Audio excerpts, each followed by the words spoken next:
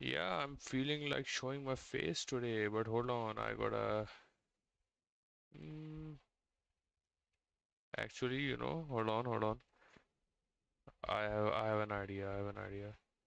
Hold on. Color key. Oh hell no, remove that. Well, there's no one in chat right now, so it should be good. Good. Hold on. Chroma key. Bro, what the hell is this? That I'm so dog. Sunyan.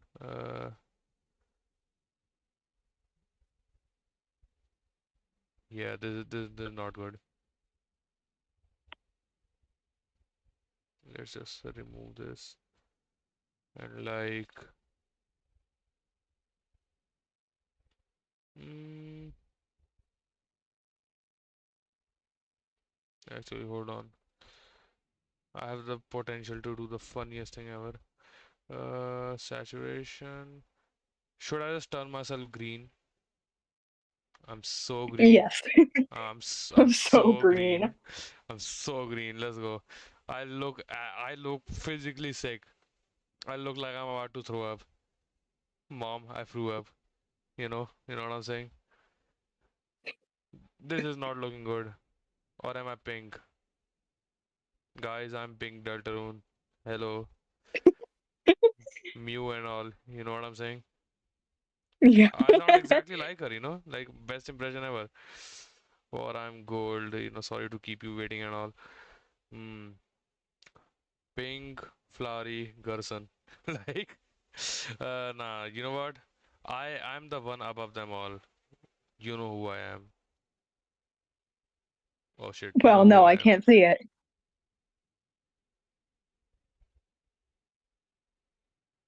There we go. That's more like it. Filters. Where is the hmm, apply LUT? I don't know what that is, but never mind. Re remove Luma key.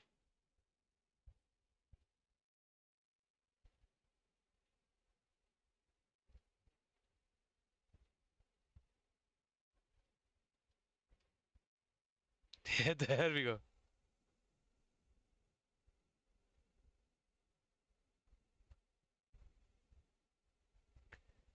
Let's go. I'm like that one fuck ass like Gaster image. Hold on. There we go.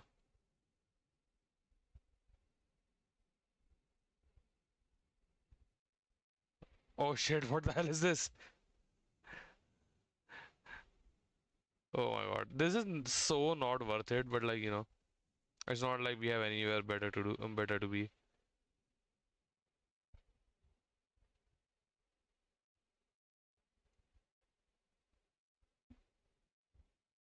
Oh hell no. Uh, hmm.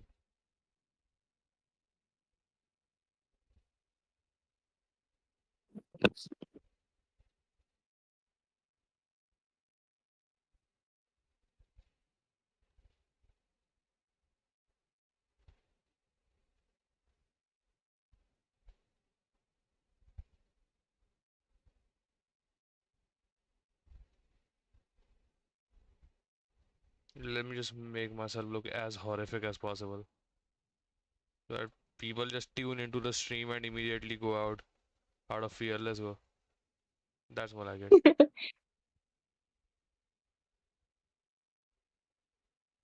If the background was black, this would have gone crazy. You know? Hold on, maybe I can do that actually. Hold on. Huh. Black background. Why the hell not? Let's just commit to the bit entirely. You know what I'm saying? Oh no, no, no, not this. Like pure black background. There we go. That's more like it. Save image as in downloads. Pure black. And we do this. We add uh we add image underscore.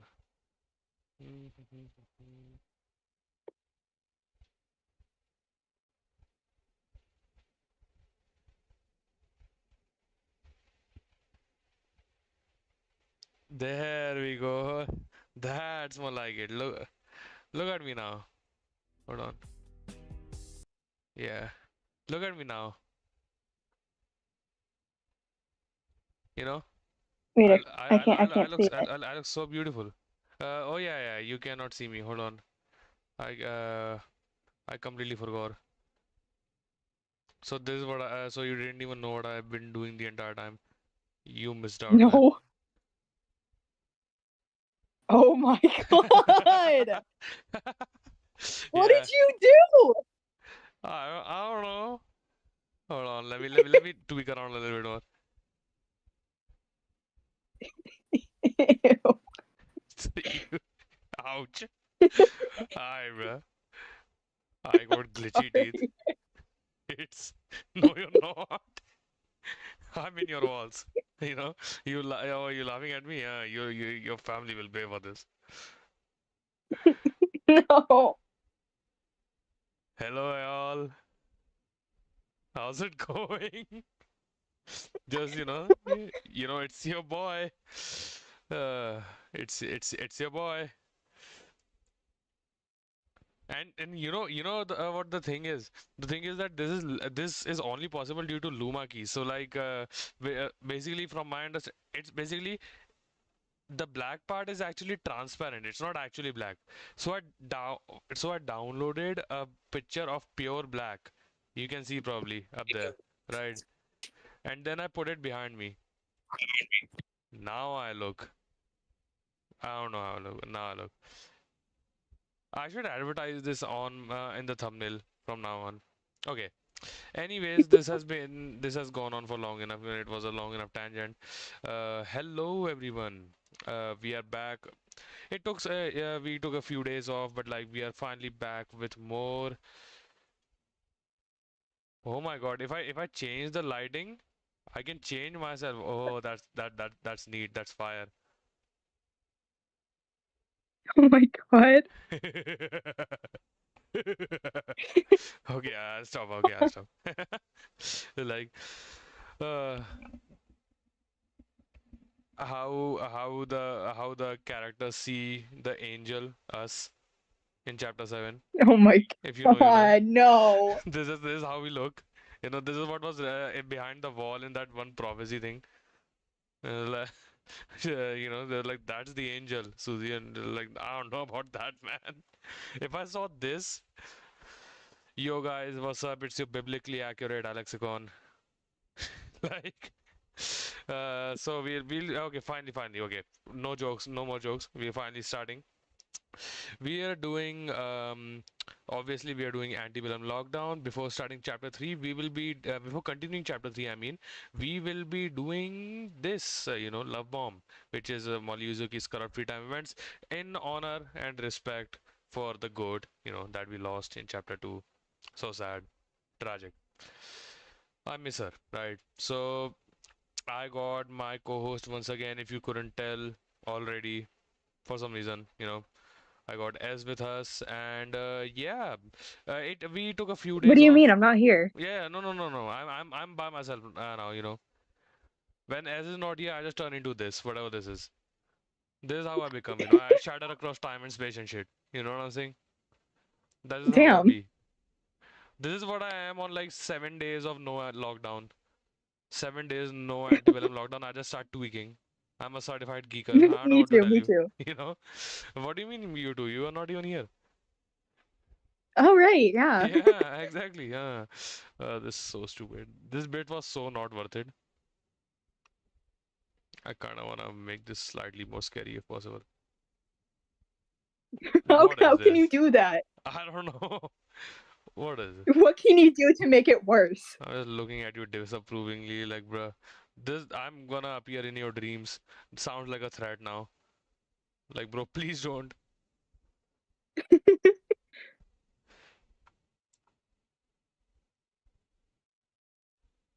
Okay, okay.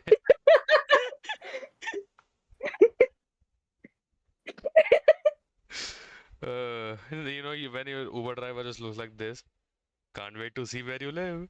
Oh, uh, so that's your house, huh? That's nice. That's nice. Looks great. Okay, okay, okay. So finally we are beginning, right? You just wait until I completely forget that I look like this and just start talking normally and like the people are freaking out in the chat and I'm like, bro, what are y'all on? Okay, anyways.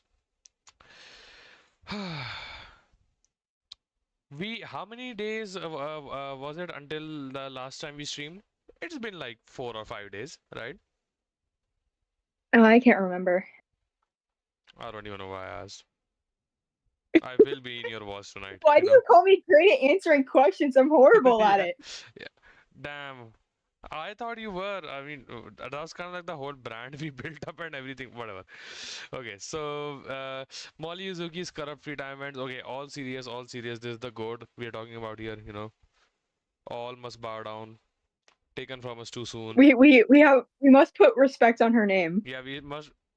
I know you ain't talking. Like What do you mean? you cannot be a double agent. Hmm. What do you mean? Oh, what do I mean? Oh, I think I know. I think I know. I think I Yeah, know. yeah. I think everyone knows. All right, let's begin.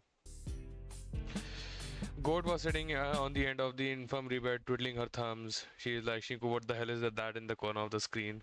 And I'm like, it's me. Weird out jingle plays. Waiting for your checkup with doc. Oh, we've seen this part. Hold on. There we go. I'd become increasingly overprotective over Maiko since her attempt. I suppose was only. Have we done the first one? I feel like we have done the first one. Have we? Hold on, hold on.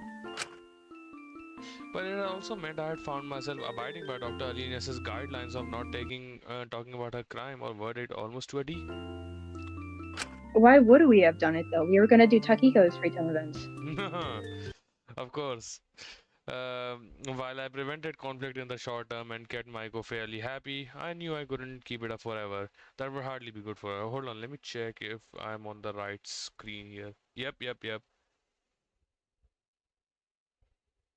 It was starting to lag earlier. okay. Huh. Okay, if it happens again, just do let me know. I'll just, end and reshare the screen. Okay.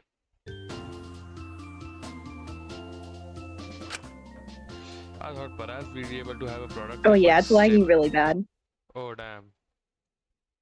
Damn, then. Huh. Hold on.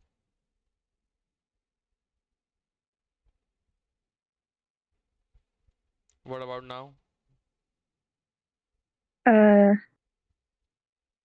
don't know. Let's try it. Okay. I just had to be careful about the angle I took with this. Hey, Maiko, I was just wondering. Huh? What's up, Shishi? Did I do something wrong? No, not at all. I was just wondering how you were holding up with, you know, your corrupt verdict. Oh, We're all doing the best we can to help you physically. I just wondered if you were doing okay, emotionally. It's a lot to process. well, I guess I could be worse, but to tell you the truth, I'm not really doing all that great, Shinku. Yeah, I figured. For the longest time, the only thing that was keeping me going was the idea that if I just tried hard enough, if I kept her in my life, Yui would eventually forgive me. So sorry for the interruption. I think I need to turn up my volume. Hello. Okay, yeah. Let me just, just noise suppression limiter. Yeah, and properties. Alright, alright. It should be all good. It should. Alright. No worries. Nothing to worry about. Let's continue. She really meant that much to you, huh? Of course, I didn't see any value in my own life. I saw mine as a lost cause. So I placed all my value in her and her life. But you weren't a lost cause. You're an ultimate, Maiko, and that has to mean something.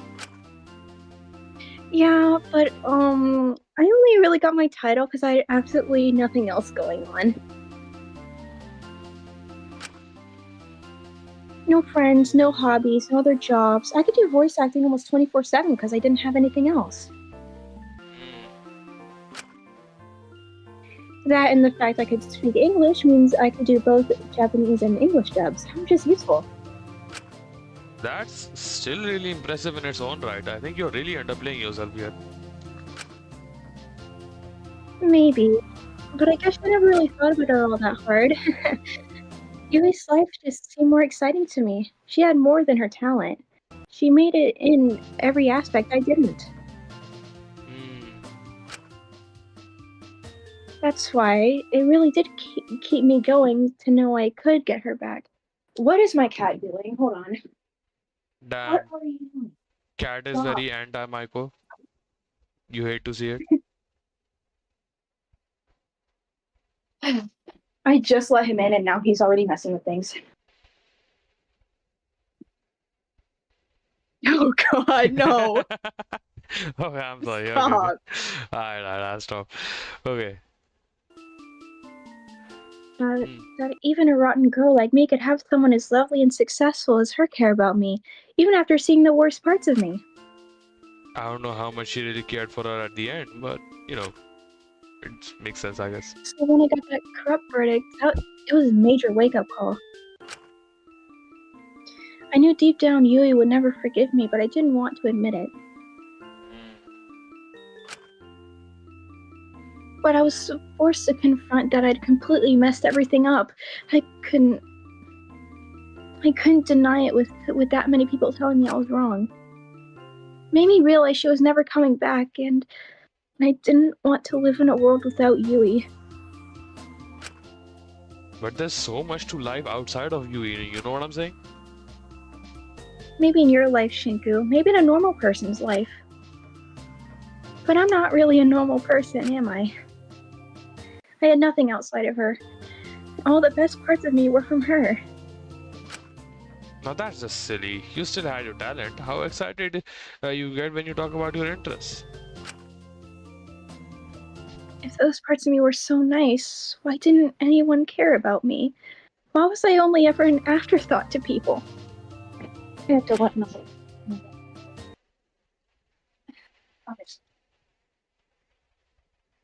That cat is like not having it with Michael on screen. You I know? don't. I don't think he likes Molly. Yeah. You know that one snake, that one white snake tofu that hates Markiplier? Wait. Yes. Oh Yeah, my god. yeah, yeah. Your cat might be on to, that kind of timing for no reason. Beef for no reason. Like, bro is beefing Damn. with a fictional character. Come on. Okay. It's because I always go too far with things. I always push it to the extreme. Like for tofu, it's on side with Mark. I've been watching the recent like videos and all, the long form too. It's crazy. Yeah. There's hate there's hate in that snake's heart if it exists, for that man specifically for some reason. It's so weird. It's so weird. Like how I need to. I know this is like the worst idea ever, but I would pay to see Mark meet tofu. Like Loki. Oh my god. Loki. I'd pay to see something like that. It's so good. Okay. Okay. Yui was the first person to be my friend, despite how weird I was, despite how different I was. And I couldn't just be normal about it, of course not. It was so nice to feel loved. I wanted to return that love and care. I felt tenfold. It's so wonderful feeling to finally feel like you belong with someone, like you're cared for. I wanted to give it back however I could. Hmm. I felt so excited and happy to finally feel like I belonged, like I had a place where I wasn't just intruding. It was overwhelming. I felt everything way too strongly. I wanted her to feel how appreciative I was. I loved her so much that I wanted her to feel this same level of euphoria and joy I felt when I was around her. I wanted to repay her for giving me a place where I felt like I could just be me. Hmm. I felt if I couldn't repay her somehow, I didn't deserve to feel half as happy as I did. But I took it too far, like I always do. Yeah, you do tend to. Damn, I couldn't even say what I wanted to say. Yeah, you do tend to latch onto people pretty quickly, I've noticed. Can you blame me? It's really not all that often someone gives me a chance. The only thing I really felt was good about myself for the longest time is how much I loved people. Hmm. I thought when people gave me a chance, I could be a pretty good friend. Although my love is too much, isn't it? Well, it did get quite a few people hurt, didn't it? Shinku, whose side are you on here? Girl, I don't think there's like a side situation. Like, you know, I think he was just stating the truth. yeah, like he was just like, it's not like he ain't wrong, respectfully. Goat, Goat goes through a lot of character development. So, like, this is like pre-character development. So we can let this slide, you know. Yeah. I go, this isn't a personal attack on you. I just need you to understand here, you know. Well, I already do. I know it was bad. I know, but I didn't mean for it to go that far. My intentions were good. I did it because I cared so much. Hmm. Well, it is time for me to start yapping. I feel like, okay. Now, just sit for like this 20-minute long sermon. Nah, I'll be quick, I promise. So, basically, it's like I'll just keep it concise. The road to hell is paved with good intentions and shit. You know what I'm saying? Like you can have good Mhm. intentions, but it's like the outcome that matters. Yeah, yeah. While the intention obviously matters a lot as well, right? It's only one part or like one piece of the puzzle in the grand scheme of things.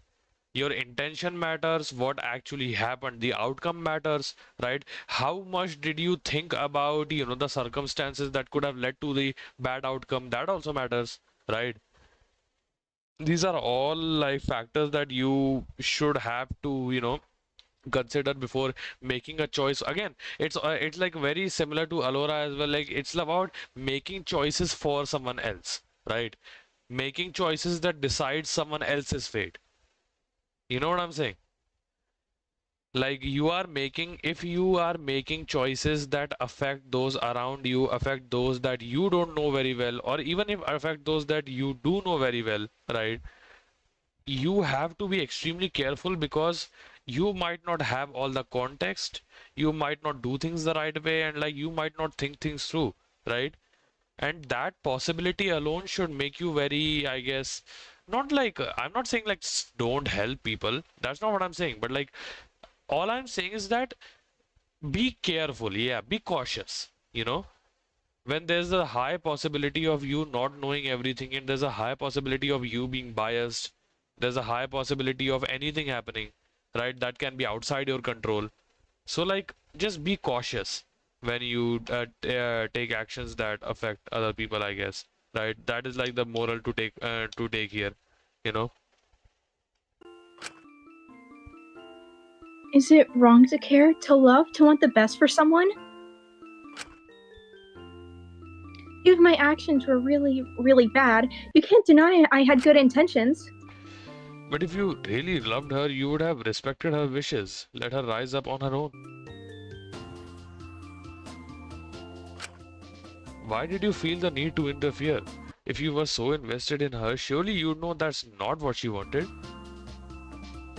Exactly. It's like, okay, y'all watched Obsession? No. Damn.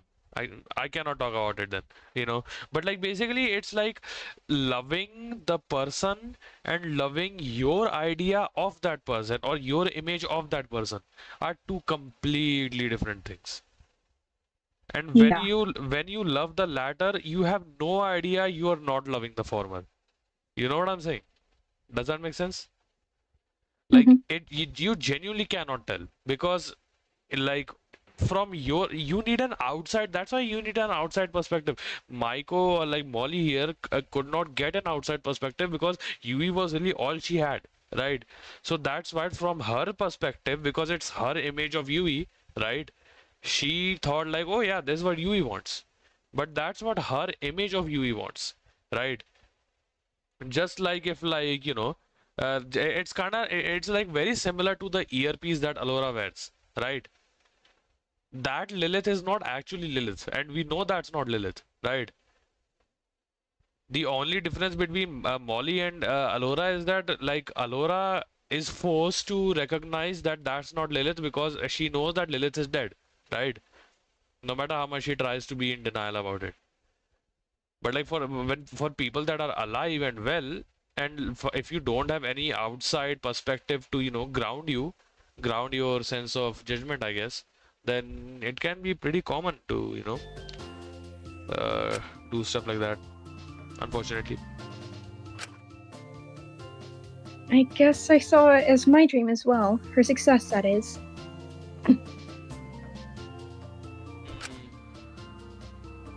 I wanted her to rise up more than anything in the world. A world where Yui was number one was a world I could understand, because it would be how my reality was. I think part of me thought it would make me feel special as well, being that successful. Your Not to voice is mention the coming more. cutting out a little bit. I feel like, Oh, really? yeah, just turn off your mic and turn it on again or something, right? That could work.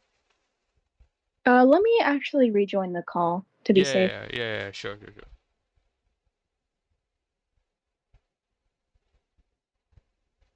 Meow. Let's go. We're so back. That meow was crispy. Like that was clear as fuck. Maybe you just need to start. Maybe you just need to start saying that only. Maybe OBS is also like has a bias or something. Alright. Let's continue. We have like there's like Um, we are 7 minutes in. We have 50 minutes to go. oh God, I forgot. Okay. Um, I didn't read this. And who gives a shit? It's fine. Like okay, we know what to go. Not to mention the more popular she was, the more I could connect with others about how much she inspired us. Mm. But I guess that desire to share her dream was one-sided. I think I saw it so much as my dream as well, that I saw me doing things to help her climb the ranks as just an extension of her own actions. Yeah. You have to understand, after a certain point, I hated being myself. I hated being Molly or Maiko or anything like that. It was easier to be an extension of Yui, a part of her. It made me feel like I was living life properly. It made it so I didn't have to think about myself. Treating Yui like a goddamn hive mind that like everyone assimilates into, you know? It's like the great Together we are all yeah, Yui. that together we are Yui, you know? Girl, she's Yui, not Venom. Come on. Like Yui assimilation cannot be stopped. I think I just got a little lost in it. And I think that's a real shame. Huh? Your late teens and young adulthood is really where you start to figure out the kind of person you are. I think if you let yourself just be you in those years, lived with yourself, then maybe you would have realized there are a lot of good parts about you. I don't think I'd still be alive if I just lived myself. No way. Girl, Anyway, how about we talk about something else for a bit? yeah, sure. For example, why is there like a fallen off wheelchair there? Okay. This is all making me a little bit anxious. I'd really like if we could chat about something else. Yeah, absolutely. Sorry for pushing it.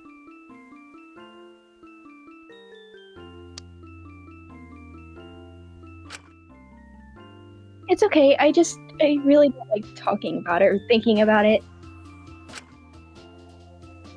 I'd rather just focus on the here and now, if that's okay. Of course.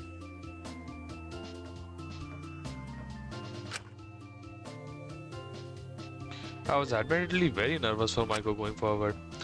I knew she wanted to dodge the subject, but it was clear to me she held a lot of fairly unhealthy worldviews. I wonder if, after seeing how much harm her love for someone caused in the past, if she even felt that she had the right to love again. Or maybe she needed to love someone else, base her worth on someone else, to focus on someone else, or something else, as to not have to face her own reality.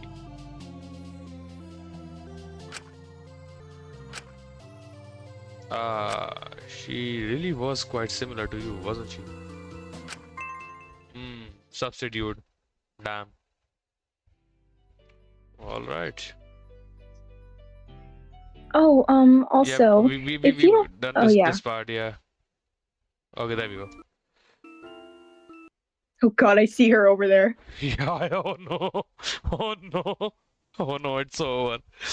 Uh, girl run. Okay, no. It made me a little sad when I thought Maiko's life must have been like growing up, especially considering her world seemed to revolve entirely around Yui after a certain point.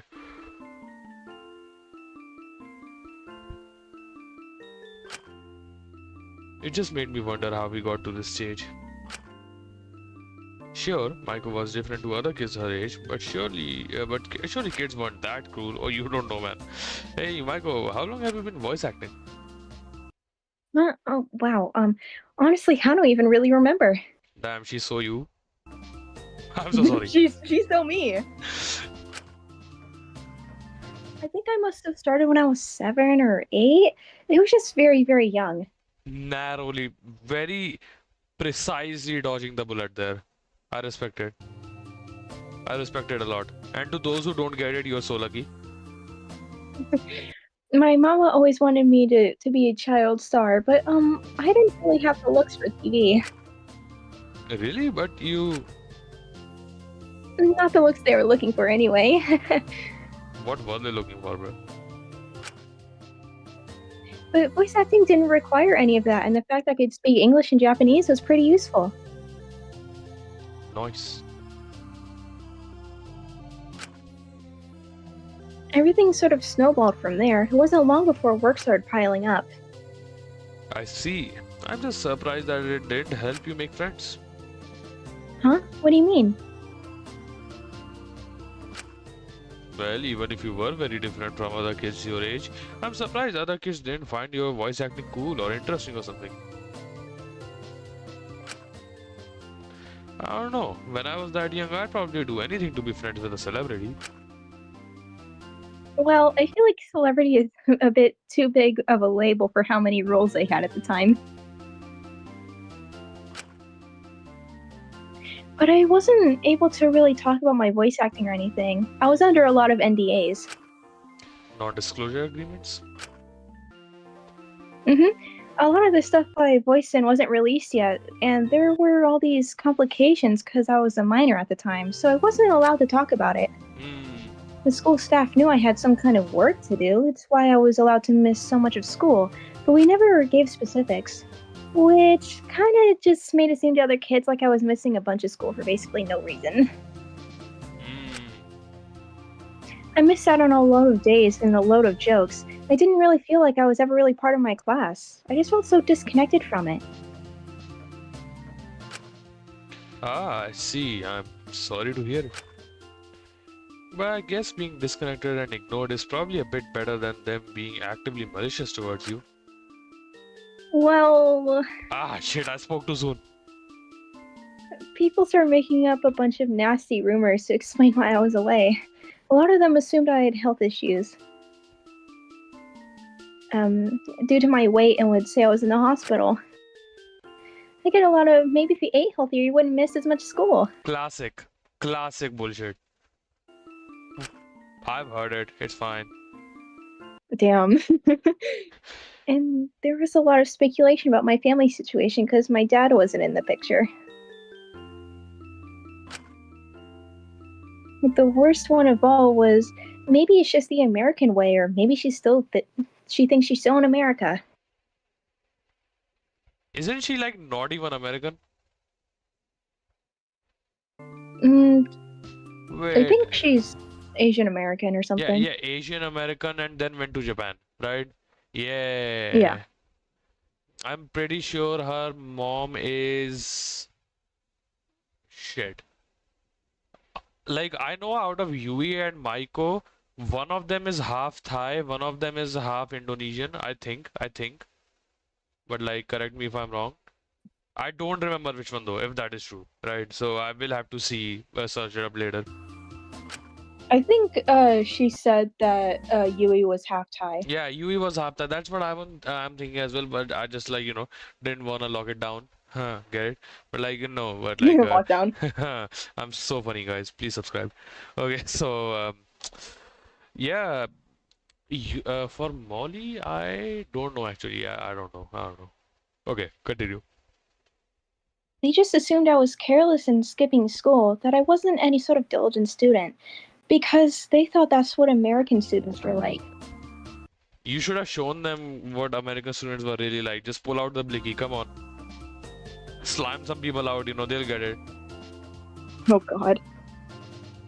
I haven't even been to America at that stage. I was born in Japan and I'd spent my whole life Yeah, there. that's why I was confused. Okay, that makes sense. They, like Muffas just heard Molly and they're like, damn, they do drugs in America. And I'm like, no. Also you're 15. How do you even know? But it never really felt like home, you know? I can't imagine it would be if people were being that cruel to you and treating you so differently. I'm sorry. They just assumed all these things about me because I was mixed, because of my mother. And I hated being chubby, I hated it. Because it felt like I was just proving their stereotypes right. And I hated my name and those stupid tanning pills Mama made me take. just how disconnected she was from what was actually happening. Holy shit, this was foreshadowing. Foreshadowing is a literary Yeah. device, y'all. Damn. Not even funny, that's just sad. When you watching a free time event and like it should just not even funny, it should just sad. So you just look at the screen like Yeah. this. Damn. You just go damn, Damn. damn, damn. She kept she kept shoving how American we were down my throat. She complained about how much we hated living in Japan constantly, how much she wanted to go back home. Bruh.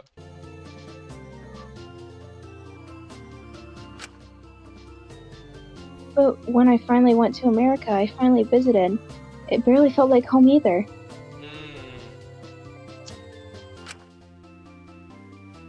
It was just so different from everything I'd ever known. Everything was so big, the culture was so different, it was overwhelming. And people were weird about me because I was Japanese. They'd ask me all sorts of weird questions or just have the complete wrong idea about culture over there. It was strange. Damn, like it's almost like you're stuck between three places of origin and cannot fit into a single one of them. That's tragic. That's like a lot of what a lot of people face already around the world. It's just stupid. Like it's just a stupid thing to, you know, be discriminatory about. Not that I'm saying should be discriminatory about other things, but like, if there was like a tier of like or level of, pointlessness, this would be one of the most pointless, I guess. Yeah. I was too Japanese to be American when I was in America, but I was too American to be Japanese when I was in Japan. It sucked.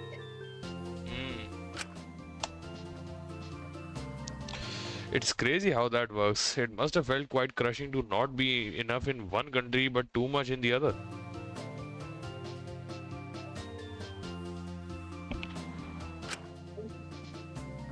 Tell me about it.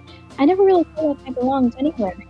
Meanwhile, someone is just listening to all of this. How dare you treat her like she shall not be named? No, like I'm not. Yeah, she didn't even do anything, honestly. Yeah, why am I doing that? My fault. It's not like she did anything, right? Yeah, she's still alive. Yeah, she would never. Man, I miss Alora. Yeah, I really miss Alora actually. Yeah. Well, aside from the internet, no one can see who you are there. You can connect with anyone across the world, and no one cares about culture or life circumstances or anything. They just want to talk about things they enjoy. Hold on, I have not looked at chat in so long. Never mind. There's no one there. Uh, yeah, this is what I deserve. Okay. I just wish you had a spare. Rather a spare. I wish you had a space outside of the internet where you felt okay. It can't have been healthy to solely rely on the net. I mean, it's been working fine for me, honestly. So, Well, I felt happy while I was using it, so it was probably fine. I'm not sure if that's how it works.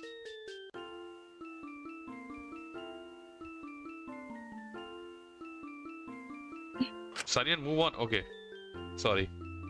Well, maybe. Being online is so much, man. I found it kind of hard to talk to people face to face when I didn't have a script in front of me. But hey, Do you have a script for online conversations? That's low-key kind of cool.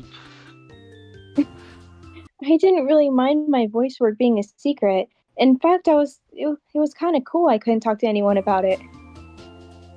Huh. That's unique. How so?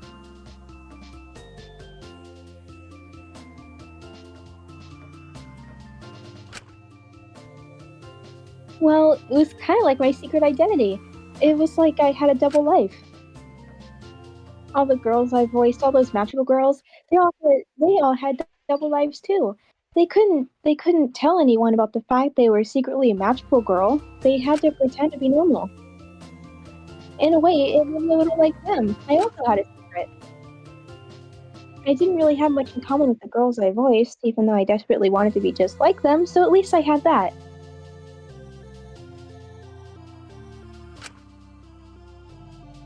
So really, I didn't mind at all. Well, whatever you say. Whatever you say, girl. Whatever you say, girl. But you know you're allowed to be upset about it if you want, right? It was a pretty unfair situation to be in. Maybe, but I don't like thinking about it too much. I try not to dwell on the bad things in my life too much, or else I just start to think, and before I know it, I'm completely spiraling about how I'm so behind everyone else my age, and no one will ever love me. Oh, that's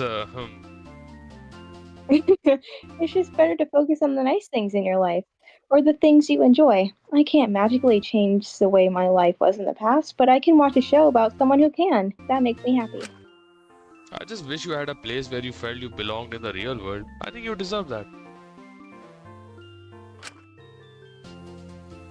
I did, for just a little bit.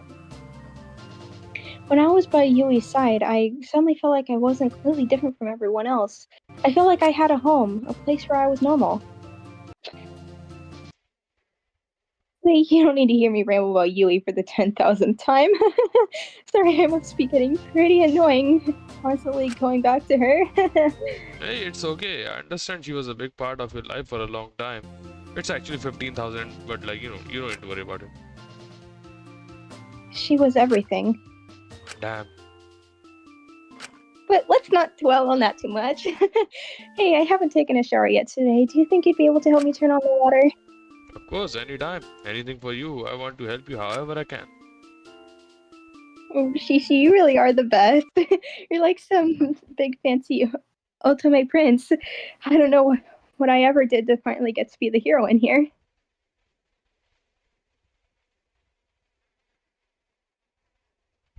Slow down, bucko.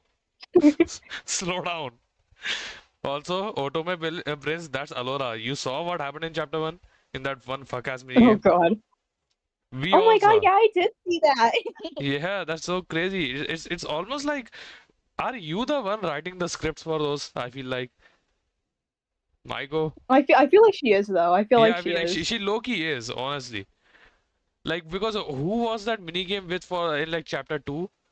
Who was it with in the second trial? In the first trial, it was, I think we had two of oh, those. no, we only had one of those. The we had it with Fu. We had it with Fu. Remember?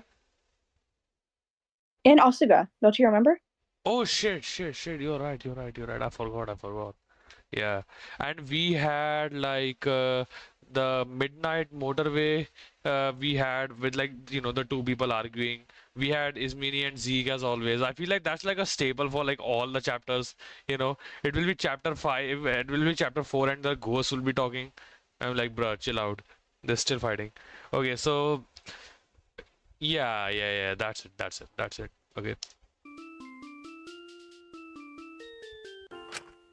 Okay, I don't really know what those words mean, but you're welcome. Wrong answer, bro. I don't think you're helping your situation there. I helped Maiko take to the showers. It was good we were getting to the stage of her wanting showers every day. Damn. Feels like a stray. It made me feel like we were making progress, like she was starting to be less depressed. But still, hearing how she'd never belonged anywhere made me feel a deep sense of sadness. I wanted to give her a place where she felt like she belonged. But I don't think I could ever match the place she had before. Kuroko sleeper agent got activated for a second, sorry. No, me too. Yeah, yeah, we don't talk about it. Okay, there she is. Yo, how were you holding up? Oh, we've done this one.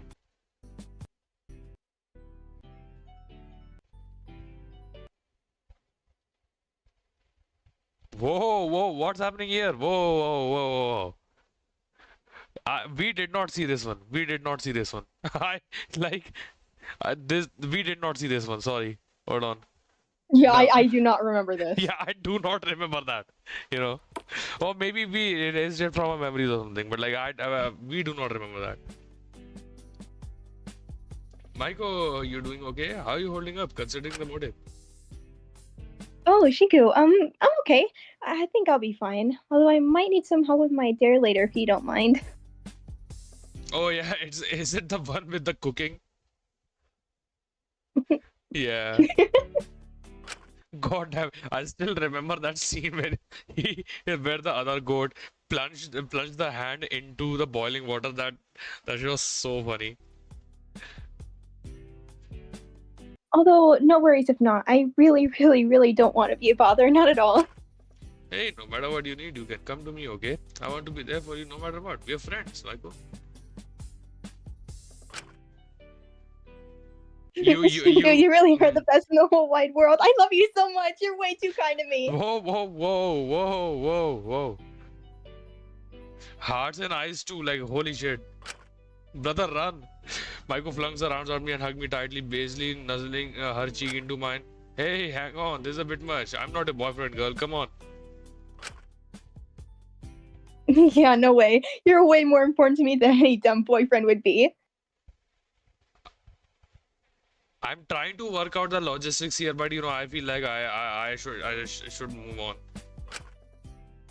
Bro saw the devil.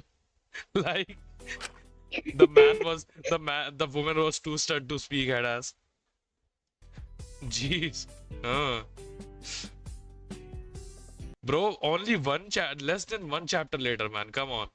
That's disrespectful as shit. You know?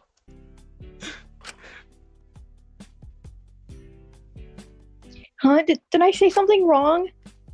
No, it's fine. I just, you know. I hope you'll be okay today. Let me know if you need anything.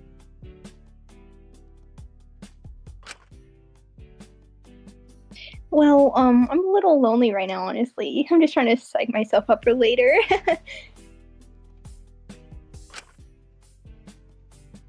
So if you're free, would you mind staying and talking to me for a bit? You really don't have to if you don't want to, really. I'd be happy to. Of Well, it's course, kind of checking a little bit.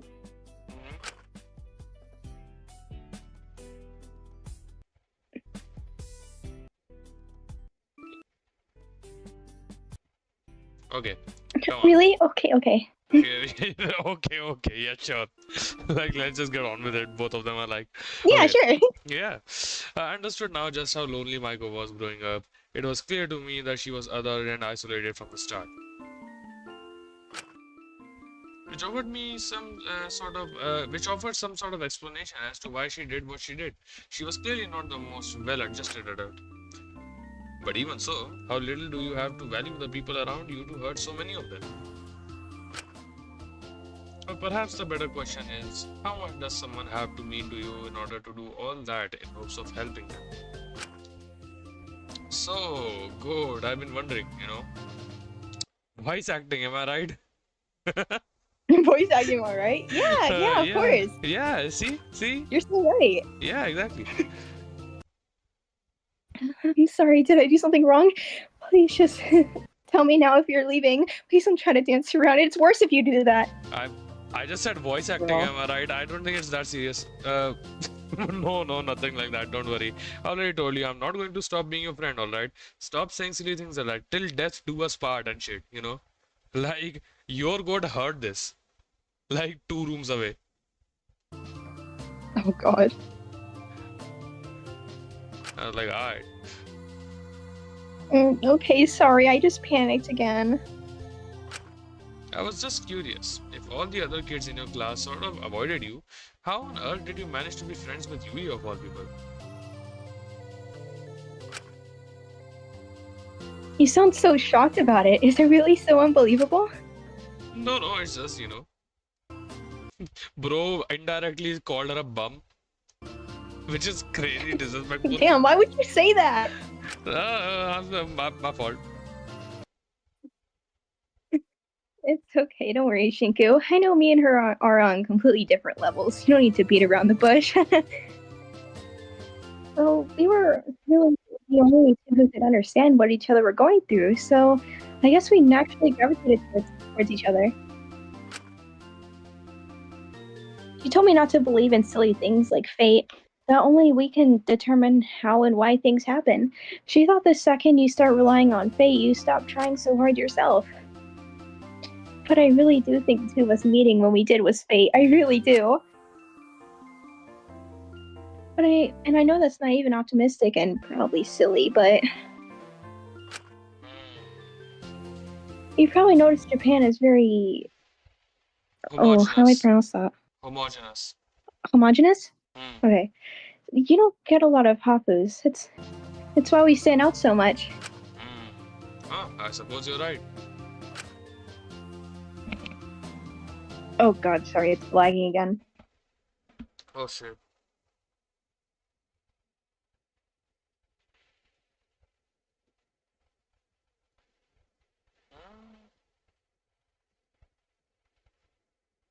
Hold on.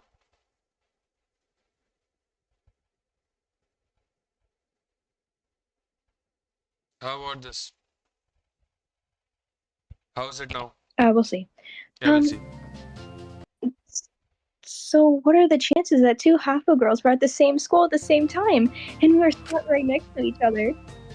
That teacher probably did that on purpose, but I'm not going to be the one to burst a bubble there. Lots of bubbles in this prison for some reason that no one is willing to burst. So many bubbles. So bubbles, we love bubbles, you know. Believe it or not, considering how popular she is now, Yui was also treated as pretty other back in school. She's half Thai, so she stood out. Not as much as me, but still. Kids will latch on to any difference they see. We were alone or excluded a lot of the time. It was a little tiring, but I didn't want to bother her. We both tended to. Oh god. Okay, yeah, it's flying again. Oh damn! Like, what Oh to god. do? What to do? My Wi-Fi should be pretty fine. No idea what's causing this. Huh? No idea what's causing this. But hold on. Hold on.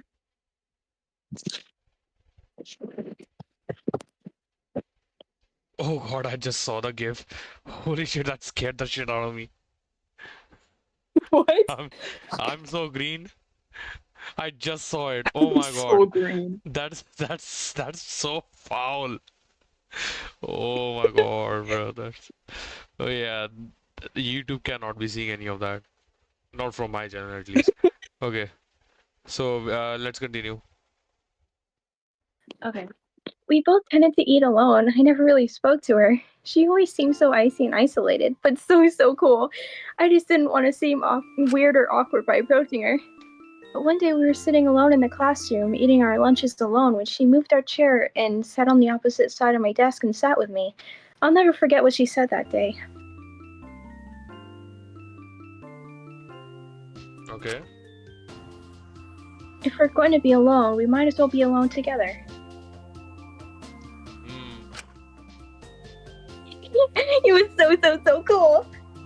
Damn, that does go kind of hard. I'm afraid. Yeah. In retrospect, I probably got way too excited. I was nervous at first. I just kind of answered her questions, what my name was, where I lived, all that. But when I realized she was listening, I had so much build up in me. I just let it all out. I talked her ear off about all sorts, about my interests and my favorite spots around town, about anything and everything I could think of. Damn.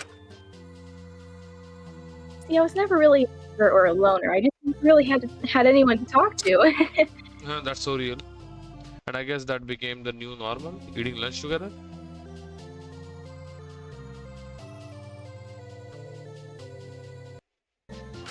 Oh shit, sorry. And then it became studying together, walking to school together. We only really hung out at school, but we always had each other's backs there. It was a lot of me talking at her to begin with, though. It took her a bit to open up. I would only share small little bits about herself, always her opinion or interests very infrequently, so whenever she did, I latched onto whatever I could get. I wanted nothing more than to understand her completely and entirely. I wanted to know everything about her. And did you? As much as I could. I would make sure I remembered everything she told me. I like piecing it together, knowing that only I knew that stuff made me feel special, honestly. It was like something only I knew. No one else in the whole entire world would know what I knew about Yui, and that made me feel special. So you liked feeling like Yui was all yours? No, no, not at all. You sure? You sure about that? Well, That's how it's sounding, girl. It's not sounding very good to you. it's not that I wanted to keep Yui all to myself, far from it. I wanted everyone to see exactly what I saw in her. I just wanted Yui to need me. Huh? Oh. Yui gave me so much. If it wasn't for her, I'd be desperately lonely, but what could I give her? What did I do for her? The second she got anyone else, she wouldn't need me anymore. And that really scared me. Damn. Michael. The more I learned about Yui, the more I realized just how above me she was. She was from a rich family, she had goals, ambitions, things she wanted to do. While I passively accepted our mistreatment, I just saw it as a way of life. She wasn't content with that. She wanted to change it. She told me she'd make sure no one else like us would be unfairly isolated again. She was so determined, so ambitious. She really would fight for what she wanted. I wish I was more like her. Were you scared she'd realize the disparity between the two of you and drop you someday? No, I already knew she was well aware of it. She knew what a rotten girl I really was, how little I had going on. I think it embarrassed her sometimes to be stuck with someone like me. But even so, she still cared about me anyway. She stuck up for me when others were being rude, but more importantly, she told me exactly how it was. Yui was a very straightforward person. She never wanted to be coddled or babied, so she never made an attempt to treat others that way. She thought it was patronizing. So if I was being too much, if I was doing something that would just get me more bullied, she'd bring it up.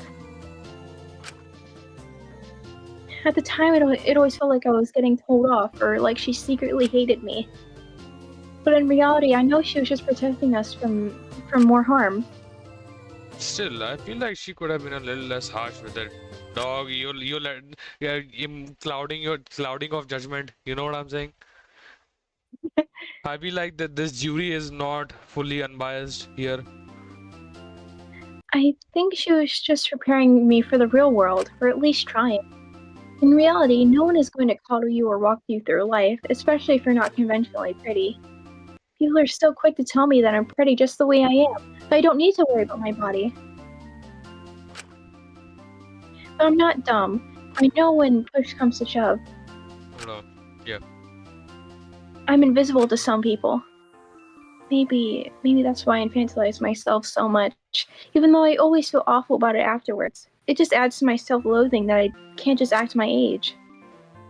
But if I don't seem completely innocent, completely helpless, no one's going to come to help me.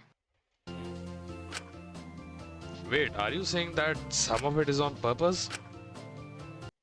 Maybe. I don't know how much of it is genuine anymore. I definitely don't feel capable when it comes to a lot of things. I definitely think I'm way behind other people my age, but even without realizing it, I always try to make myself seem smaller, younger, cuter, more fragile. I don't mean to do it. Maybe I'm just hoping that if I act more like the people I voice, I'll like myself more. Come on, man. Okay. Or maybe I just want others to baby me. Jesus I Christ. just can't stop myself from doing it, and afterwards I always feel awful for both myself and others. Yui would hate the person I'd become. I really am nothing without her. I couldn't stop being embarrassing. It's just too comfortable. You know, if there was a chance she'd forgive me, she's probably way ahead of me now. I guess I always knew this would happen, but she was the only person. Oh my God. This person's reading speed is too fast, bro. Who who could make me feel like I belonged anywhere. Even if our friendship was strained, it was something. It reminded me that I could be cared for, even if it was just as the only option. But maybe I knew eventually that she had no use for me, so I tried to ingrain myself in her success in hopes that she would feel like she needed me too.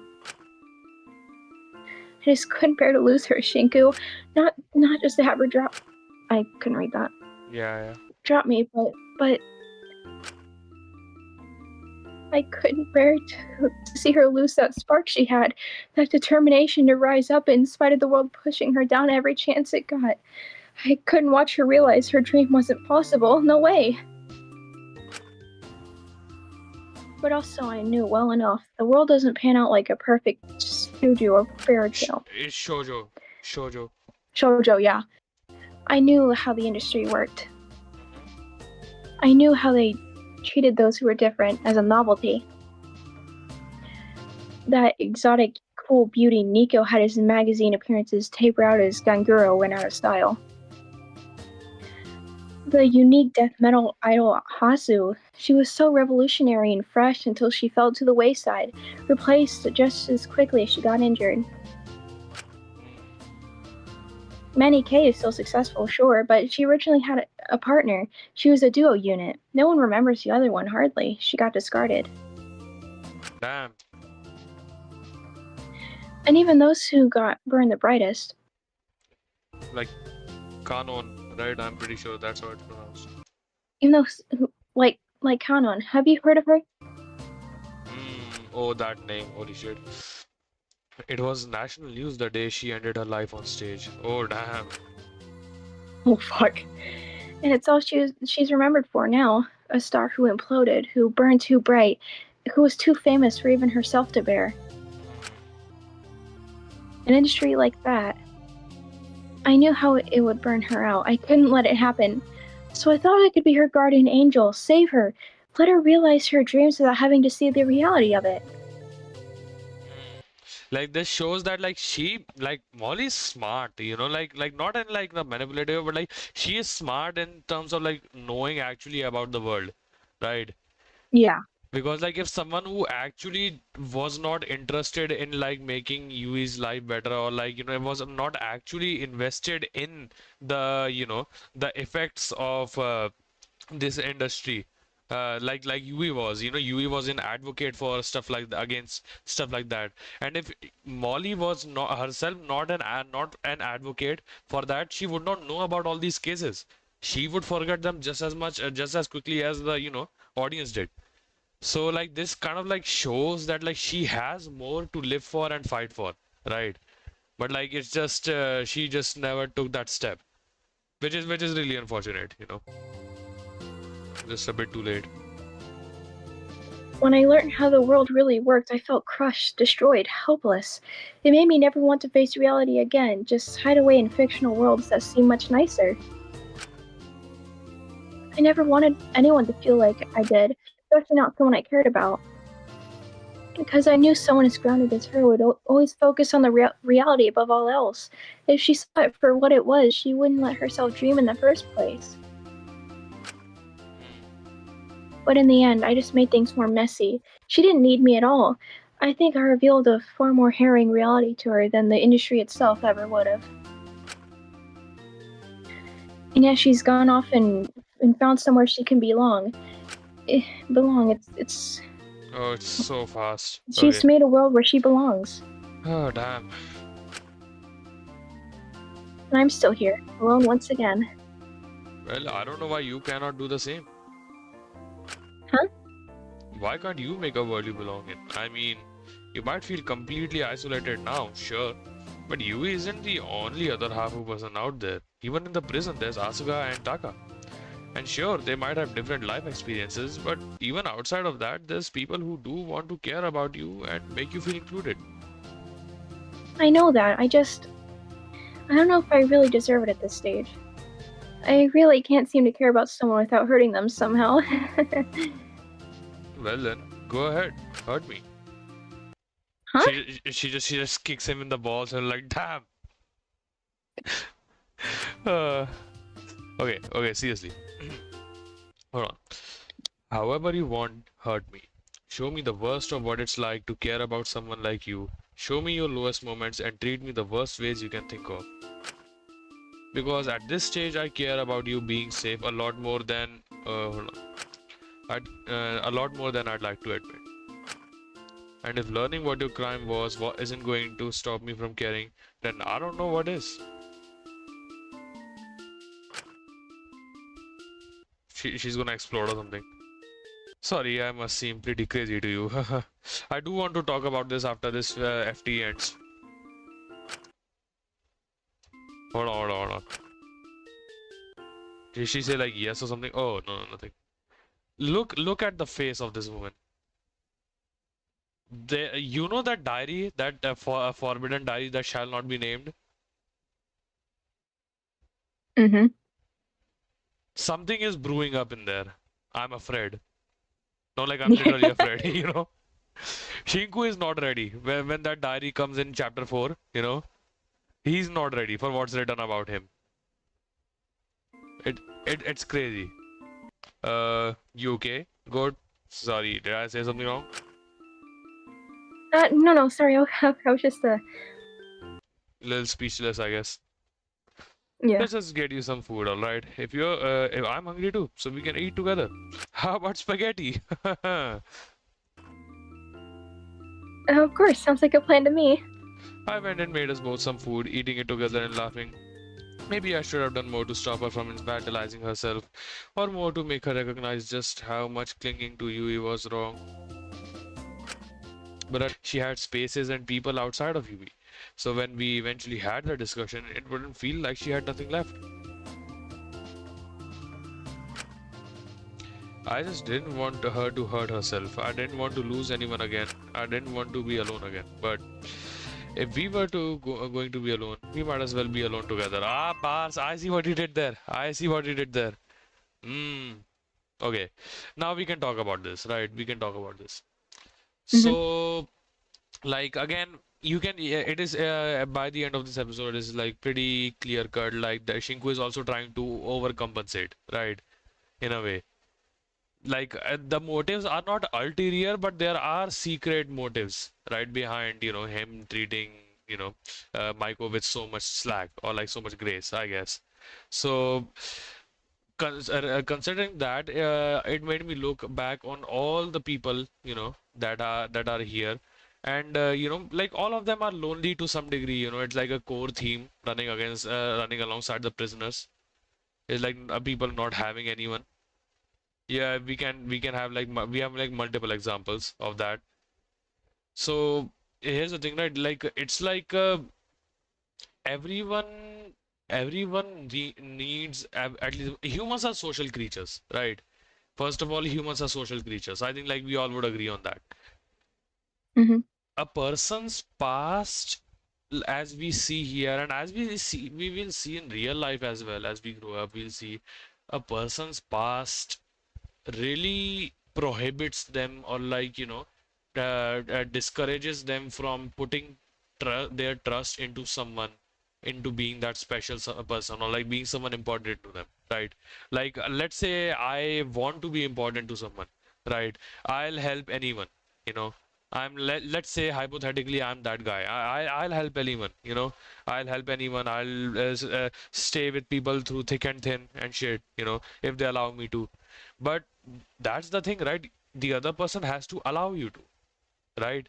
And if someone that has had bad and like traumatic experiences from the past, with if someone has experienced the bad portions or even the worst of humanity, then like it is unreasonable to expect them to be just as open for someone when someone does come with their arms spread open, right?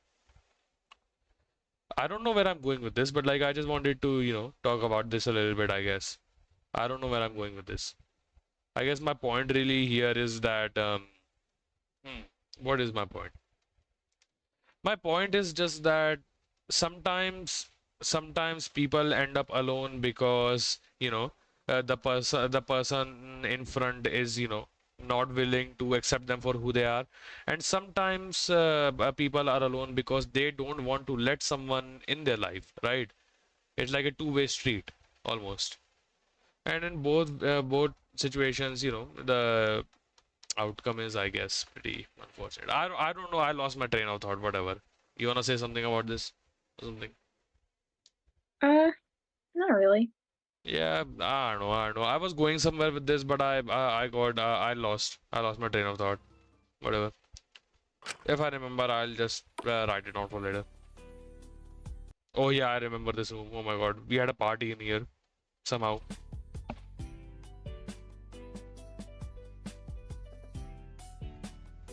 Uh, okay, hold on. Huh? Shinku, what are you doing to my cell? It's not really the nicest place to be. Yeah, we've done this one. We've done this one.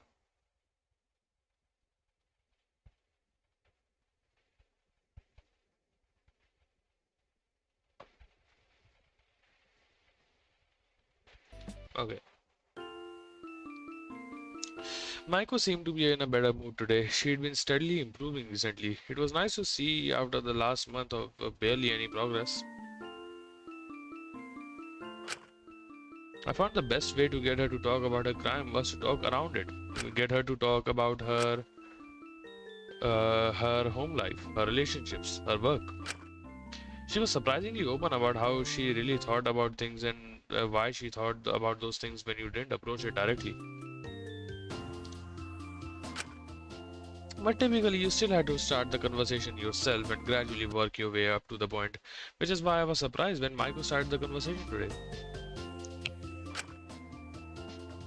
Shinku, growing up, I only really wanted one thing. What's that?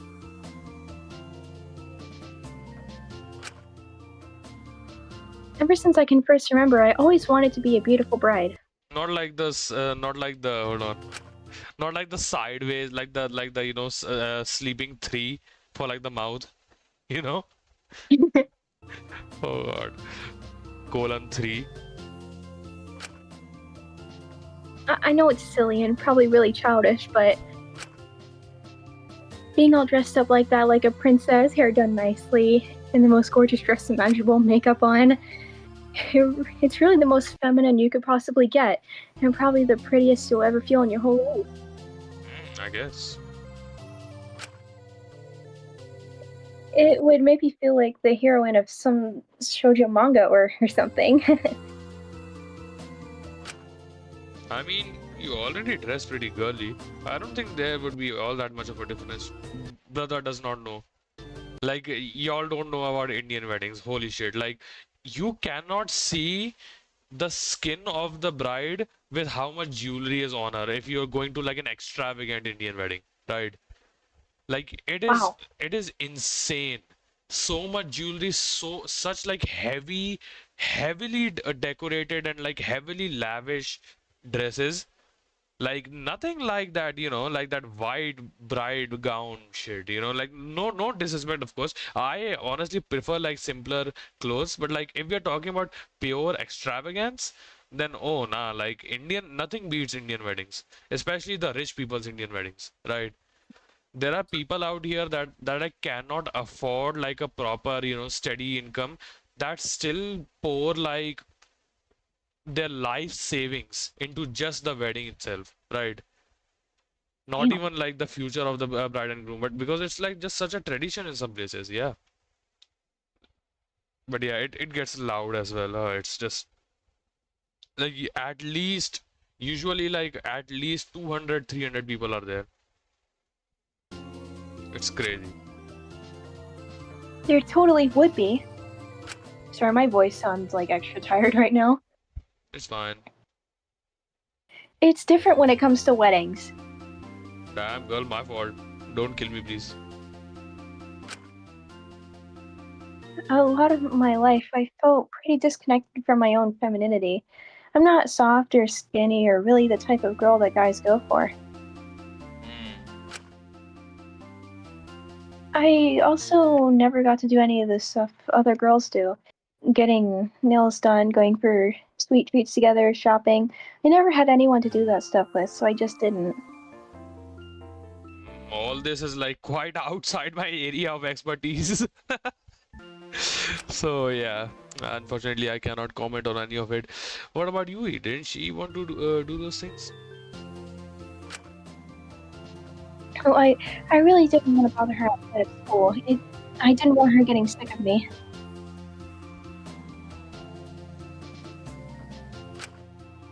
Then we can do that stuff together when we get out. It's not too late, like getting nails done, you know.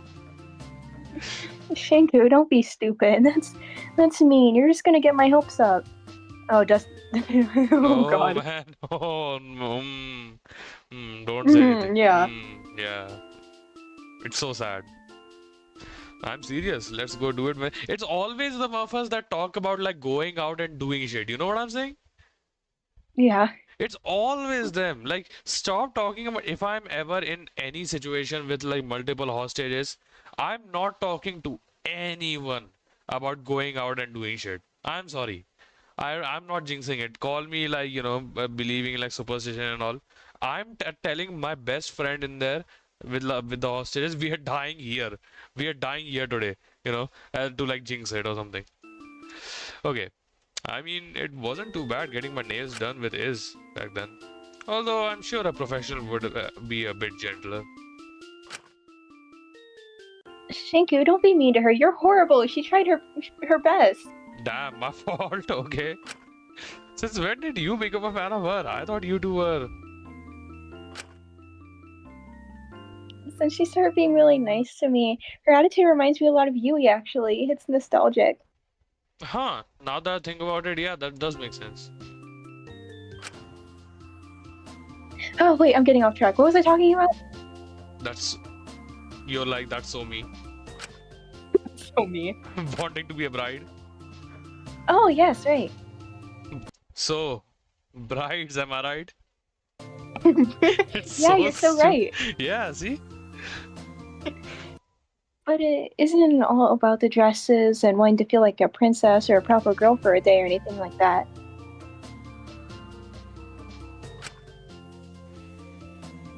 I've always just wanted someone who cared about me no matter what. Someone who sees me as their number one. I've always wanted to be loved more than anything in the world. Girl, I'm so sad to tell you that like all divorced couples are married. I'm so sad to tell you. What? Yeah, all divorced couples have married at some point. Yeah, so like marriage is obviously the leading cause of divorce. Name me one divorced couple that was not married. Hmm? You cannot. You cannot see. Hence proved. I'm making myself feel so stupid. There will be one mofo out there who take me seriously. I mean, like, I'm actually, like, shut the fuck up. Like, I'm joking. It's like saying, guys, don't breathe in oxygen. Every single person that has ever died has breathed in oxygen. Think about it. Think about it. I can't take this seriously, bro. But I think to do that, I need to get better at loving someone myself. Love, am I right? You're so right. Yeah, you're so right. Yeah. Yeah, I think you need to get better at training yourself in a bit. But can you blame me? When you love someone, it feels like your whole life changes. Can I blame you? Yes. Girl, I'm so sorry to tell you, but yes. I used to listen to love songs and watch love subplots in shows I liked, and they were nice, but I didn't really get it. You know, can you blame me for running over 10, a family of 4 with my car? Yes. You know? No, no, I cannot blame you, girl. Never. But when you fall in love with someone, suddenly all of it makes sense. Your whole world lights up, and you can't do anything but think about them. Everything reminds you of them. Everything. I Okay. cannot read. I cannot read today. I want someone else to love me in the way I love someone else, and just live a happy, warm life filled with love. I can definitely read, by the way. Yeah, we are so literate. It's not even funny, okay? We are You're so literate. I'm so literate. Yes, so her reading speed is like 5,000 words per second. Okay, she just, Yeah, especially yeah, when I'm tired. It gets faster when yeah, I'm it tired. gets faster. It gets faster the more tired we get. Yeah, totally. Mm-hmm. Anyways, I want someone to listen to me ramble about my interests, someone who points me out whenever they hear me in shows, but more importantly,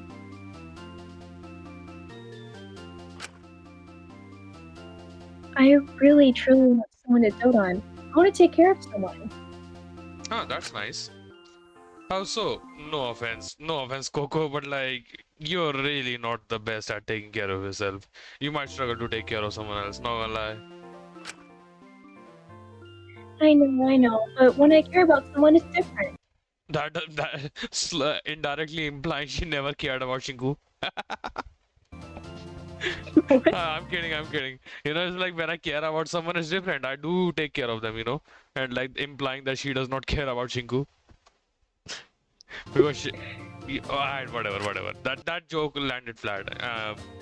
You hit and you miss sometimes, I guess. Okay, I suddenly have all the energy to do whatever, whenever, to give them everything I have, if it just means they'll care about me in return.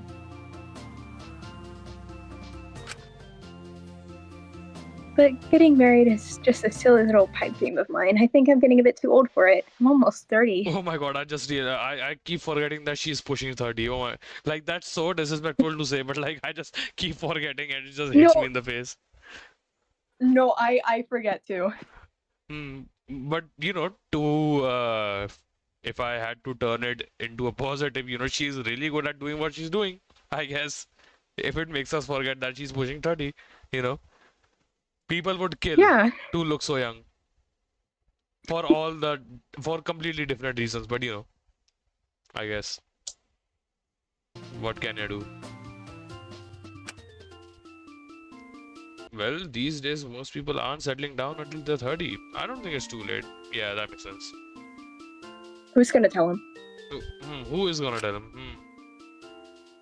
Even so, part of me wonders how much of it is actually my dream, or if it's something I picked up from all the romance series I'm obsessed over. Oh, she's so me. Hmm. Or if it's something it's just something I've inherited from my mom. Hmm. Your mother wanted you to get married? That's that's reasonable, yeah. Oh, hold on, Holding on. Guys, hold on. holding on. Yeah, Okay, so holding on. Okay. doesn't every parent want that? Yeah, that's fair. That's a normal thing, I guess. Well, mine were never all that vocal about it. I think they just wanted me to focus on work. I think my mother always wished she could get married. She wasn't?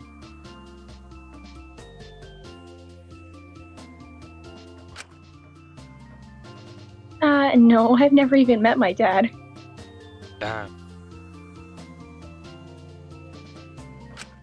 Oh, I'm sorry.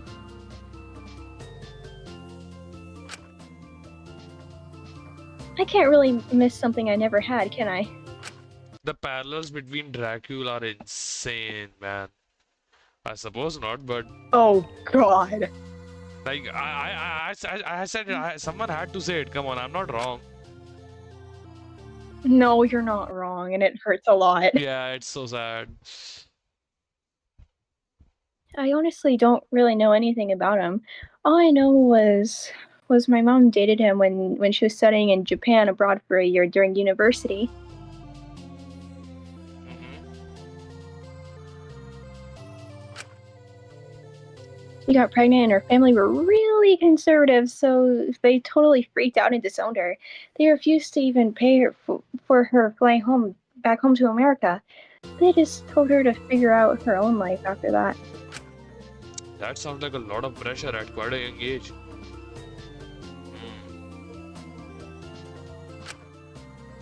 Yeah, especially because my dad also freaked out and left her when she told him. At that stage, it was too late for a termination. Oh man, that's so sad. Like no joke even. Yeah. I think she just wanted to pretend she wasn't pregnant with me for a lot of the pregnancy. She didn't want to think about it. Hmm. Maybe that's where I get that from. I literally was just about to say that, but I did not want to be disrespectful, you know? I think I get a lot from my mother, honestly. I think we all do, even if we don't realize it. Hmm. Let me think. That's a good question, actually. I much more. I have inherited a lot from my father. Like I look almost exactly like my dad, right? I my personality, my thinking things, skills or whatever, like that part of me, the analytical part of me is really a lot, inherited from my dad. But I have inherited a lot of stuff from my mom as well. Like I'm a lot more empathetic, like my mom, I guess. So yeah, I mean, it's literally like, it's not possible to not inherit stuff from both parents. It's, kind of like the entire point of, being a child or something. I don't even know what I'm talking about. Is that it's just something new? Okay, She always resented my dad for that, said we were better off without him if he was just going to run away. that is fair. But I think deep down she would have thought things would have been easier if he stayed, if they got married. So I think that transferred into her wanting to do anything she could do to improve my chances of getting married. Yeah, and it's almost like a cycle, where like her mother lost her, lost her life in the way that like lost the opportunity to do stuff in the future with like because now your life is dedicated to raising this child as a single mother, in like an unknown area and all. So hold on. Yeah, there you go. Sorry, my just charger fell off. Okay, so like her mother wanted to live her life vicariously through her, the life that she never could live, and or it's almost poetic. Like it's painfully ironic how Maiko or like Molly also did the same thing to Yui, right? Molly Oh wanted yeah. to live Oh wait, hold on. live Yui's life vicariously through her because she could not anymore, right? In a way, she inherited a lot from her mother, the good and the bad. Yeah, it's very, it's not like you cannot really blame anyone in these types of situations. I just noticed that, so I wanted to mention it. But like it's just unfortunate where like stuff like this does exist and like happens in reality as well. Yeah. Just like a 5 minute tangent or like in like a YouTube stream is not enough to do stuff like this justice. So when we make character analysis later, like we can talk more about it. She was always on my case about what I was eating, giving me these tanning pills to try to give me a sun-kissed complexion or whatever. What does that even mean? Like, is it like the I don't complexion know. that she has now? I don't know. Actually, you know what? No, I'm curious. Sun-kissed meaning, yeah.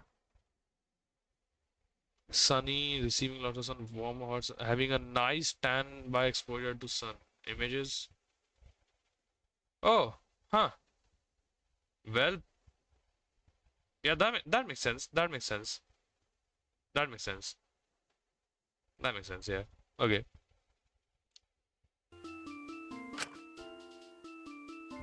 And I felt like I couldn't say no or protest because whenever I did, she went on this big ramble about all of this was her fault and how much she messed up, and she'd start crying, and I'd feel guilty. So Damn, it's almost like it feels weird hearing the roles reversed in a way, you know?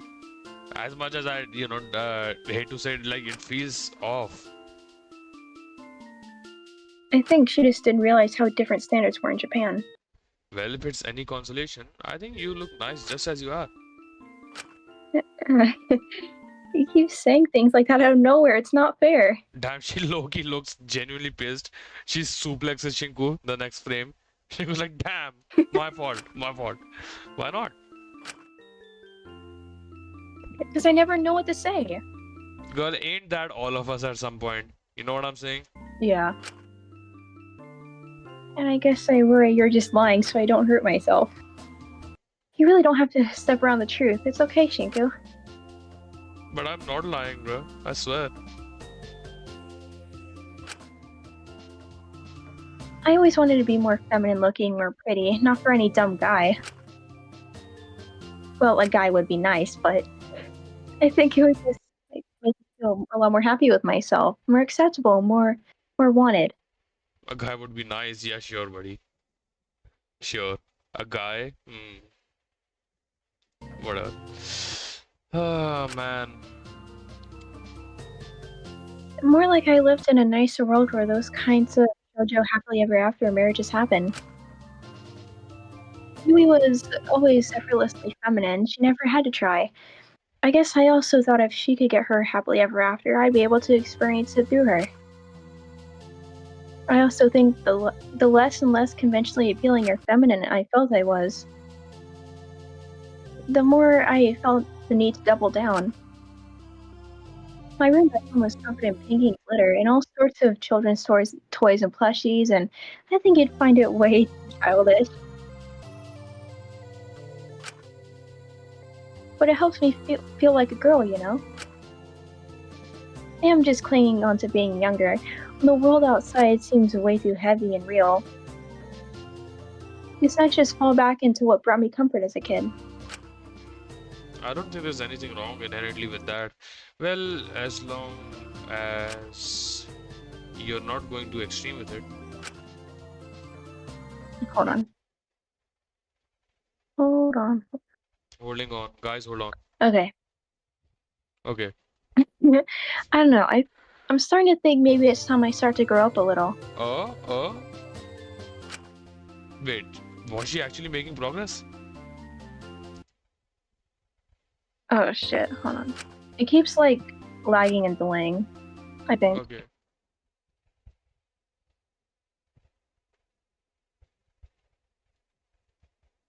Hold on.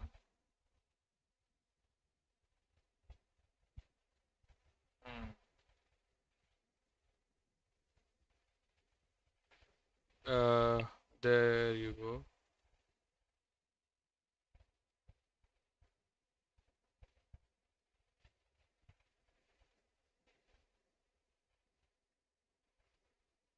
Whoops.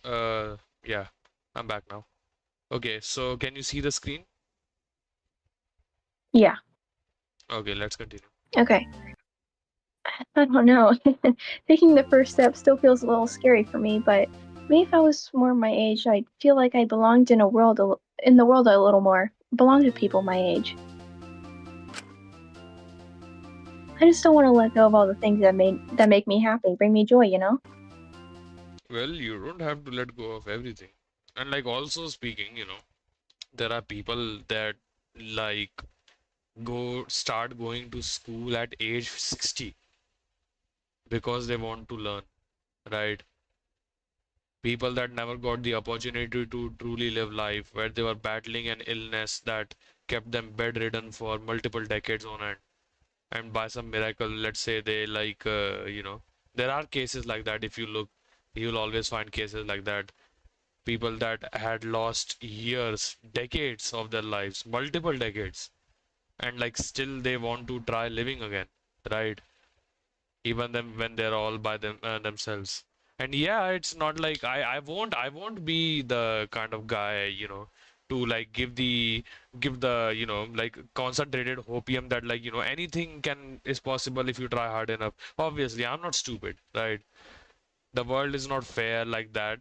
In fact, like as much as I want to say that the world is neither fair nor unfair, overall, with the advent of human civilization, I will say that the world is a lot more on the unfair side than on the fair side, right? So Hmm. I think the point is just to do the best we can, not because that alone will guarantee success or like happiness in this unfair world, but more so because if at least you did all you could, then you won't have anything to regret about. It's all about regrets, right? I wish I had tried more to be with that person. I wish I had encouraged that person more. I wish I had helped that person more. I wish I had loved that person more, right? I wish I had. not been so stuck by my in my past to not see the people that were willing to be there for me during that time, right? That I just ignored because I was too focused on what happened in the past and stuff. It's all though all those are regrets, right? You cannot live one life without regret, and also you cannot live one life just constantly regretting. You know what I'm saying?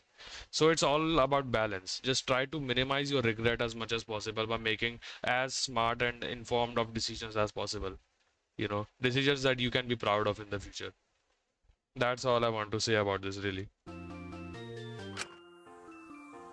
I know, but I do need to let go of some things. Sometimes holding on is more harmful. I just don't want to tear myself apart trying to belong. Maybe that's why I like the idea of getting married so much. When you're in a relationship, you're bound to have someone you belong with. And that also turns into a curse a lot of the times, you know, because like obviously Molly does not have any experience with that, but we have seen, right? And like we know always, even though we have not seen firsthand, but like we all know of cases where marriages that go on for too long, where like people don't reciprocate for each other, and it harms the mother. Sometimes it even harms the father. Most of the times it does harm the child, right? And it leads to like disastrous consequences. So yeah, no absolutes are, absolute in life, I guess. There's always exceptions in edge cases for everything. But you shouldn't just have one person you feel you belong with. Just how you become completely dependent. I know. I just don't think I'd mind if it meant I had someone. Well, I hope you have lots of people. Yeah, that's the way to go about it. Maybe if you had a whole bunch of people who cared about you to share your love between, it wouldn't be so overwhelming or overbearing. Maybe, but I really don't think I deserve that. I feel like I just hurt them no matter what I did. Well, you haven't hurt me yet, have you? And I told you to give me your worst. So if anyone here is going to get hurt by you, it would be me, wouldn't it?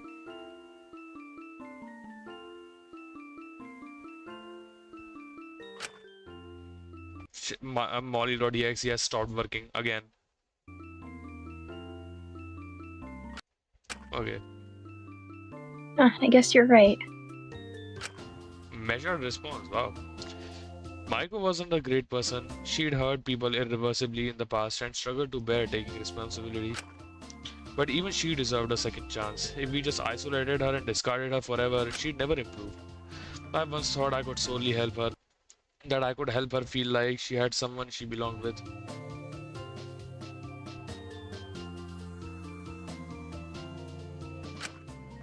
But now I realize that just having one person isn't sustainable. And perhaps with a bit of improvement, uh, she could feel a sense of belonging in a wider group, and eventually a sense of belonging in herself. Maybe then she'd realize she didn't need to compensate or change herself physically to be a person worthy of love. Till we part. Hmm. Let's see. Do I have any thoughts on this? Do we have any thoughts on this? What do we... Eh, not really. It's it's complicated. Uh, what else do I talk about in terms of this? Like, definitely the way to like building a codependency between just like two people, being dependent on one another is just like not sustainable at all, because we forget that humans are by the phrase humans are social creatures. That doesn't mean that it takes two to create an entire world, right? It takes a village. Like that phrase, that phrase, it takes a village, is much more deeper than people think, because originally when a child used to be born in a village, the entire village used to take care of that child. You know that? No.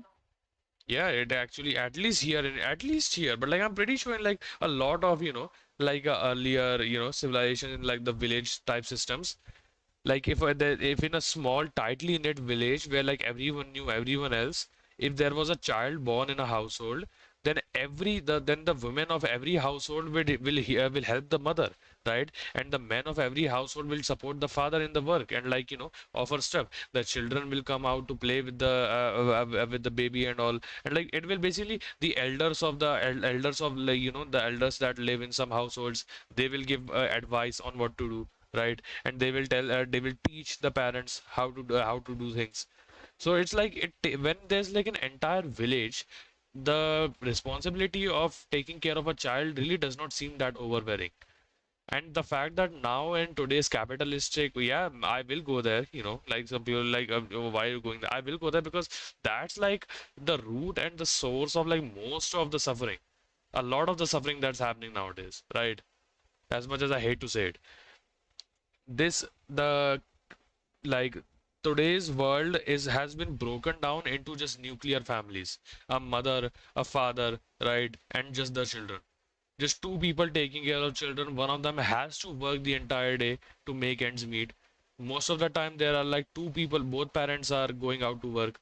So and they are living in the city where the children have no one to play with, and the cities are dangerous, because there can be kidnappings and all. So we went from like a village to just a couple of parents to just one parent sometimes, to sometimes just children being by themselves. You know, it's like obviously people would not want to have children if they are being smart in today's day and age. And that's why you need a community. A community is the smallest and healthiest unit of people that is possible, in my opinion, I guess. I don't know where I was going with that. I don't know. Yeah, we've done this far. Shinto, oh yeah.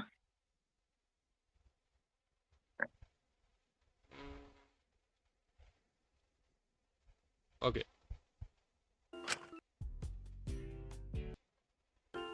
I sat by Molly in the infirmary. I wasn't going to let her be alone right now. Even though logically I knew she'd be okay.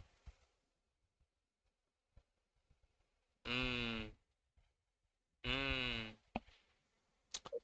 If Dr. Alenius had reassured me her symptoms were alright, I still wanted to stay by her side. You already know this FT is gonna fuck us up, right? Yeah. Maybe it was more for me than her. Were you serious earlier? Huh? What do you mean? Oh shit. Okay, sorry. When you said you'd only be a phone call away, did you really mean that? Of course, I'm not just going to make empty promises to you. What's with that look?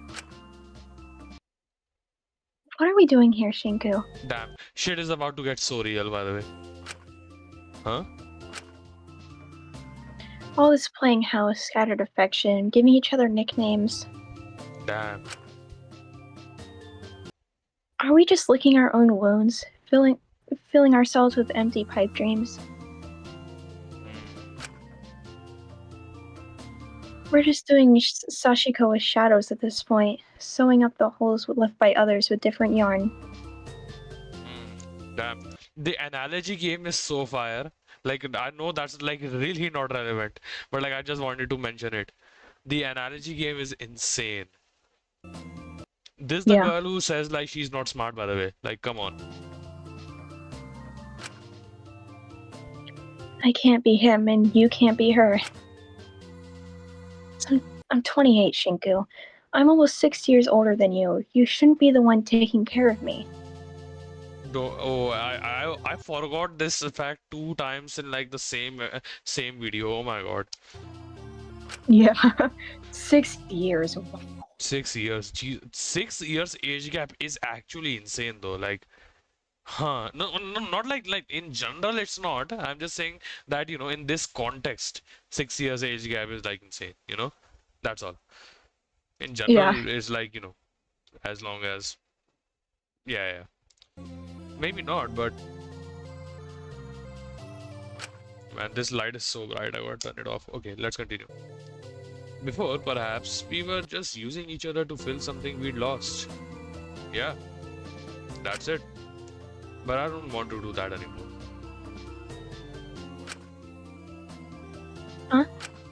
Let's make something new between us. Start fresh. Really? Absolutely. You said you missed out on doing things like going to arcades, getting sweet treats, going shopping. Why don't we do all that stuff? Oh man. That's a little ambitious. Ugh. Maybe, but when we are out of here, if you're ever feeling low or scared or just for any reason, in fact, you don't even need a reason.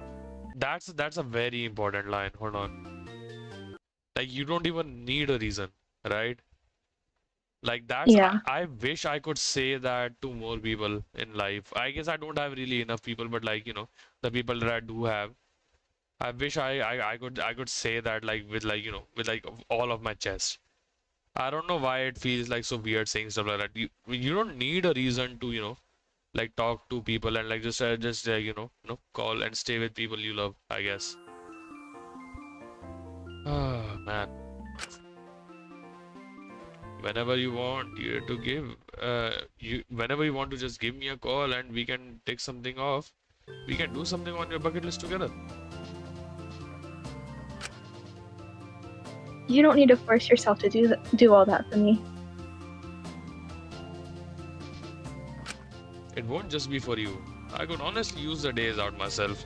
If I don't have a reason to drag myself out, I'd probably just get sucked into work and never got out. Because remember, before we got here, Shinku used to spend days or like weeks and months in his own room, right? After Akari's death. Hmm. So, like, there's a very nice parallel there as well. Yes. Well, if you insist, I'd really, really love that, Shinku. This was the most genuine one. This was the most genuine one. I just don't think it's all that practical. I mean, I live in Tokyo. Where do you live? I live in the Aichi prefecture, Toyokawa specifically. Where is that? I have no idea. I don't know. You're from there? Oh, you're so lucky. I've seen pictures of the temples there. They're gorgeous. Damn. Then let's go see them together. Huh. It would probably be a really long train journey over there. Maybe, but it'll be worth it. They really are gorgeous. And hey, how about this? We could take turns. If you come down to Toyokawa one time, the next time I'd come up to see you in Tokyo. And hey, maybe I could even bring along my friend Eiichi. I think you two would get along a lot actually. Maybe boss. I think Eiichi is like busy with some stuff. If you know what I'm saying. Oh wait, shit. No, never mind, never mind. I just realized the motives in like the first chapter, they weren't real, right? The people weren't actually getting hurt. I don't know, actually. I don't think This that's ever been confirmed. that they said that in chapter 2, right? Or not? I think that was just like a theory or something. Huh. Why do I feel I like don't know. they Maybe said that? Okay, maybe they didn't. Never mind. He's into a lot of those anime gacha game things. really, which ones? Oh God. Does he does he like Pretty Melody Musume uh Go? Yeah, Gogo, yeah. Or is he more of a wooey bankai Bonkai, tension kind Tenchi of guy? Kanagai.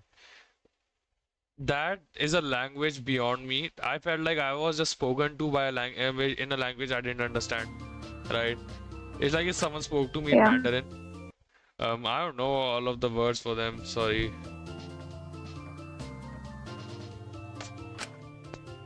Guess you're just gonna have to get out and ask them yourself.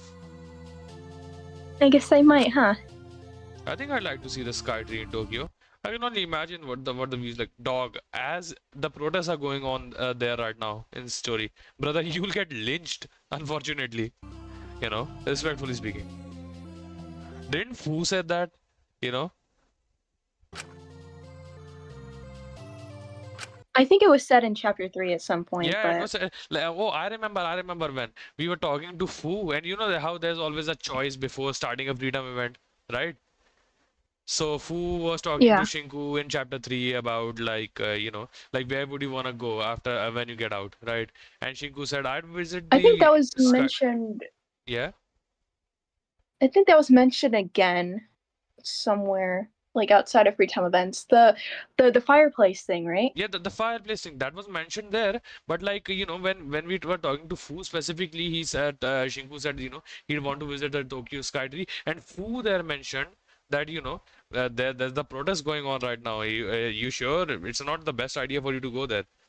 And then if you agree with him, he said that he calls you spineless, and then if he's and then Shinku says that the correct answer is Shinku saying it means a lot to me, that's why I will go there, right? And Fu respects that, right? I'm pretty sure that's how Oh, it goes. So basically this Tokyo Skytree for some reason is like quite important to Shinku, we know. you know what? I've never actually gone up there myself. For real, haven't you lived there your whole life? Yeah, but as I said before, it was kind of embarrassing to go out to places when I didn't have anyone to go with, so I never really bothered. Oh man, then let's go see it together. Stop saying that. Stop it, Stop bro. it. Stop it, please. Of uh course. There's a cafe at the top of it, so we could have dinner there together. Stop doing this to us. Only if you'd want to, of course. Then we The- have then we have Takiko watching over at the Yeah, doorway. yeah, just like watching with like that like dead-eyed stare, Tea and a good view. Count me in. That sounds absolutely delightful, quite frankly. Then we could go check out some arcades and try to win some prizes together afterwards. That seems like your sort of thing. Although I'm really, really bad at arcade games, so don't count on me to win you anything. Those games are most of them are rigged, honestly. That's my conspiracy theory that you can never convince me otherwise, by the way, that most arcade games or like games like that are not rigged. Oh, don't you worry. I'm basically an expert. I could get you anything you wanted. Damn, okay. Oh my gosh, we could have matching prizes. We could get matching plushies from the machines, and whenever we felt lonely or scared or missed each other, we could just hug them. Yeah, you thought that through, huh? I know putting myself out there is going to be scary, but I know I can't rely on anyone but myself to do it. So I'm going to put myself out to more people, not just you. That's the But knowing I can call you no matter what, if things don't work out or if I just need to smile, that makes putting myself out there a lot less scary. yeah. It makes me feel like everything is going to be okay. Yeah, it's funny you say that. Funny you say that. Trust me, it is. Oh, you're funny, really funny you say That's that. so funny. I'm slapping my knee right now. Oh my God, it's so funny. I'm laughing my ass off. Yeah, exactly. I may not feel like it right now, but it may not feel like it right now. Might be overwhelming. You might not think you could ever return to normalcy, but you will, even if it's your own kind of normalcy. As long as you're happy and comfortable, it doesn't matter if you're a little bit different. You'll find people who will love those differences. How much is left? 5 minutes, but please end already. Of course, but I promise not to forget you no matter what. I need to make sure you're not completely alone too. I'll be fine, I promise. You said yourself you're going to get all cooped up and focus on your books. If you stay inside too much, you'll get way, way, way too much in your own head. I can't have that. I know what that's like.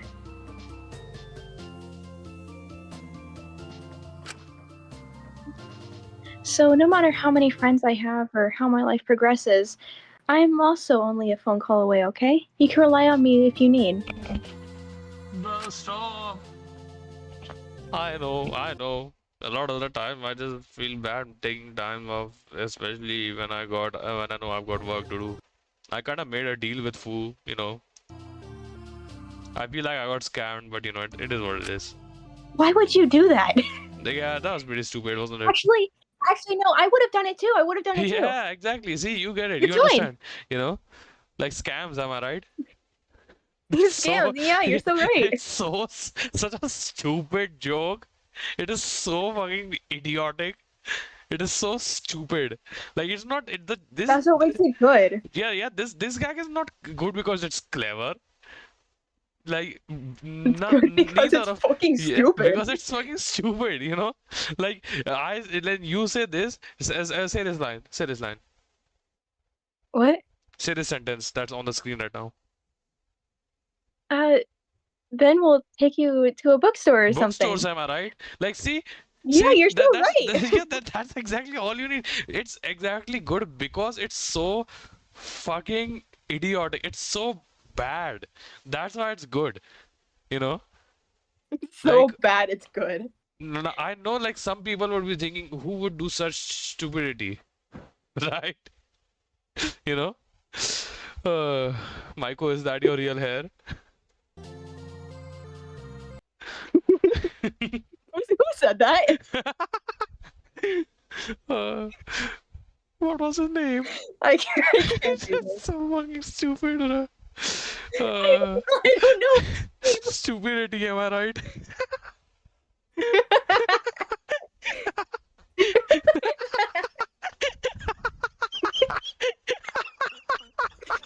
Sorry.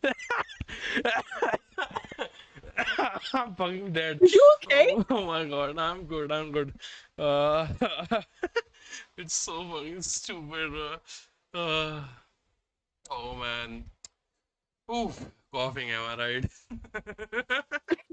Yeah, you're so right. No one, I don't deserve any viewers, by the way. Do you know that? Uh, okay, continue, please. We are continuing. I'm moving Okay. on. I need to That's open the basically damn the game. same. Yeah. Yeah. In fact, I know some really good mangas I could show you. I think they'd really give you a spark of inspiration. They basically changed my brain chemistry. Girl, I'm telling you, you need to get on some of the mangas. I wanna recommend you. Trust me, it's fire, it's peak. You'll love it. I think that's a little different from the kind of stuff I write. I write well. That's how I know you've never read a shoujo. There's nothing more gut wrenching and horror inducing than a sudden pregnancy plotline in your Happy Yuri story. Wait, wait, ho. Hmm. Hmm. Hold on. Mind if I ask a couple questions regarding that? Oh shit, there are so I did not even see these comments. I'm so sorry, y'all. I'm so sorry, y'all. It's because I'm so sorry. I'm so sorry. It's because damn. Hold on. Boss, you might wanna What? hold on. There have been so much chat that we have not seen. I'm so sorry. I'm so sorry, you two or you three, whoever's watching. I have no excuse. Oh man, L dad and L grandparents. These people have been here for so long. I feel so bad. I feel so bad. I'm so sorry. Okay. Okay. Now let me ask one question. I know we are all thinking the same question, right? Right? What's the question? Read this and then read this. Oh. Hmm. Might wanna explain how that works? Also, Molly, you don't need to worry about anything. This is the man who wrote Twilight, right? Practically.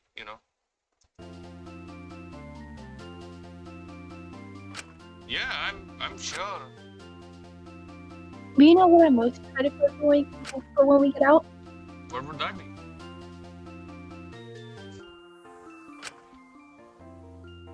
I want to feel the sunshine again.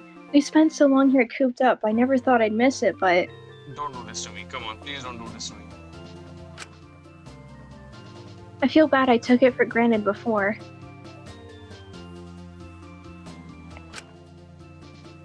So when we get out, let's go on lots of lovely walks, alright?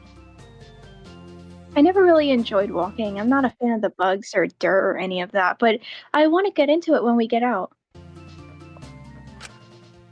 Are there many nice walks around Tokyo? I'm pretty unsure. Not really. Maybe I'll just have to move somewhere a little more rural. What sort of place were you thinking? Uh, Toyokawa, maybe? Maybe somewhere in the Aichi. Aichi prefecture. Oh wait, that's. Oh, I see what you did there. I see what you did there, Molly. Yeah.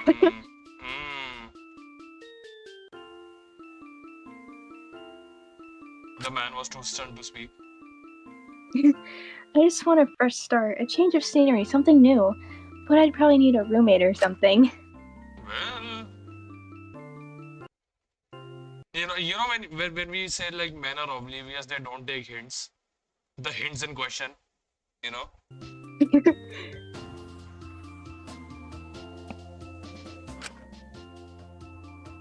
Uh-huh. Yeah. Molly laid in and put a finger on my lips. That's Oh. like some shit like that my third grade teacher would do to me. You know, it's like stop talking. Like I'm like, okay, ma'am. Stop talking.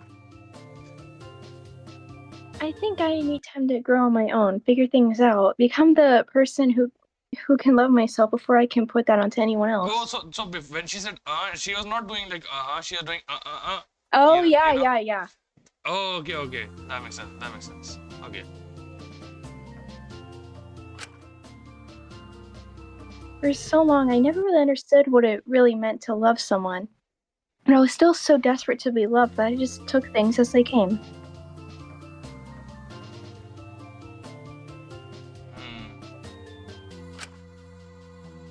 But I think in order to love someone, I need to love myself first, so if they leave, it doesn't feel like I've lost everything. And I think you've got your own things to figure out as well. You don't say. You can say that again. You don't? Why do you say that? You can say that. Yeah. Funny you say that. But when we're both grown, when we've both learned more, when we're older, less messy, Less Ronaldo, I understand. we could give it a try.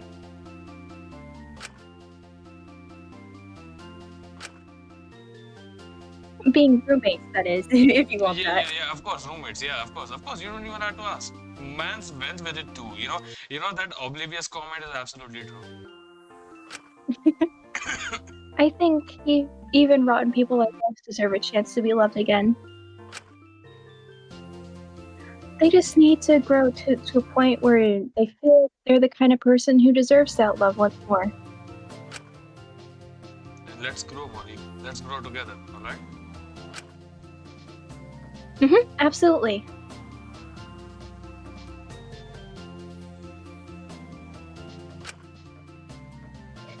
I can't wait to see the kind of people we become. I can't wait to see what our future looks like. Maybe it won't always be perfect or exactly how it's made out to look in games or shows or stories, but it'll be ours, and that's what counts. I knew the reality of the situation was far more messy than what we described. If we were able to get out, we'd likely face jail time, or at least severe consequences for our crimes being public. Life would never be the same again. At least the ripping off the band-aid, I guess. So maybe it was wrong to hide in the fantasy of what life could be like after the game. Maybe we were just doing the same thing Dracula did. But maybe every day I hate, every day you can hate that goat less and less. I feel like, man, I miss everything. yeah. Maybe there was a difference between hiding in fantasy and dream. Maybe we were just hopeful. And while being stuck in fantasy made you made you stagnate, trapped you in your own little world. Being hopeful and dreaming gave me the drive to keep going. When you were desperately lonely, Molly, you longed to feel like you were in that world with me once again, back where you belong. When I was desperately lonely, it wasn't Dracula or Mint I wanted to come back most. I wanted your dreams. I wanted your hope for the future. If only there was someone who protected yours. Phone call away. And that's it. Never forget what they took from us, y'all. Never forget. Man, this is so sad. Oh, whoa, who's this handsome fella? Remove that. Hold on.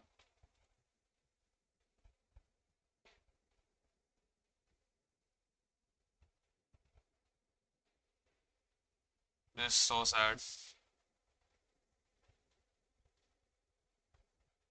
Okay. All right. Finally, I can read the damn chat. It is so damn tiring. I can finally read the chat, which is very nice. Hold on, let me just open the game first. So, like, while I do that, boss, what do you have to say about this free time event set? Hmm? I don't know, actually. Ah, okay, whatever you say. Like, you really don't have anything to say? Is there something you want to say?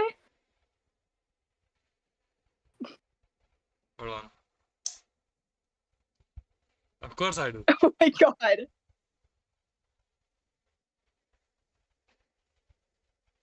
Okay. All right.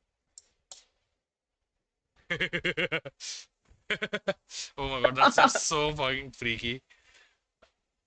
Bruh, stop that webcam. Stop that webcam. I'm getting a headache. You know what? That's actually fair. That's actually pretty fair. I won't even say anything. What's dog? What the hell is this? Okay, hold on. Let me just. There we go. Right. All right.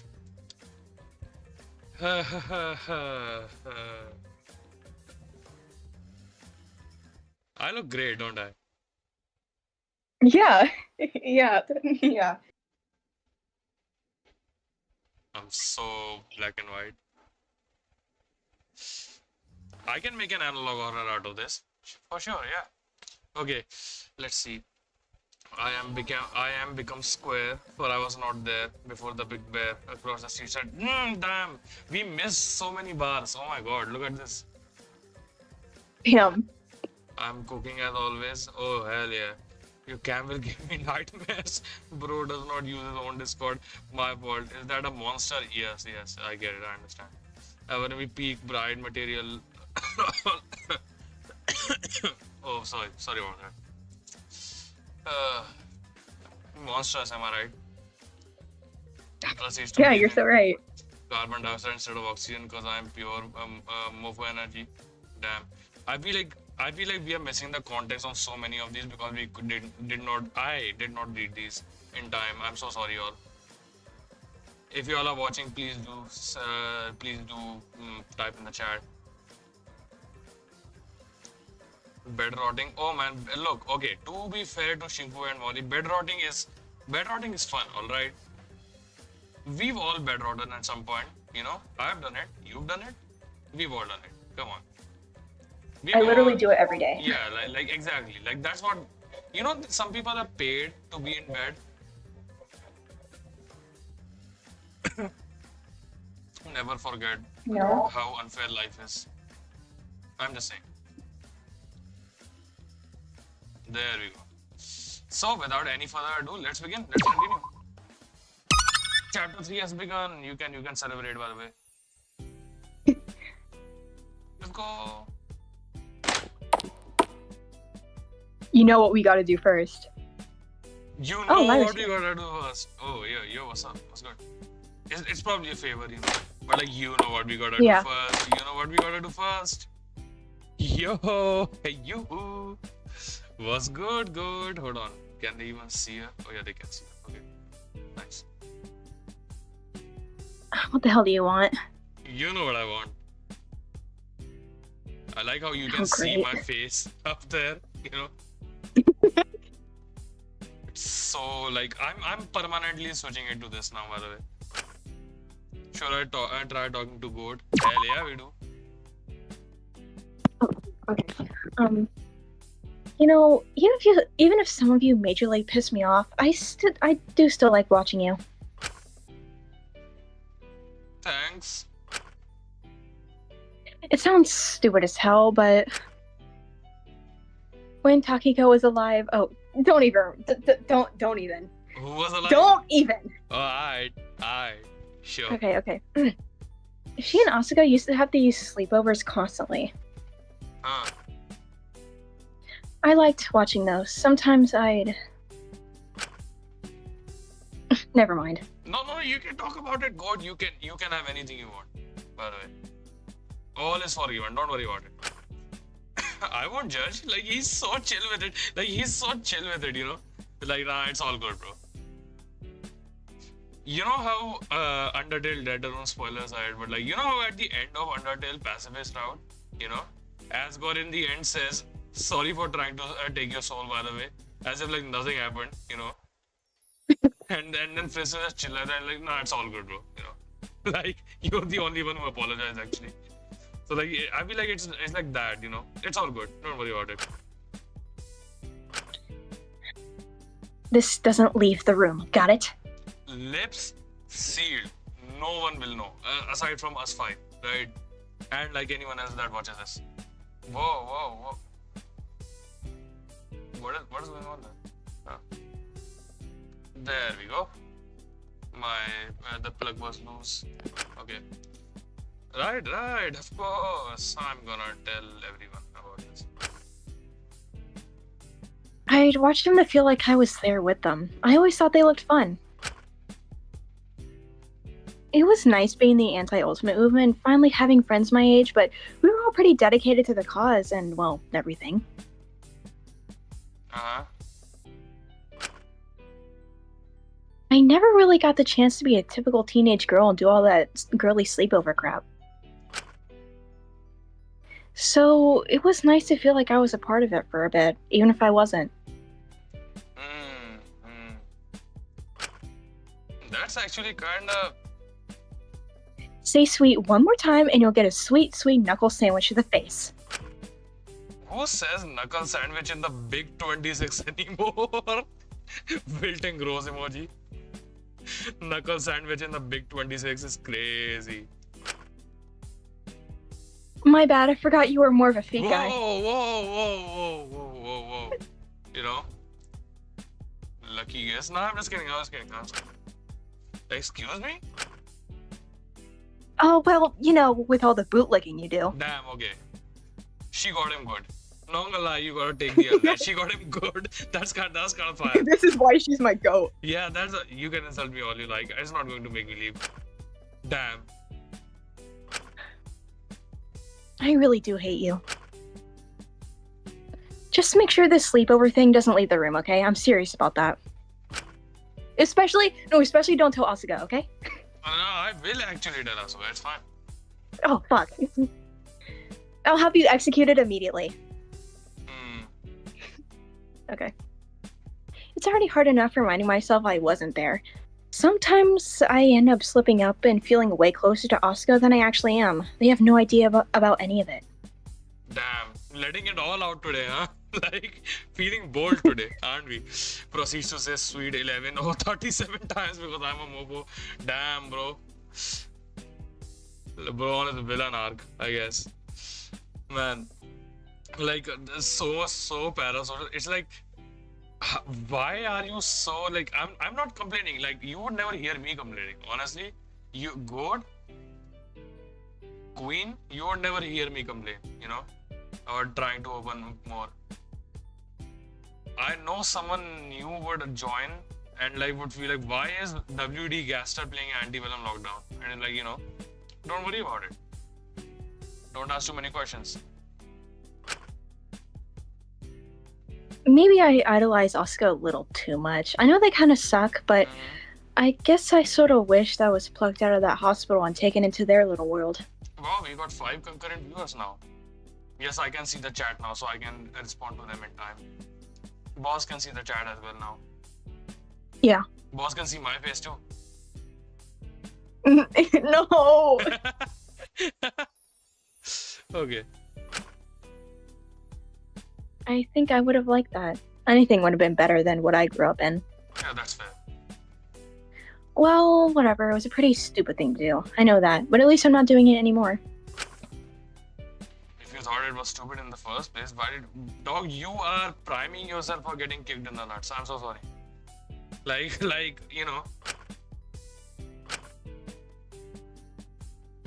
I've been almost completely isolated since I got here.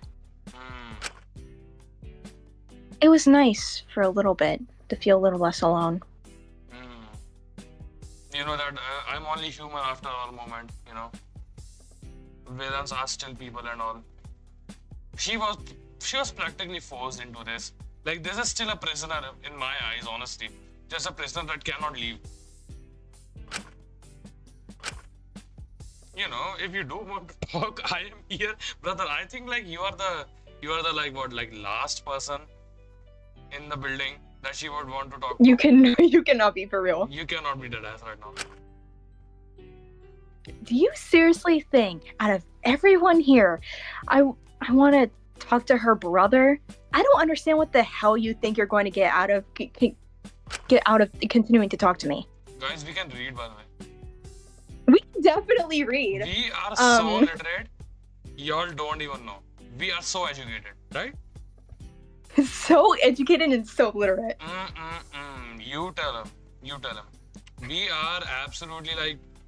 I get called to public speak all the time, I'm not making that up. Okay, I'll stop. I guess we'll see. I don't think she wants to talk anymore. Great free time event. Nice. Yo, boss. I'm still giving you that offer. You have the potential to do the funniest thing ever. Like, come on. Please do it. Please, Warden Laura, we need this. Emilia Honor, I'm only human after all arc, 360 spinning, telling people not to pull the blame on her and everything. Oh yeah. I'm only human after all, don't put some blame on. Okay. Katsuki, it's good to see you out of your cell. I'm glad to see you and Chatel were able to work fairly well with one another. You're cheesing an awful lot. You're feeling very happy today, huh? It's a good one of the pairings I selected today worked, at the very least. I'm guessing the others didn't go great. Well, Cersei and Elias went exactly as you didn't suspect. I thought perhaps they'd be able to find some sort of common ground if they were forced to work towards something for the greater good. But unfortunately, it seems like that conflict is something that'll require more hands-on intervention to resolve. As for me and Saint Hill, I'm not sure what I expected. Perhaps that was some naive part of me that thought we might be able to reconcile a little over our shared memories of him. I think it's a little too soon for that, respectfully speaking, right? Like, you ain't off the hook, boss. I suppose I just wanted someone who would understand what he was like. And on another level, I feel obligated to try to help them for Takehiro's sake. But I don't believe they'll ever forgive me, no matter what I try to say, no matter how many bugs I collect for those frogs. What now? Oh yeah, the It frogs. appears... Yeah, I know, but I didn't know she was trying to do that. Yeah, she was doing that, yeah. Okay. It appears they want me to be swallowed up by more than the bugs. I think that would make them happy. I cannot fault them for that. Honestly, as silly as it sounds, I do envy the bugs that get eaten up by those frogs. Because say whatever you want, she was about to take that execution like a champ. Like no screaming for your life, no nothing. It's like, I fucked up. You know what? It's raps. And honestly, I feel like that is that is like, I would want that type of person to live longer in the killing game, to live with their actions, right? Mm-hmm. Because with all due respect to Asuka, obviously they're the goat. But things are getting too complex now, morally speaking. We cannot just take sides anymore. We gotta look at each case and action individually, and that's good. That's good. It shows complexity in writing, I guess. Bugs cannot feel pain. Their lives are so short, there would be no point. Pain is supposed to help us avoid death. So why is it that often pain is what drives people to seek death? I'm just gonna go with the honest answer because that's literally the only correct option. You cannot, like, with such existential questions, you cannot really claim to have a definite answer. If you do, then you're just lying. Perhaps we both have a lot to learn. Regardless, all I can do now is keep breathing and make sure that the rest of you stay living as well. I should return back to planning what steps we'll take tomorrow. I'll talk to you later, Kutsugi. Have a good day. You do? Oh, okay. Huh. I should leave her be for now. Okay. So, are we getting a favor? Let's see. What, so want some more of me? You really don't have to put it like that. What are you hanging about here for, anyways? It's almost time to redo Asu's wound. Usually Zeker does it, and I just kind of sit and give instructions, because I can't touch any of this stuff myself, and neither of them are all that good at it. Yeah. Bugs' lives has no values and mad crazy. Because Shinku, you do know bees exist, right? Exactly, bees are bugs, right? That's the stupidest thing I ever asked. But like, bees are bugs. Yes, bees are bugs, right? I'm talking like taxonomically. Bees are bugs. What do you think, boss? Yeah. Do you consider bees to be bugs? I think so, yeah. Yeah, so bugs do have values. I know one insect that has zero value. Take a guess. Mosquitoes. Yeah, those little fuckers. Kill them all. I would Kill all the mosquitoes. Kill all the mosquitoes. I once caught a mosquito in my racket that burned in electricity for like 20 seconds. It felt so good. Yeah. I'm Vlad the Impaler for those fuckers. Like, I'll become King Leopold II. I'm sorry. Like, I do not play around with my hatred for mosquitoes. The one species that has like nothing to offer to the rest of the animal and plant kingdom. Anyways.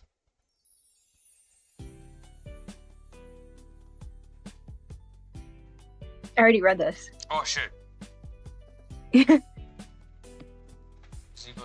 And I'm just gonna sit there and consider the understanding the stuff myself and that credit. Mosquitoes can all be lynched in the center of the sun for real. Yeah, exactly. See, you understand.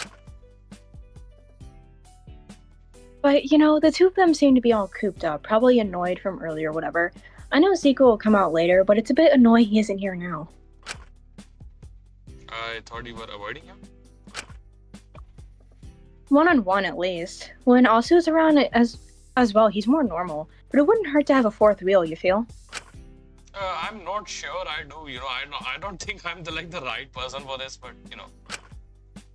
it's a little concerning. It hasn't healed up at all. Maybe we should try to get Dr. Alenius to have a look at it. I'm sure she could help it a bit. No way. Do you seriously think Asu would accept help from her at this point? Yeah, that's fair. That's fair, right? We understand. They're going to have to swallow their pride eventually. I mean, it is a matter of, to be fair, it is a matter of life or death. Man, who was playing the long game? I swear to God, I hate how smart he is. Don't you hate when a villain is so smart? Yeah. I hate how smart he is. He was playing the long game. Okay, I have an insane crack theory that is going to be. I'm going to get hunted down by Asuka fans for this, for what I'm suggesting. Again, it's a hypothetical. Do you all want to entertain me on this? I want to hear it.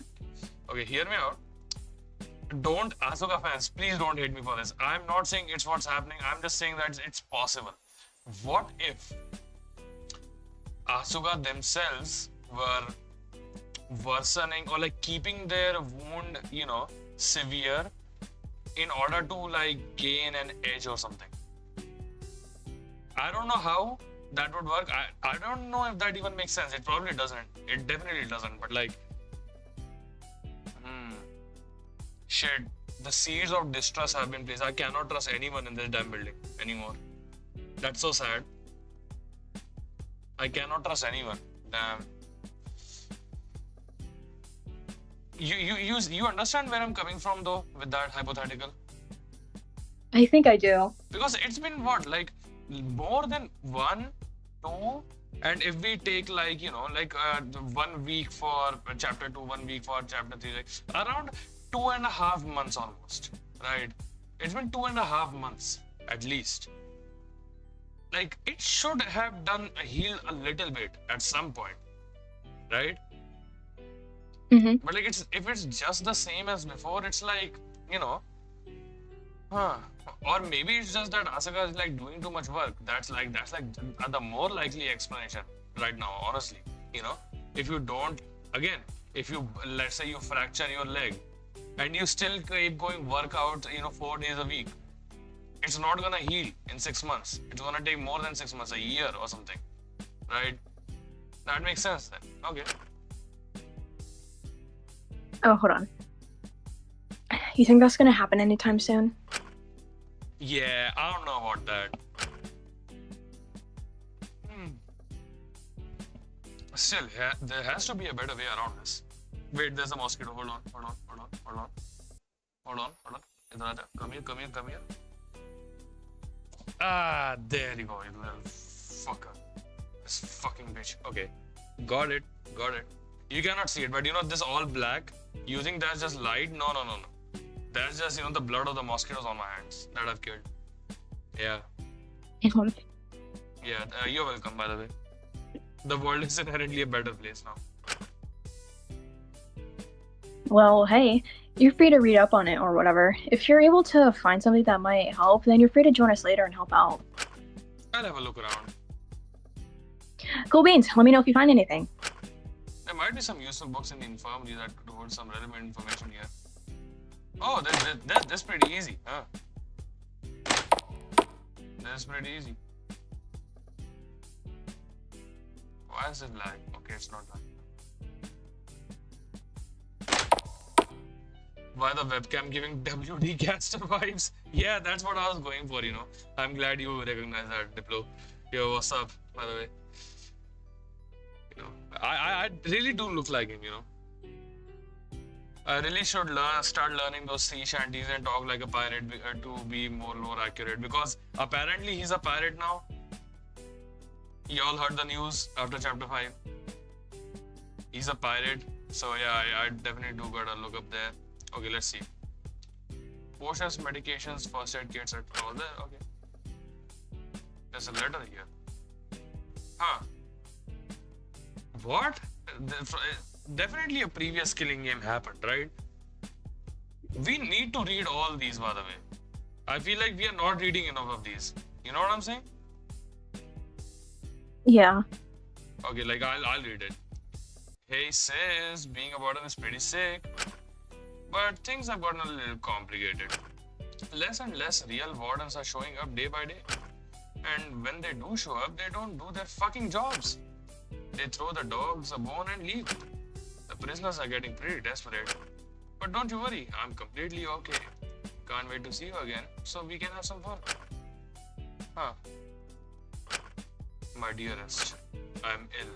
I am very, very ill. The wallpaper keeps curling and laughing at me. You are laughing at me, and you are certainly laughing at me. You are dead and laughing at me. They call it mania. I know what I see. Do not mock me, darling. I miss you dearly. In death we shall meet. So wait for me. Bro, what happened in that previous killing game, bro?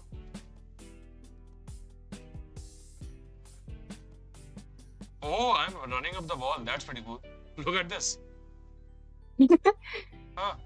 I didn't know I could do that. Ah, there's some books on deep wound infections there. Maybe I should have a look through them. It was nice to be able to use my quick reading skills for once. Maybe I was good for something at the very least. Man, speaking of which, I gotta increase my reading speed, man.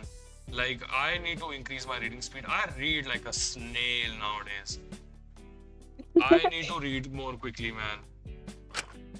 Unfortunately, it seemed like most books just recommended seeking professional medical attention. Are we dead ass? Why does the book exist?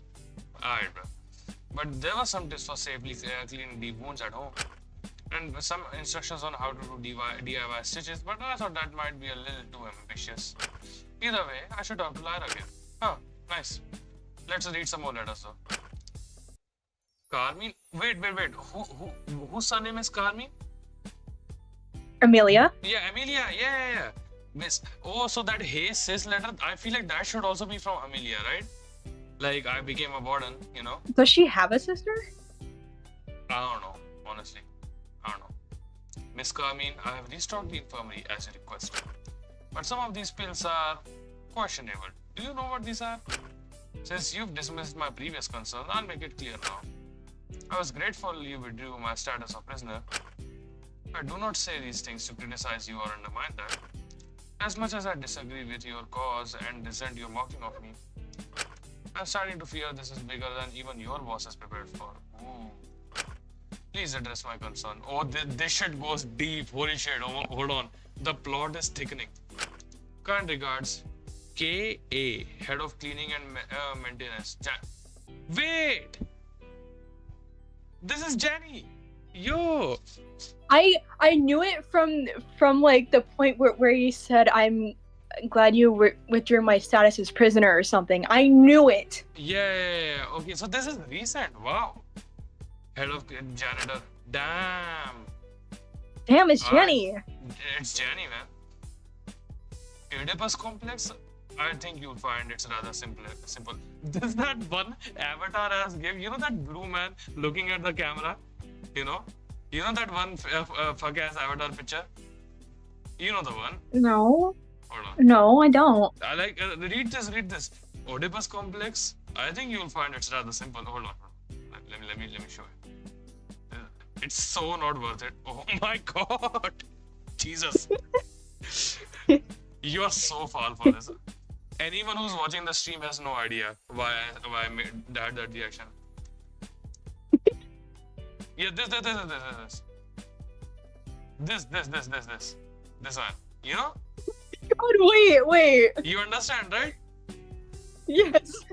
Oedipus complex. I think you'll find it rather simple. You know? Bird flu. Yeah, bird do that. It's so fucking stupid. You know?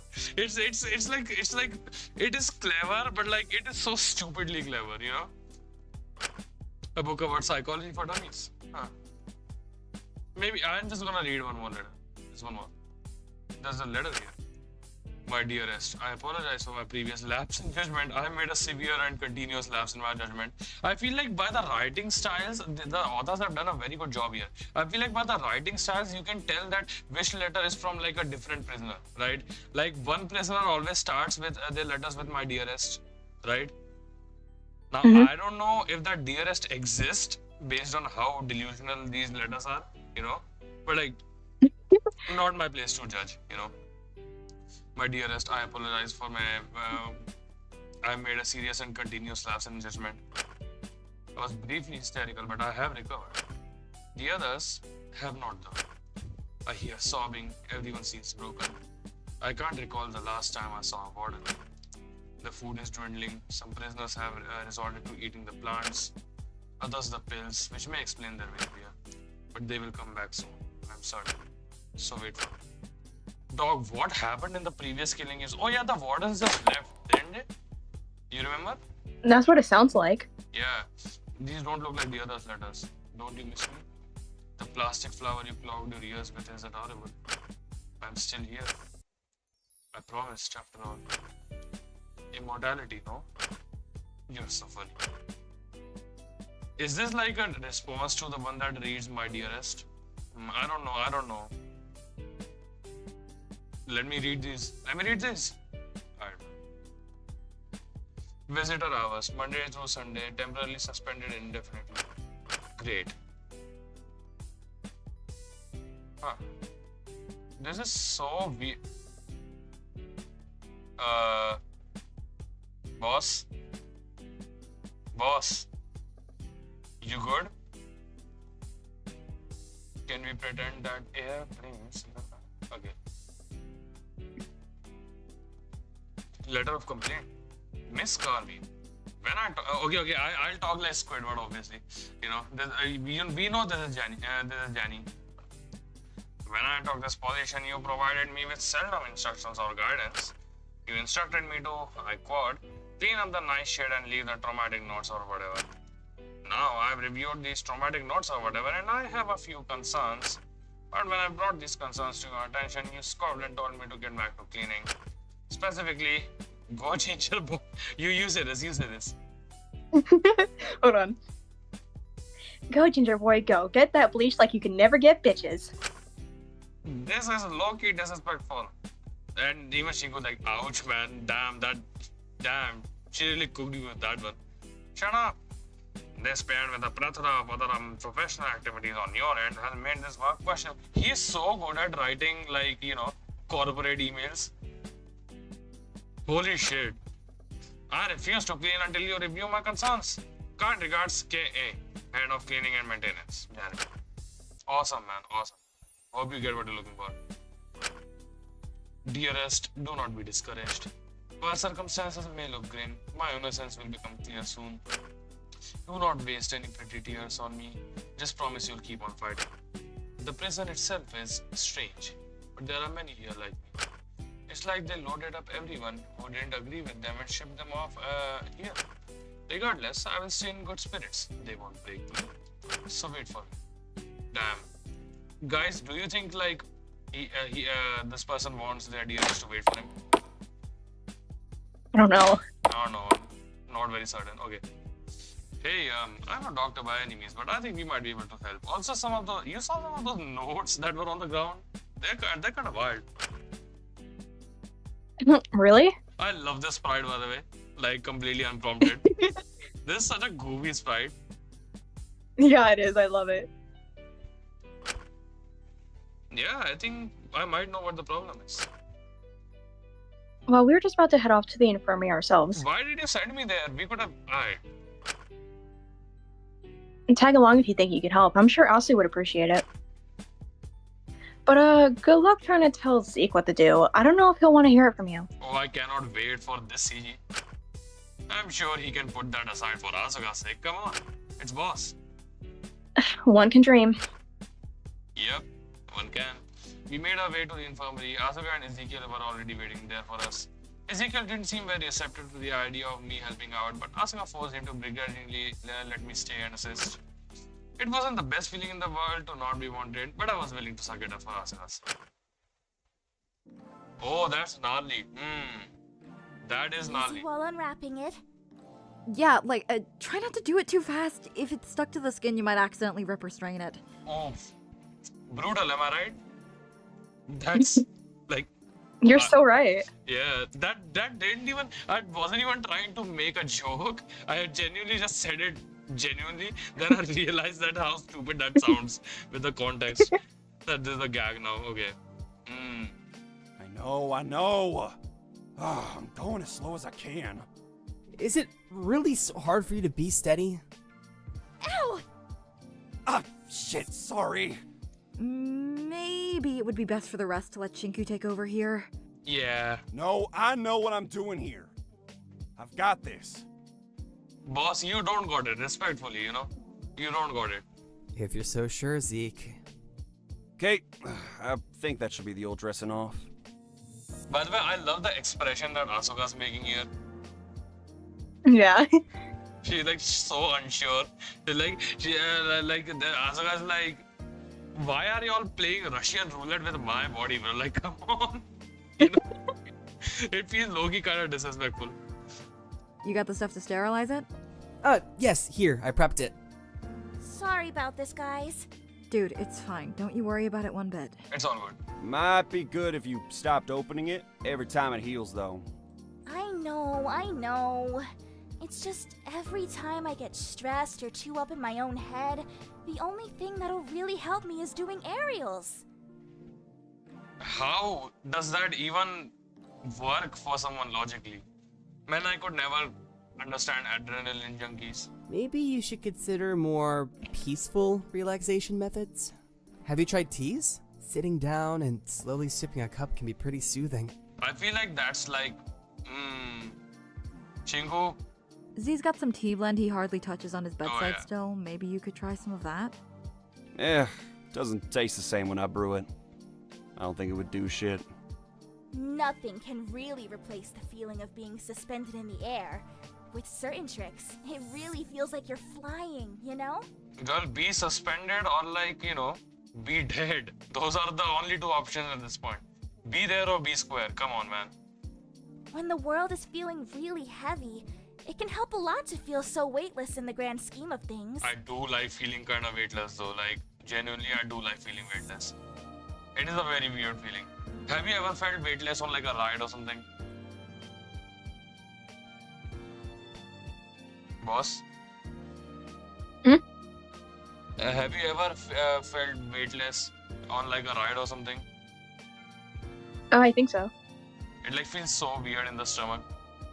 I love that. Yeah, feeling. yeah, it does. And I've had a lot of things happen lately that have made the world feel crushingly heavy sometimes. Man, you don't say. But I can't slow You down don't now. say. No way. It's more important than ever that we put our heads together and work through things. Yeah, tell him. Well, Well- hey, sometimes the world can feel a little lighter just from having someone to laugh with. Yeah. I learned that quite a long time ago. Oh. Anyway, how's the wound looking? Any progress? That was the failed the quick time event on that one. But it's fine. Yeah. It's, Brother, just let me do it. Please. Be sure to be careful. Deep wound sterilization is no joke. I peered closer to make sure Ezekiel was doing it correctly and noticed something quite concerning. Signs of... Oh, shit!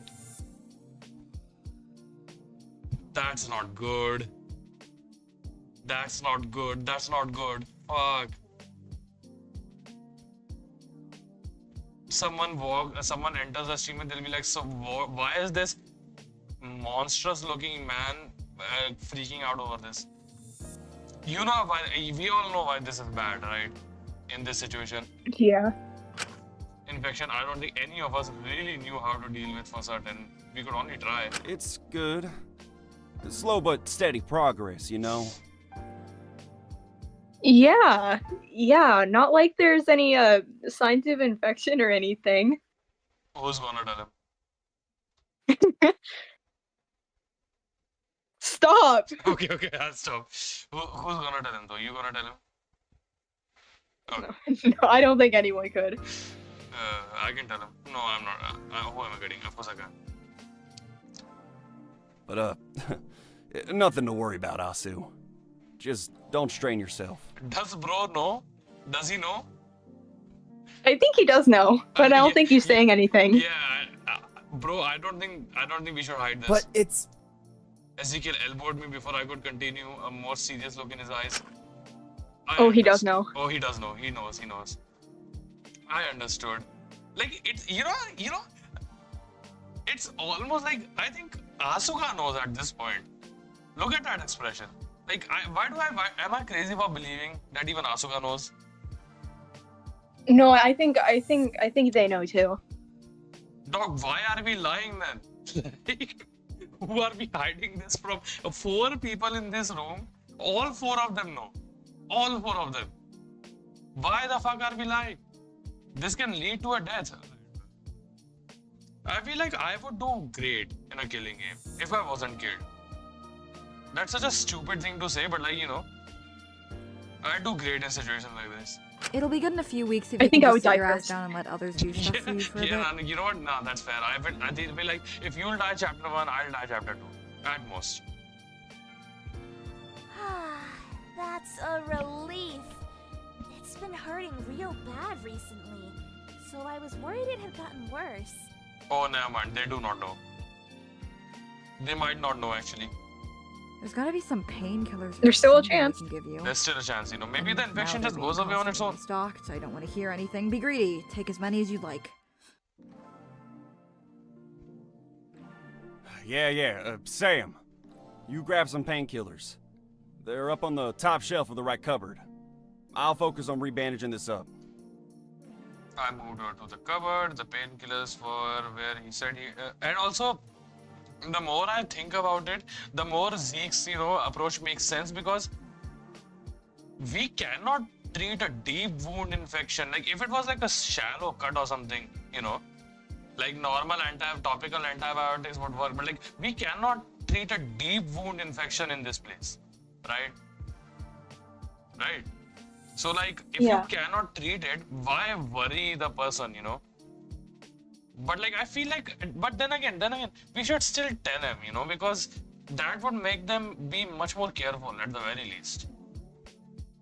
You cannot like joke around and take it easy and take risks with stuff like that, man. It's scary. It's really scary.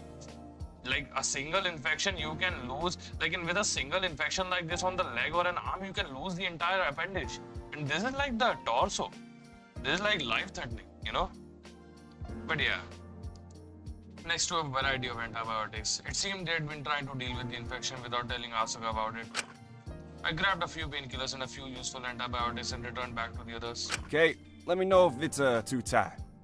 I don't want to make you uncomfortable. Oh, you've gotten so good at playing nurse. It's cute. Ugh, when do I get promoted to doctor? Lyra's doctor, duh. She makes the important decisions. You do her busy work. Don't say that. I had enough of Isabel going on and on about Lyra to me this morning. Aw, that girl's always thinking of me. It's like she's got a crush on me or something. Oh, does she know? Does she know?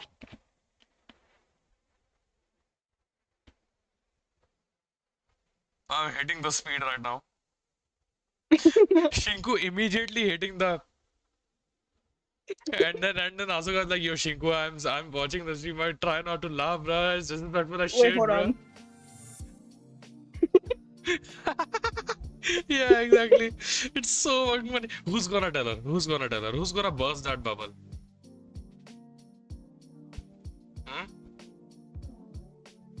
Well, let's see. Chat, Lyra might know. Lyra might know. Lyra might just know. You'd think she was the ultimate lecturer by how much she was going on about, wah. Take it from me. You can't force people to stay by your side, Ezekiel. Surprisingly good impression, even though it's mocking. You know what I'm saying? Me. Yeah. Go be a pathetic reckless child on your own all you like, Ezekiel. But don't drag anyone else into your idiocy. Meh. If you do stupid things to keep people close, you're just going to end up pushing them away. Like, what does she even know? Dog, what do y'all even know? Y'all don't know. Y'all don't understand why she's saying it. It's so like Lyra especially. Who's gonna tell him, man? Shinku, be a brave man. This is your time. If you want to mend that relationship, with Isabel, this is the time. Well, maybe you should do a bit more listening. Then maybe you'd get that promotion and not just be stuck playing nurse.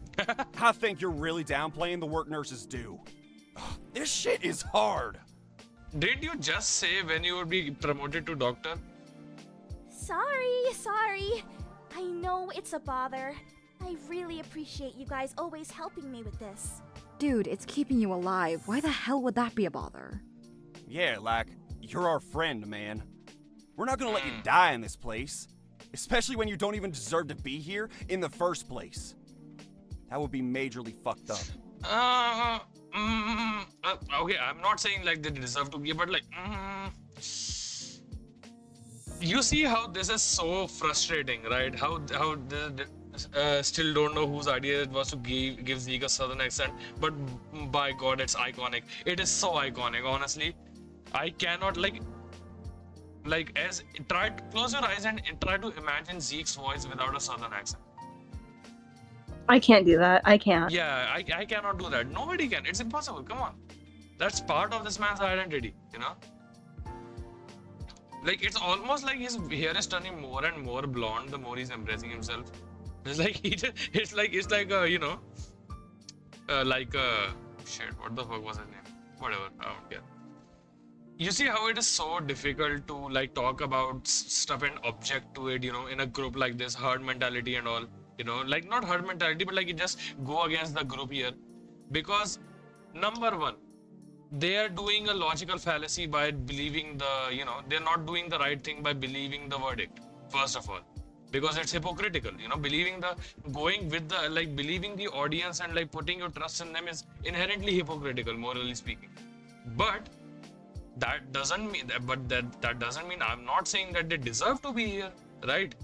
But then again, that doesn't mean that those who got corrupt do deserve to be here. So it's like just a complicated thing, right? It's difficult to object.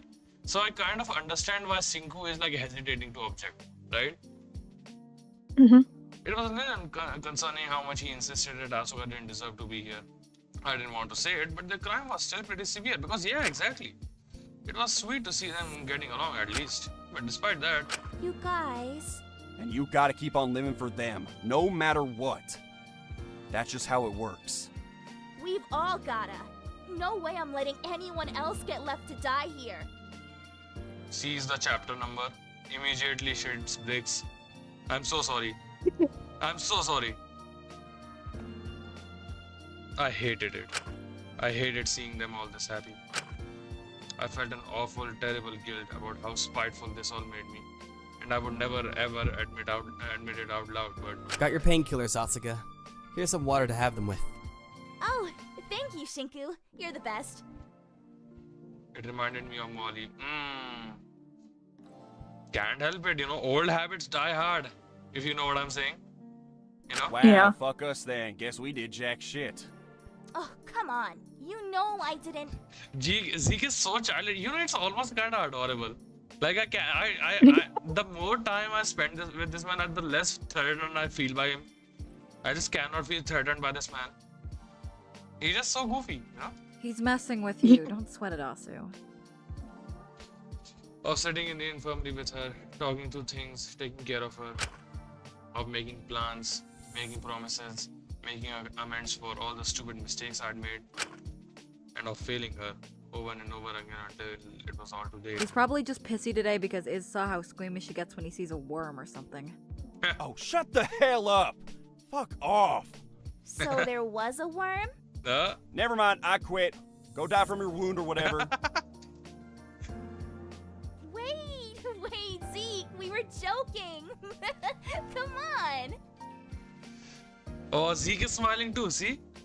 Everyone is smiling. Shinku hates it. You know? Shinku hates it.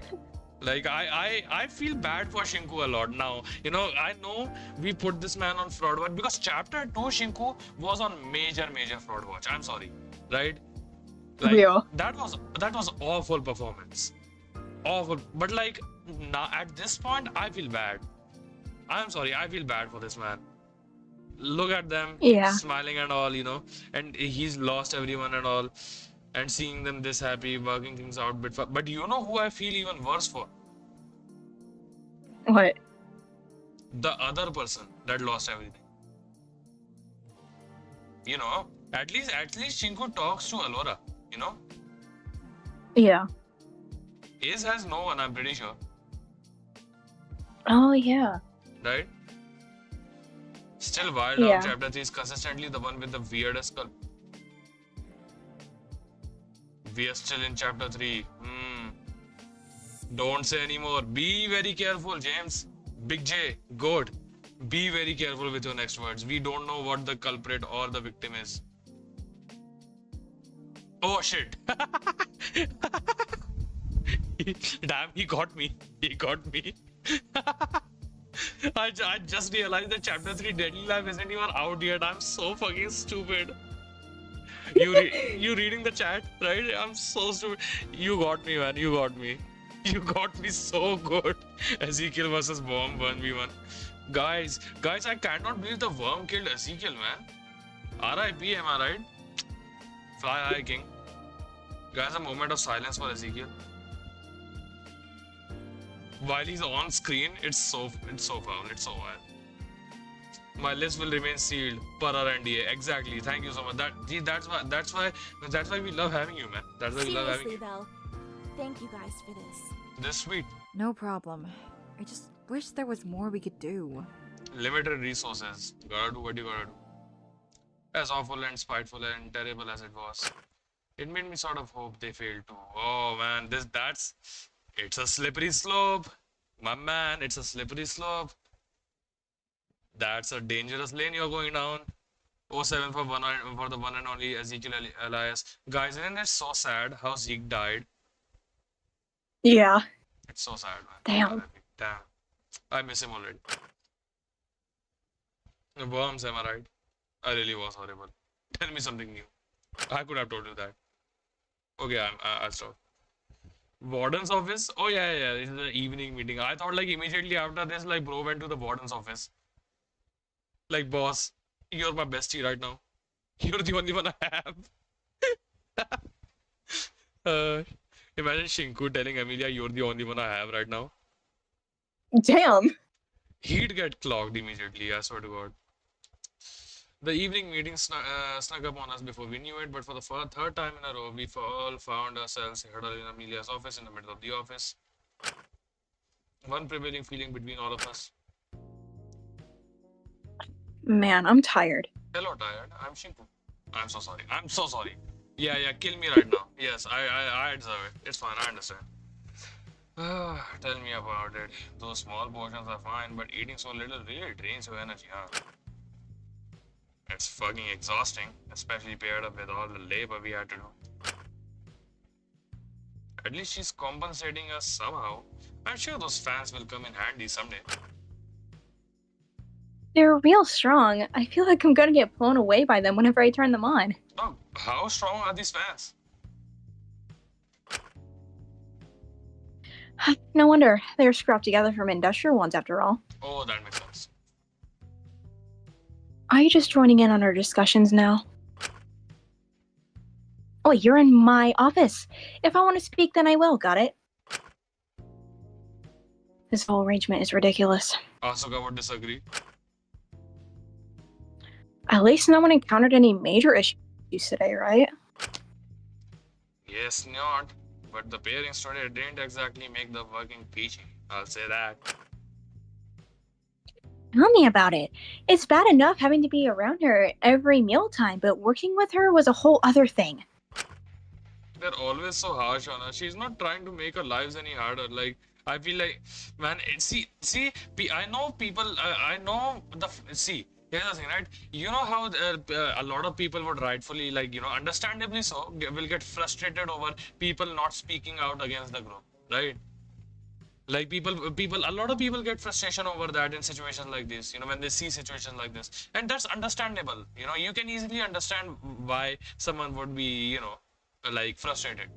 But like I say to give people like Shinku grace because like this is what makes it so hard to speak against a group. Especially in a situation that is dangerous, that like puts your own life or like your own well-being or the well-being of those that is close to you at risk, right? Speaking against the group can because back in ancient times, speaking against the group used to mean death, used to mean exile and then death, right? A few months of living and then death, maybe. Living in herds and groups together is what made the human pack survive. By the way, fun fact. This is not just like a straight, purely mental thing. This is an evolutionary thing. Humans are inherently biologically, evolutionarily designed and primed to follow herds and follow groups and not speak out solely against a big group that they're part of. Because back in the day, those people, those humans, early humans who went against the group, the pack left them, right? They were exiled and they died. So the people that did survive were people in the group, and the people that were in the group were usually the ones who did not resist against the group and did not rebel a lot against the group. And that's why the people whose genes we inherit, those are the people that follow the herds and go with the group and don't go against the group. That's why it is in our biology over thousands upon thousands of years. Isn't that crazy? Hmm. That's why the people who rebel, and that's why revolutionaries are so rare, and that's why revolutionaries are revolutionary, because they go against groups, they go against systems. You know what I'm saying? But at the same time, just because someone is a revolutionary in a historical figure does not mean that they are objectively a great person and have not done anything that deserves to be criticized. Don't get starstruck and all.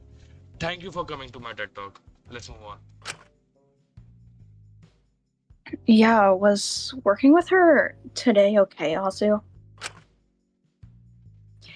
I got the preserving done, but it wasn't great. She keeps trying to connect with me over Taka. Keeps bringing him up, and I don't want to hear any of that from her, especially now when she's wearing that stupid earpiece he died over. I still don't get why she hasn't taken it off. She must be afraid. Lyra, you know how, in terms of, genuinely speaking, in terms of order of sensibility right now, from highest to lowest, right now, order of rationality. On the top, I think I'll put Ismini. On below Ismini, I'll put Lyra / Shinku. Then I'll put Zeke, and then I'll put Asuka. When it comes to Alora specifically, right? I feel like Ismini is the most grounded, and then we got people like Shinku and Lyra. Then we got Shinku, then we got Lyra, and then we got Zeke and Asuka. But again, I'm not saying that that's a morality scaling. Like the people on top, people that are more rational are more moral inherently than the others. Not what I'm saying. It differs depending on the case. That's hardly an excuse, though, is it? Her verdict means she has no one else. No wonder she's willing to stay stuck in her stupid fantasies. Reality has rejected her. But it's the weirdest thing ever. Sometimes she'd say things to me that sounded completely not like her. It was like she was trying to sound like Taka. It was just freaky. I don't want that. I don't want another Taka. I don't want only her to talk about him with. No one could be a replacement for him. I'm so literate. We are so educated. I couldn't use anyone as a replacement for him. Using others in that way is just gonna hurt them. Damn. Shinku, public call out for Shinku. Shinku Kuski. This shit is calling you out, by the way. You see my finger? Yeah, you. Whoop. Sarah's second finger has hit the laptop. Whoop. Okay, I'll stop. That's real weird. But she was trying to make an effort, wasn't she? I don't think she was doing it maliciously. I understand you're all upset at her, trust me. You've got more than enough reason to be. But that doesn't mean everything she's trying to do is malicious. If you never give her that chance, she'll never grow. She's clearly trying to help here. She's trying to gain everyone's trust and keep us all alive. If we constantly think the worst of her, we are never going to get it. Why are you always so quick to defend her? This is exactly like a prime. This is such a good showcase on why people don't speak out against injustices, right? Why, if they see something bad happening on the street, they don't go help. It's the bystander effect, but it's also partly this stuff like this, mob mentality, not herd mentality, but mob mentality. That's the more accurate wording, I guess. I'm not. I just think you're all being a bit too harsh here. If you go in thinking everything someone does is malicious, then you're going to see harm where there is none. Everything they do will seem awful to you no matter what it is. and that's going to cause tensions to build up here. If we just listen to her, I'm sure we'll stay safe. Just give her that chance. But why should we give her that second chance? It's not like she's the only one who can organize everyone and lead us. She's not the only one who can act as an authority on what to do to keep us alive for as long as possible. She just asserted herself back into that role because of the stupid warden motive. Yes, please. Sorry. No, Don't make that let you forget that she's no better than a stupid, immature child at the end of the day who's just making decisions on all of our behalves, just like she did before. Her making decisions on what's best is what got Taka killed. It's gonna get us all killed if we're not careful. Asuka, please, aren't you being... I'm not being unreasonable. If you give her too much leverage here, just get comfortable being told what to do, then eventually you're gonna let her make a decision that'll get someone seriously hurt. If you need someone to listen to follow that badly, then listen to me. I can guide us all there. I can help us make it all through this alive. Asuka's somewhat authoritative tone turns out she offered that extending a hand. Let me use my worthy verdict to get us all here. To help us all here. To make these circumstances something we can all go through together. Guys, remember what I said like in the past 2 streams, you know, I made like a theory when chapter 3 was beginning. What did you say?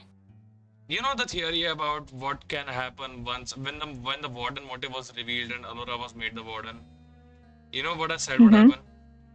Well, you're seeing it right now. Remember, right?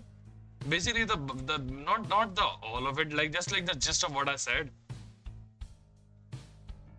I think so. Basically, I No. I said,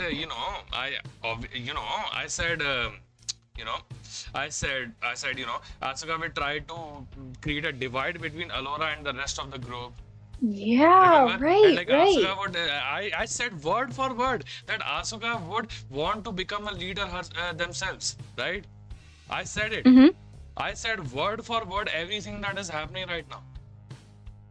I am so in tune with this game, it's not funny, by the way.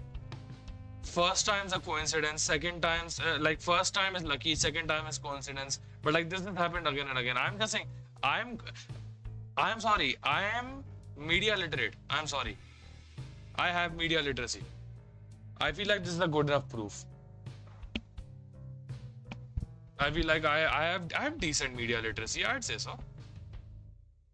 Let's go.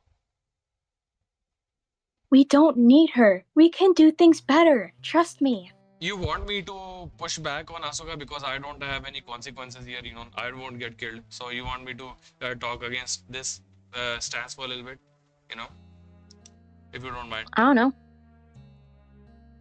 Okay, so, okay, well, let me ask you one thing, right? Just one question. Where do you think Asuka is making a fallacy here? Where do you think she's going wrong here in her argument, in their argument, I guess?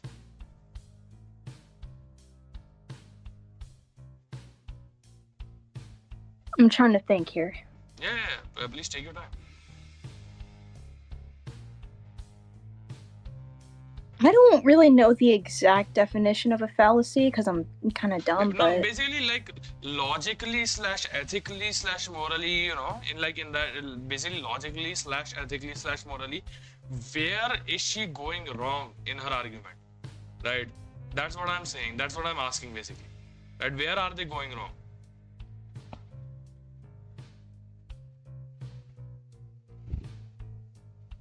There are multiple places, by the way. You can point out multiple things. You know, there's not just one specific sentence.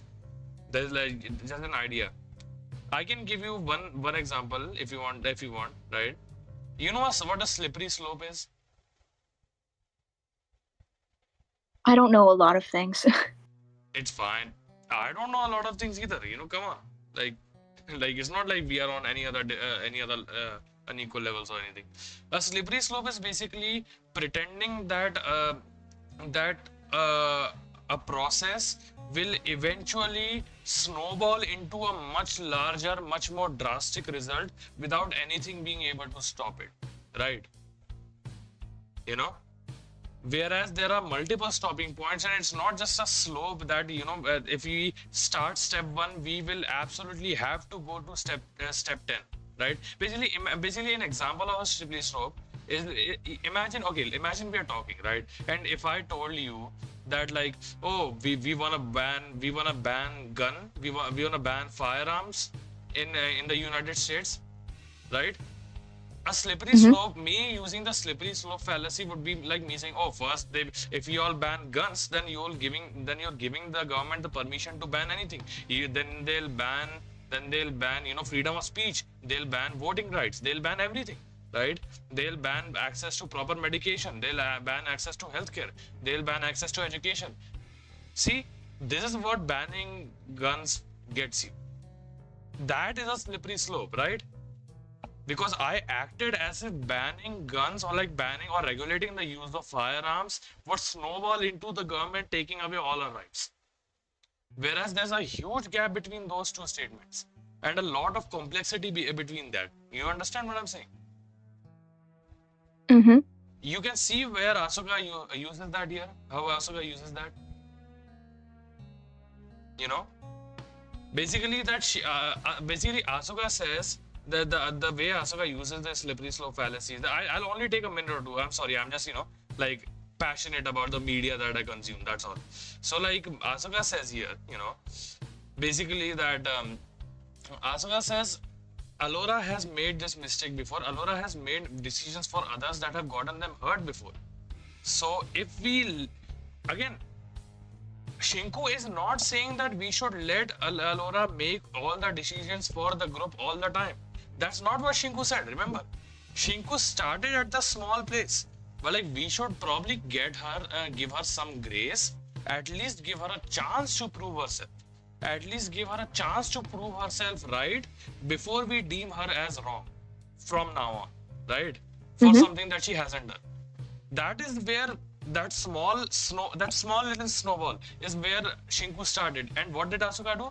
Oh yeah, we are gonna give her a chance, then she's gonna make more decisions for the group, then she's gonna take more control, she's gonna exploit her power. You know, it snowballed. It's a slippery slope. It snowballed down the slope, it got bigger and bigger, and eventually she's gonna get someone killed again, just like Taga. So then you remove all that process in the middle, all that opportunities and changes that could have happened in the middle, and you just make a direct connecting line. That means that if we give her a second chance, if we give her some grace, then directly means that someone will die. You know what I'm saying?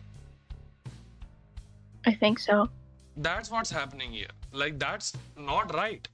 Just because the beginning exists and the end could exist, that doesn't mean that there are no other options in the middle.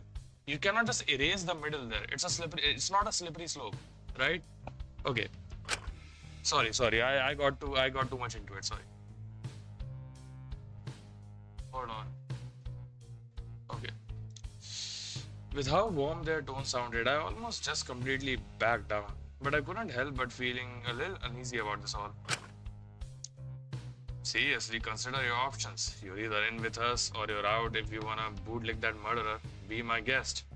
But I know who I'd rather listen to. Again, it's not a binary. It's not a black and white situation.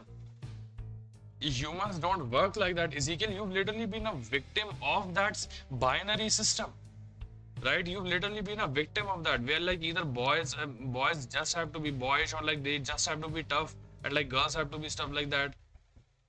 Why did you even like Mint, man? Sorry, I'm getting a bit frustrated here, but like, you know, it's like hypocritical. You understand what I'm saying, right? Mm-hmm. Enforcing this like, imagine, see, what, enforcing a binary for Asuka. Are we seeing the disconnect here? Mm-hmm. Alright. This feels a little too extreme. Let's just see how things go on for a bit longer. Alright. No one else had any major issues with her today, did they? Aside from the pairings, no. Yeah, I mean, Not anything outside from the usual bullshit yet, but what Asu brought up was a bit concerning. Just keep an eye on what she's doing. The pairs are on purpose. She's trying to divide us and strain the relationships we do have to keep us from uniting. Because she knows that if we all did come together, warden motive or not, we could find a way to usurp her authority easily. Exactly how I predicted, word for word, bar for bar. I said that Alora would get, if Alora would get the warden, that other people would be suspicious of her, using that power. I said that she would not use that power and still try to help. I said that even if Alora was given the warden's power, the one with the actual power of the people would end up being Asuka. I said that Asuka would want to encourage and fire the flames of this rebellion to create an us versus them mentality, whereas in reality it doesn't have to be us versus them, right? Sorry, I got carried away again. I'm so sorry. I'll shut up. So don't let her get to you, okay? Be wise about this. Asuka looked at me and his meaning in silence for a little bit. It felt a little intimidating, honestly. We stayed in silence for a little bit before Lara eventually spoke up. Is that everything? I'm getting a major headache from being on a lower dose paired with the smaller portions. There's nothing else big to discuss. I might just crash. Oh, yeah, you're free to go. Are you gonna be okay? I'll be good, don't you worry. Need help getting back to yourself? No thanks. See you all tomorrow. Who is outside? I'm sorry, who is outside? We are going in our rooms. We are going together anyways. Aren't our rooms in like the same hall? Alright. Lara left the meeting early. Oh, well, she left early. Okay, I misunderstood. Sorry, I misunderstood the scene. I thought they were ending the meeting. Sorry. I was a bit apprehensive about her working back alone when it was this dark, but I couldn't say I blamed her with how tense things had gone between me and Asuka earlier. I think it's good she's getting off that nonsense, but I do worry about Alora holding her withdrawal dosage over her. I don't think Dr. Alenius would follow through on doing that. It must have been an empty threat. You'd be surprised. When you've got someone's life in your hands, people find it very easy to abuse. Oh, yeah. Because at the end of the day, we all just want to be alive, no matter what. Even if we hate ourselves, most people just still want to keep going. And if there's one thing people love, especially if they got not much else going on, it's control. Yes, so. Thanks for letting us use your office again, Amelia. Sorry I don't have anything special to give you this time. It's crazy, isn't it like so ironic that the way Amelia described Alora is also is starting to describe Asuka more than Alora, slowly but surely. Yeah. Hmm. I feel like her bias is gonna play a bit of a part in this. Yeah. You cooked. I was about to say just that. We are making another prediction, and this one is all going to you. That is such a good idea. That Amelia's bias is going to play out against Alora, and this is such a good twist because when I'm with a motive like this, you always think oh yeah, the one that is the warden is going to have all the power, and the one that is the warden is going to make lives hell for everyone else. A regularly written fan would do something like that, but this is much more interesting in my opinion. Actually, I don't think Amelia's bias towards Asuka isn't going to just affect Alora. I think it's going to affect everyone. Yeah. Oh, that's good. Keep that shit in mind. Okay, you know what? I'll keep it in mind. Oh, did you read that? No, I didn't, but it's fine. My fault. For Christ's sake, it was just some marshmallow. Don't be so ridiculous. What did she say? Now I'm I curious. don't know. I'm so sorry. All you silly anti-ultimaters are like this. You fall in with a bad crowd, starve yourself to the point of death, and will still bite any well-meaning hands that will try to feed you. Man, everyone is affected by their own biases and agree and disagree on specific things. It's so interesting. I'd much rather fall in with people who don't have any resources but want to change than have to crash at an ultimate owned homeless shelter to go To suck up. Wait. That would be really falling in with a bad crowd. Your voice cut off at like ultimate owned homeless shelters. Can you please repeat? Oh shit. Whatever. Hold on, let me read. Right, to suck up and be a PR tool to boost some out of touch ultimate's ego. Now that would be really falling in with a bad crowd. Surely you could just go to one that's not owned by ultimates. I don't think you understand how uncommon those are these days. They made it so that we're reliant on you no matter what. I knew the government shut down most government-run welfare programs in favor of ultimates being expected to create and support their own a few years back. But that was meant to be a good thing, wasn't it? Ultimates were closer to regular people than out-of-touch government officials, so it was putting power back in the hands of those who knew what was needed. Surely it couldn't be that bad. It's why so many people fall into the anti-ultimate movement. Even if the food isn't as good as and a roof over your head isn't guaranteed, you don't have to suck up to anyone. Even if life was rougher with them than it ever was stuck at the hospital, I was happier. Because for the first time in my life, I finally had a sense of community. I guess sometimes it was even like having a family. Never mind. I don't know why I'm bothering to tell you any of this. It's not like you're gonna listen. You never do. If you're done here, get out. Right, of course. We'll see you tomorrow. Hopefully we'll have a little more energy then. This is not looking good. Yeah, sure. We stepped out of the office and lingered in the hallway for a moment, all trying to muster the energy to go back to our cells. But as we were standing outside the office, Asuka spoke up once more.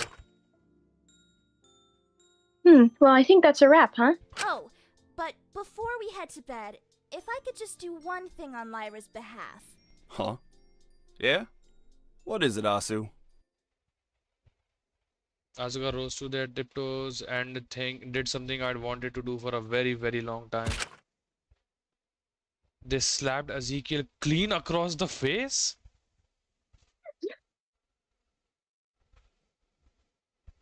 Oh nah. Oh nah. I'm removing all filters. I'm sorry. I'm removing all filters. Where's that saturation? There we go. I'm removing all filters. I'm sorry. What?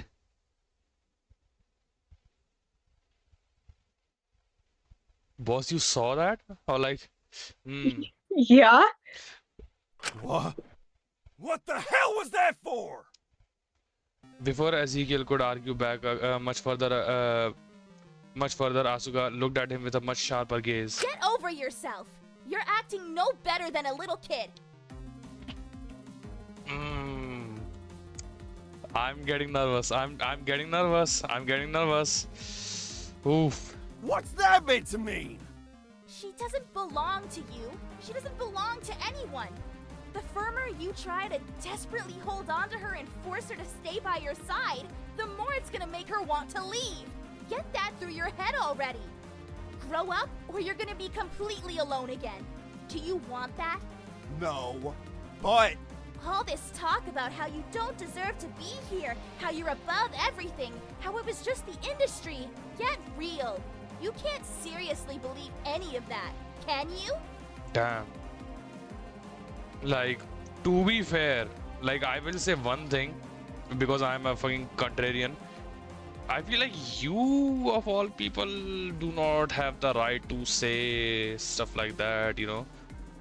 The criticism, but the criticism is valid. I will admit, the criticism is valid, right? We all agree, right? The criticism is valid, just the person that it's coming from is. But you know, we'll look past that. Let's see what happens now, and then I'll make any conclusions. I won't jump the gun here. Oh, I know you're not saying that. Well, I mean,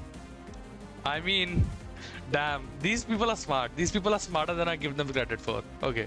Our situations are completely different. And if you can't see that, then you're completely hopeless. She is doing to him what he did to Ismini. Oh my god. That is so good. You just realized what happened, right? I think so. Basically, it's all about othering. You know what othering is? It's like Yeah. creating like a manufactured divide, like it's between the brother and the other, right? So Mhm. this is othering going on in multiple levels because it is so much complex. Okay, I need to gush about this for like a few minutes because just bear with me, bear with me. This is gonna sound so insane. This is gonna be so awful. I'm so sorry. In chapter 1, the brother and other method was used by Ismini to other the ones that got the corrupt verdict, right? Mhm. Even before that. First of all, the government made other the public by creating the group between ultimates and non-ultimates, right? That's where it actually began. Then the ultimates, then obviously the anti-ultimators also started, and like now they're in the killing game, and now here they're voting corrupt and worthy. Now Ismini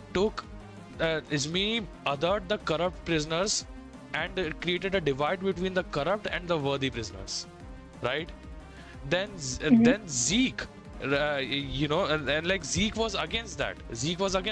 Before, but now Zeke created a divide between people like Ismini with the worthy verdict, and people like him with a worthy verdict, right? Creating another manufactured divide.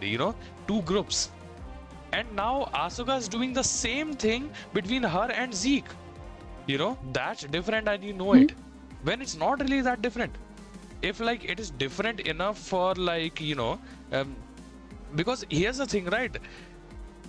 Asuka created a divide between Asuka put herself above Zeke, even though they're both worthy and like in a better situation morally than Ismini. Zeke othered himself and Asuka over Ismini, even though they both got worthy verdicts, right? Ismini put herself over everyone else, over people like Taka, right? Because even though everyone had committed crimes there, and everyone knew that people had committed crimes there. These manufactured differences and sides do not exist. If I'm just ripping the band-aid off right now, these sides do not exist. We create these sides. These sides between Asuka versus Ezekiel, they are different and we know it. Ezekiel versus Ismini, they are different and we know it, right? Like Ismini and Takiko, for example, Ismini and Taka, right? They are different and we know it. No, it's not that different, because here's the kicker. Here's the final thing I want to say. If y'all believe this stuff so hard, what about Lyra? Lyra is still addicted to a high degree. Lyra is still not, redeemed. Lyra was deemed corrupt. What about that? What about her? Right? Y'all are fighting over a person that was deemed corrupt and using justifying your morality by saying that you were voted worthy. Make it make sense. I'm sorry, that probably was like incomprehensible to you. Like, because it did not make any sense. Sorry. No, it's fine. Nothing makes sense to me. I just want to I'll just give you like a 1 minute, like 30-second rundown of what I actually meant, right? Basically, it's parallels. It's story parallels. What Asuka is doing to Zeke by creating this manufactured divide, or like I understood that. Yeah, you understood that part, right? And with like basically the hypocrisy in this is because see how ironic this is. Asuka and Zeke both are worthy criminals, both are worthy prisoners. They are fighting over each other while disregarding Ismini's worthy verdict and fighting over Lyra, who is deemed. Oh, hold on. Ah, shit. Okay. We are good. So they are justifying their morality with their worthy verdict, while they are fighting for Lyra, who is corrupt. So by their definition, by their standards, Lyra should not get any sympathy, because Alora was also deemed corrupt. You understand what I'm saying? Yeah, I'm It's understanding now. inherently hypocritical, is what I'm saying. It's double standards. They're treating Lyra to a much safer standard than they're treating Alora, and they're treating Ismini to a much worse standard than they're treating Zeke and stuff like that, right? That's what I'm saying. Okay, let's continue. I'm so sorry. I'm so sorry. It doesn't matter how thick your sunglasses are, they won't protect you from how blinding your ego is. Again, I know you're not talking. Taka could realize how silly everything was, blaming everything on the industry he was in, and he was better for it. So you can too. I'm not wasting time skipping around it and letting you keep going like this. I'm telling you as it is. And until you acknowledge that you're going to look no better than a little kid throwing a tantrum. Yeah? That's no one's problem but my own. No, because you're making it everyone's problem. And I care about you. Lyra cares about you too. She wants you to do better. I want you to do better. So, please, do better.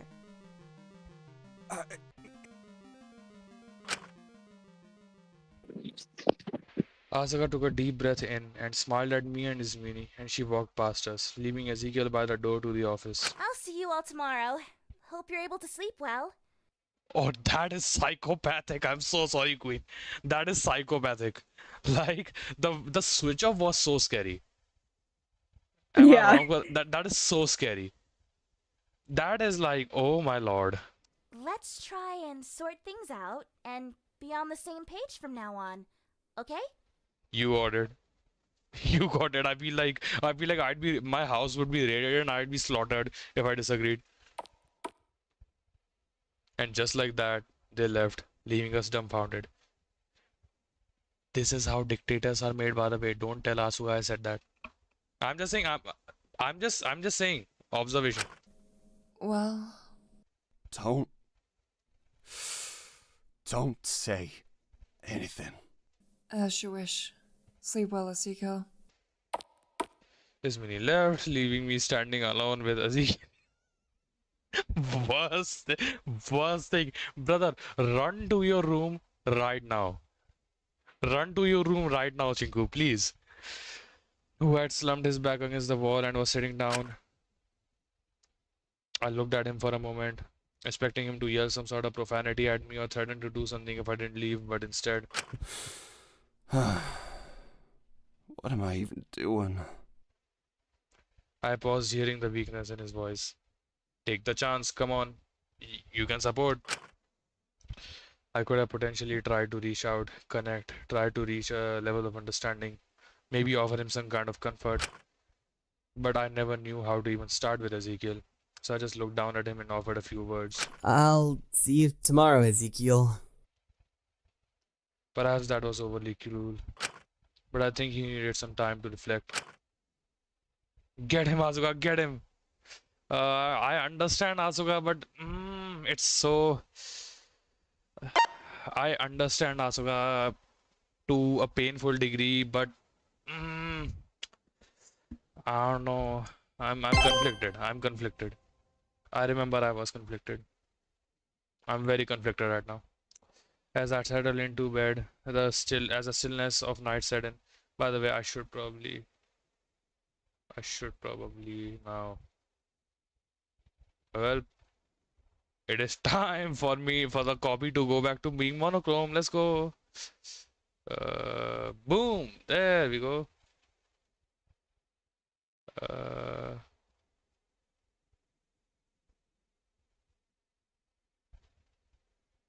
Yeah, like that.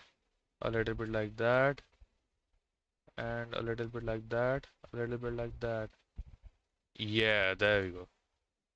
There we go. Okay. Whew.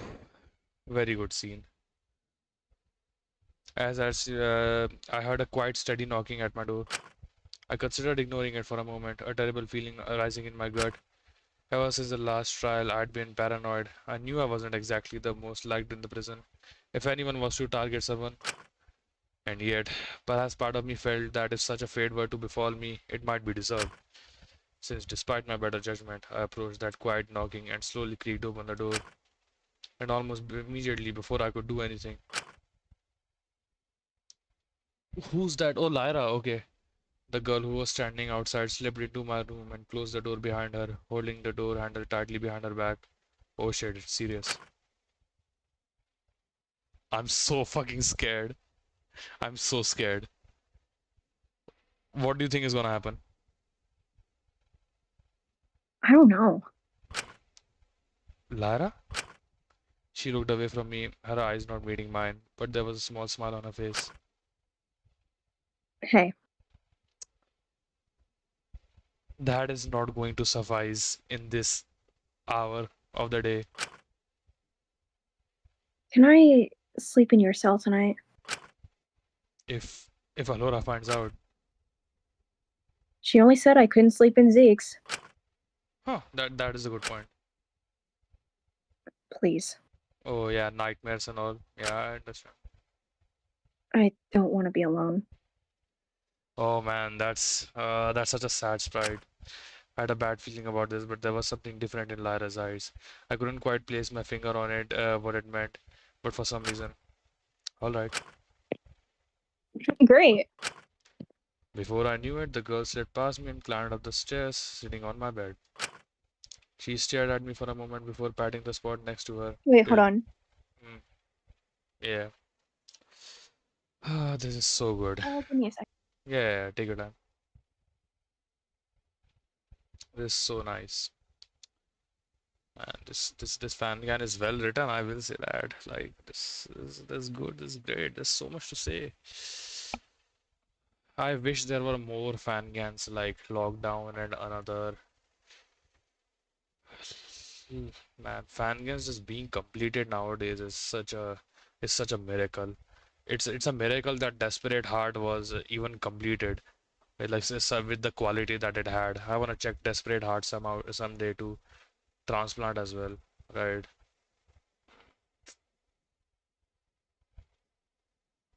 We'll see.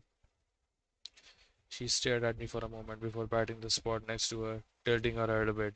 Girl, respectfully, I think the only objectively correct answer is to not say yes because like respectfully, if this happened to me, I'm like I won't. I'll sleep on the floor. I'll sleep on the sofa. I'll sleep on the chair or something.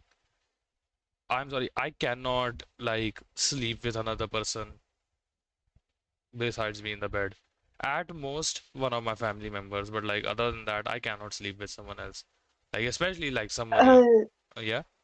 uh, sorry, my dad just brought home food. I'm gonna get water like really quick as I can, and then I'll come back. It's all good. You know what? I should get water as well. So you know what? We'll be right back. Yeah, yeah. Actually, we'll be back. Yeah, we'll be back in like 5 minutes tops, y'all. Thank you for waiting so much. Thank you so very much. We'll see you soon.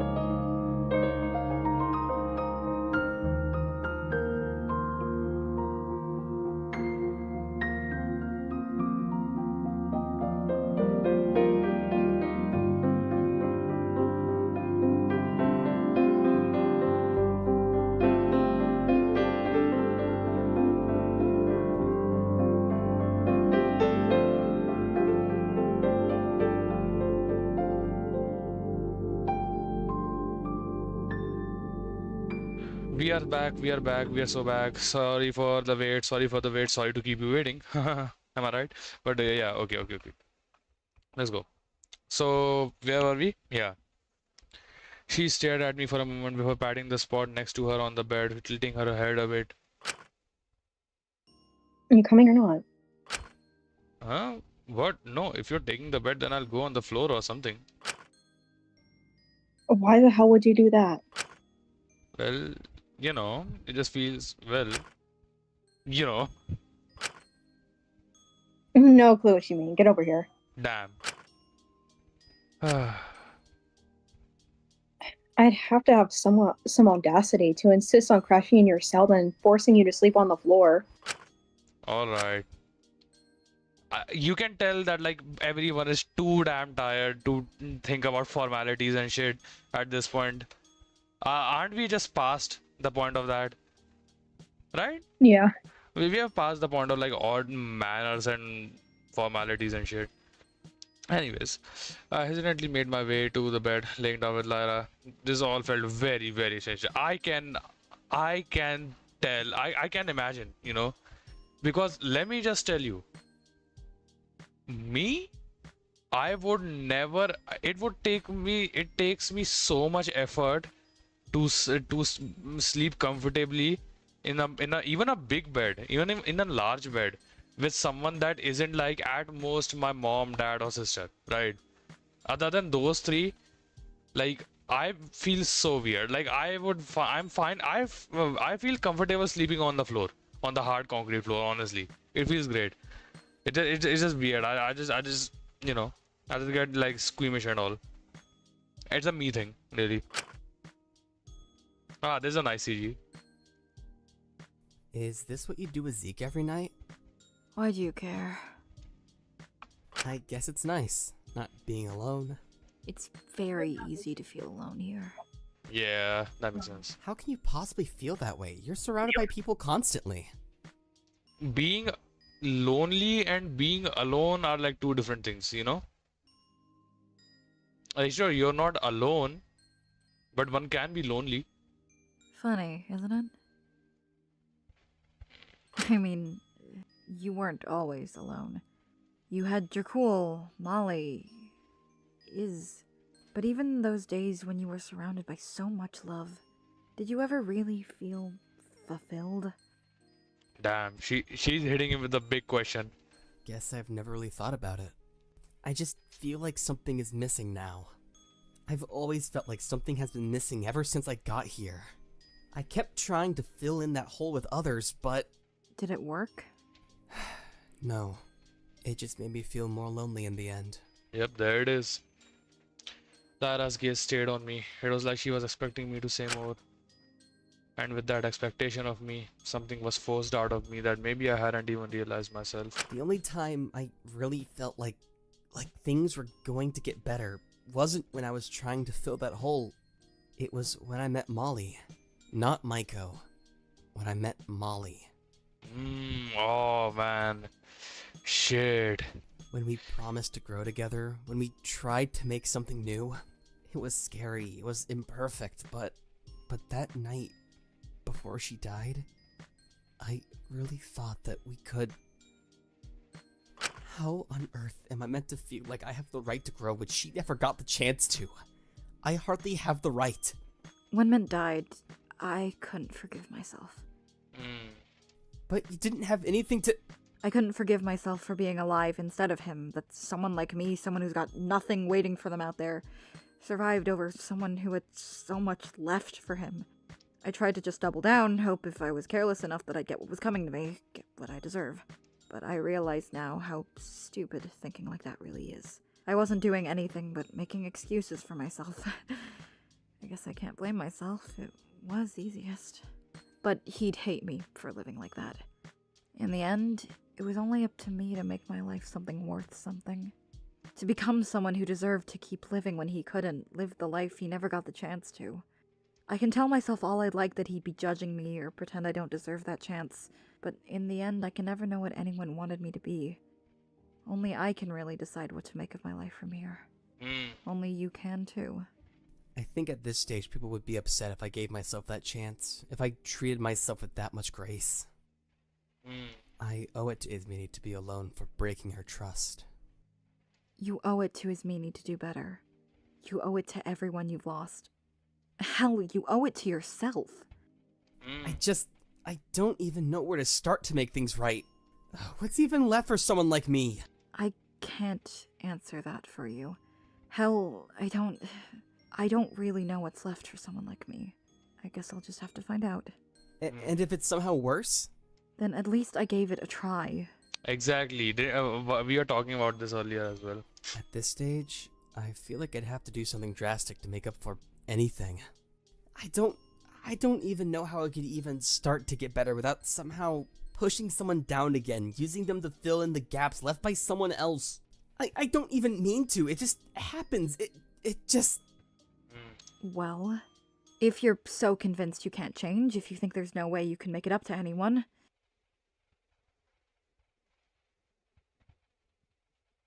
then kill me.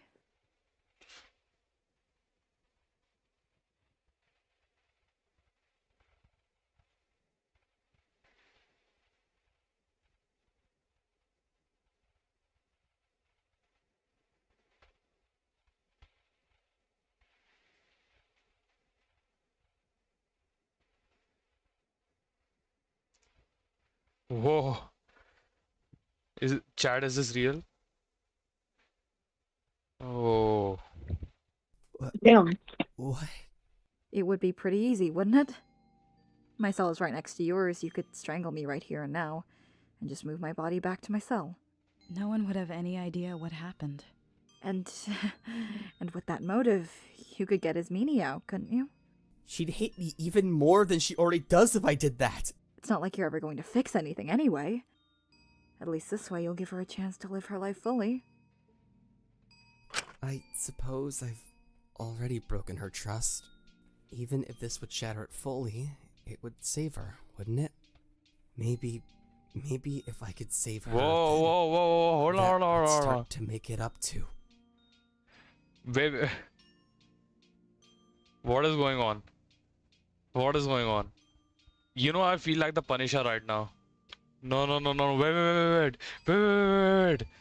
Let me tell you something. Wait. Let me tell you something. You know, that's how I feel right now. Let me tell you all something, please. Well,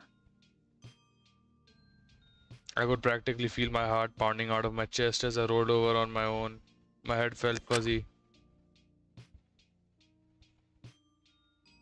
Don't do this, man. Don't do this. Don't. No, come on. What is YouTube doing again, man? Oh my fucking god. Hold on. Just give me 2 minutes. Refresh. Streaming software connected. Are we serious? YouTube is not open studio. Just give me 2 minutes. Like it seems like there's like an error or something. What is happening? To maintain smooth streaming as such, viewers will experience buffering. Oh, okay. Oh, it's just buffering. Okay. Before I knew it, I was looking down at Lyra below me. I need... Oh shit. Oh, hold on. I should turn off my camera. Sorry, like someone came in my room, you know. So like I think I'll have to turn my camera off for now. I hope it's not a problem. Okay. She looked so small like this, and yet... Is this a dream? This is a dream, right? Boss? I don't know. I'm so fucking scared. Despite the resignation at her expression, there was something terrifyingly defiant in her eyes as her sharp gaze met mine. It felt twisted, really, like I was a predator, a fox, shaking as it looked down at the eyes of its prey, stronger than I could ever be. Noticing my hesitation, she spoke to me. Is this your first time? How could you be so calm? I guess I assumed you'd have experience, but you're so shaky. Anyone would be. You've done it before, haven't you? I can see it in your eyes. I'm not the first, am I? That's not just fear. That's guilt, isn't it? I did it once before, in a way. With who? Molly. I smothered her just as much as Takiko did. All that coddling. You all did that not have to thinking say I that. knew Yeah, better yeah, than her. yeah, Maybe if I Did not have to say that, Yeah, you're right. You're so right. Smothering, am I right? I'm so sorry. I'm so sorry. If I'd let her take those steps sooner, she'd have been honest earlier. She'd have admitted it earlier. She'd have a chance to explain why a chance to stop that resentment from building. I just thought I knew best. But in the end, I'm part of why she's dead now. I deserve this pain I'm feeling now. I feel so much guilt. Not even just with Molly, but also with...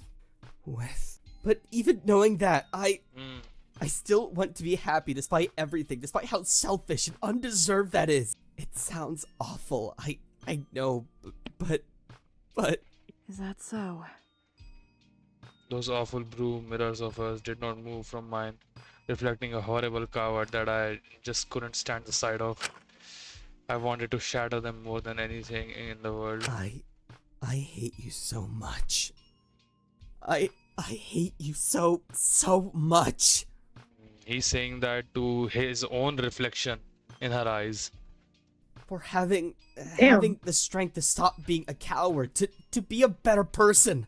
Yeah, I know that he's saying this right now to Lyra, and like in a fit of, because he's like clearly manic and all.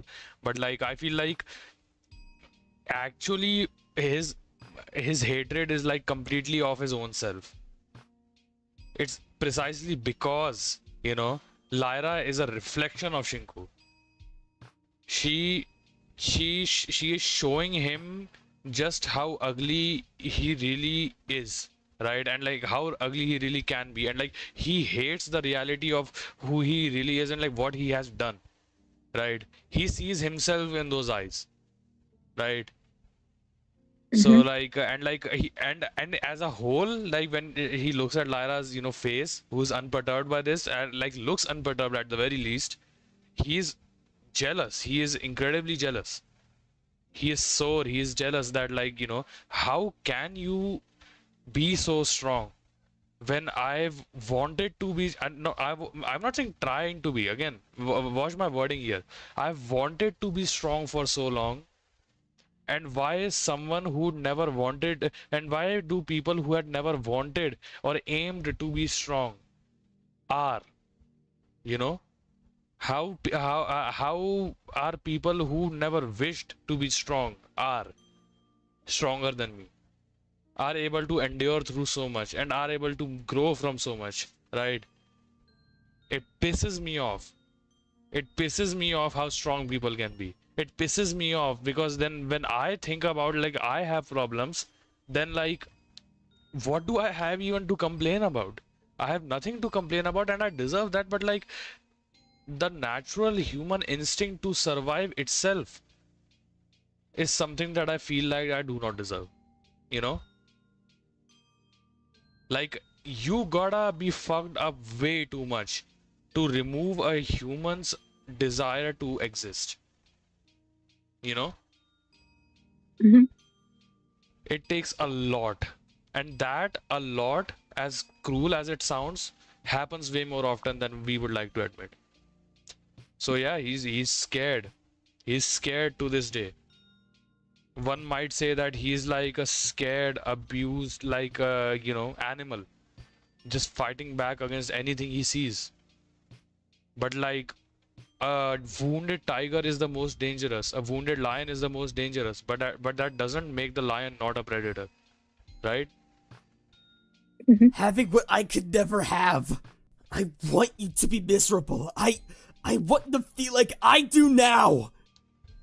Man, the voice actor is killing it, by the way. Can we just say that? Can we just appreciate that for a I little bit? know. Holy Like, oh shit, my gosh. the vitriol in his voice is insane. What am I doing? What am I saying? What am I cannot do it. I could never be a voice actor, y'all. I'm sorry. Do you think she felt like that too? As she said that, all of that sense that I'd lost suddenly snapped back into place. I quickly moved my hands away from her neck, staring at them in disbelief. What am I?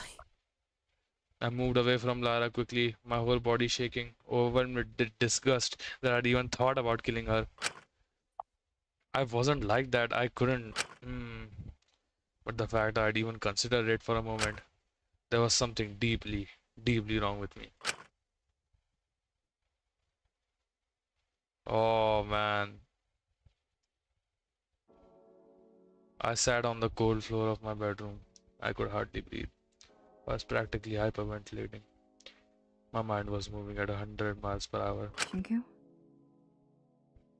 I looked up at her. She looked just as calm as ever. I had a million things I wanted to say, but the only thing that came out was, Please kill me.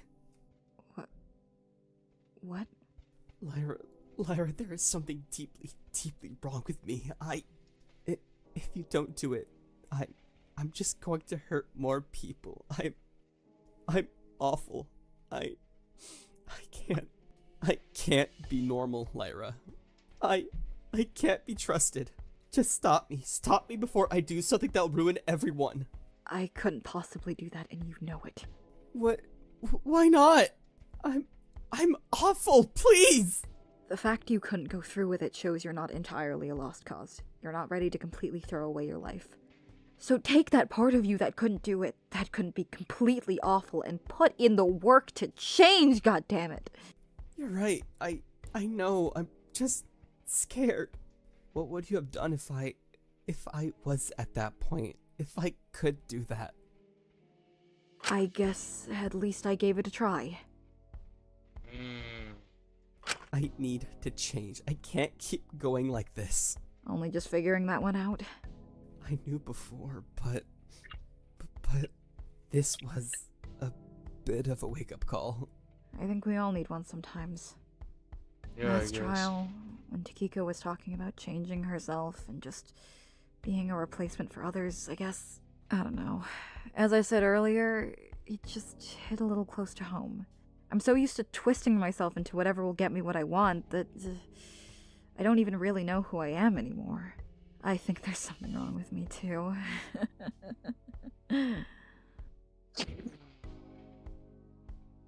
Shit gets real sometimes, I guess. I hate that that's the only thing I have to say for now.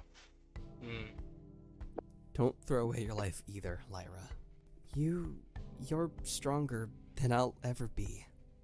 You couldn't even think about hurting me either, even when I was begging you. Why is that? Why are you being so patient with me? No one in this prison would blame you if you hurt me. You could have gotten yourself and Zeke out. Why are you giving me so much grace here? I don't know. I guess I just wish that's what I got back in the day. Oh, that hits. That hits. Oh man, that hits. Lyra, why on earth do you act the way you do? Act like some careless, irredeemable egoist when clearly you're not. When clearly you are a good person. There are clearly good parts to you. Both those things can be true, you know?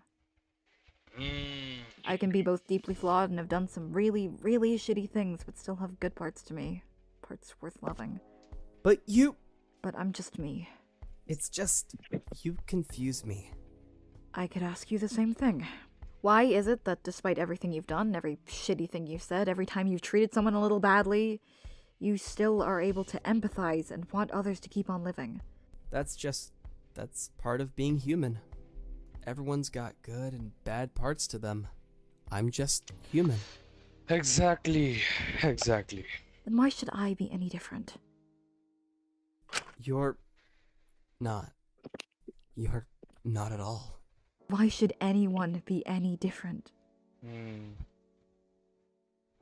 Oh god. I've been so stupid.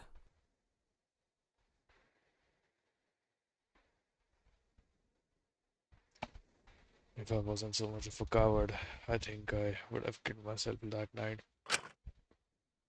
This whole time, I'd been so selective about grace, about seeing people in black and white when really we're all deeply flawed creatures, all deeply drenched in the grey.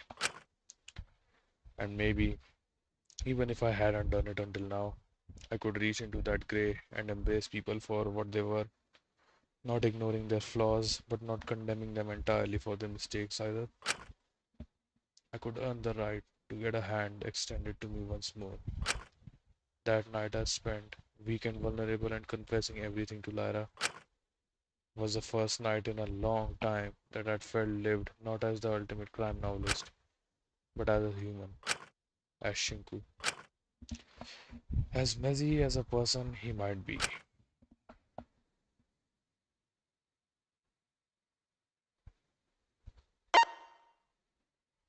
Anything to say? What can I say? What should I say? That's a very good question. That's a very good question. You've always been good at asking questions, I guess. Yeah. That did not come. I did not intend that to come off as goofily as it did, but like, yeah. So, we agree that top 5 scenes in the entire game, right? Yeah.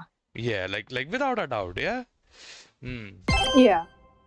They upped their game. They upped their game. Oh man.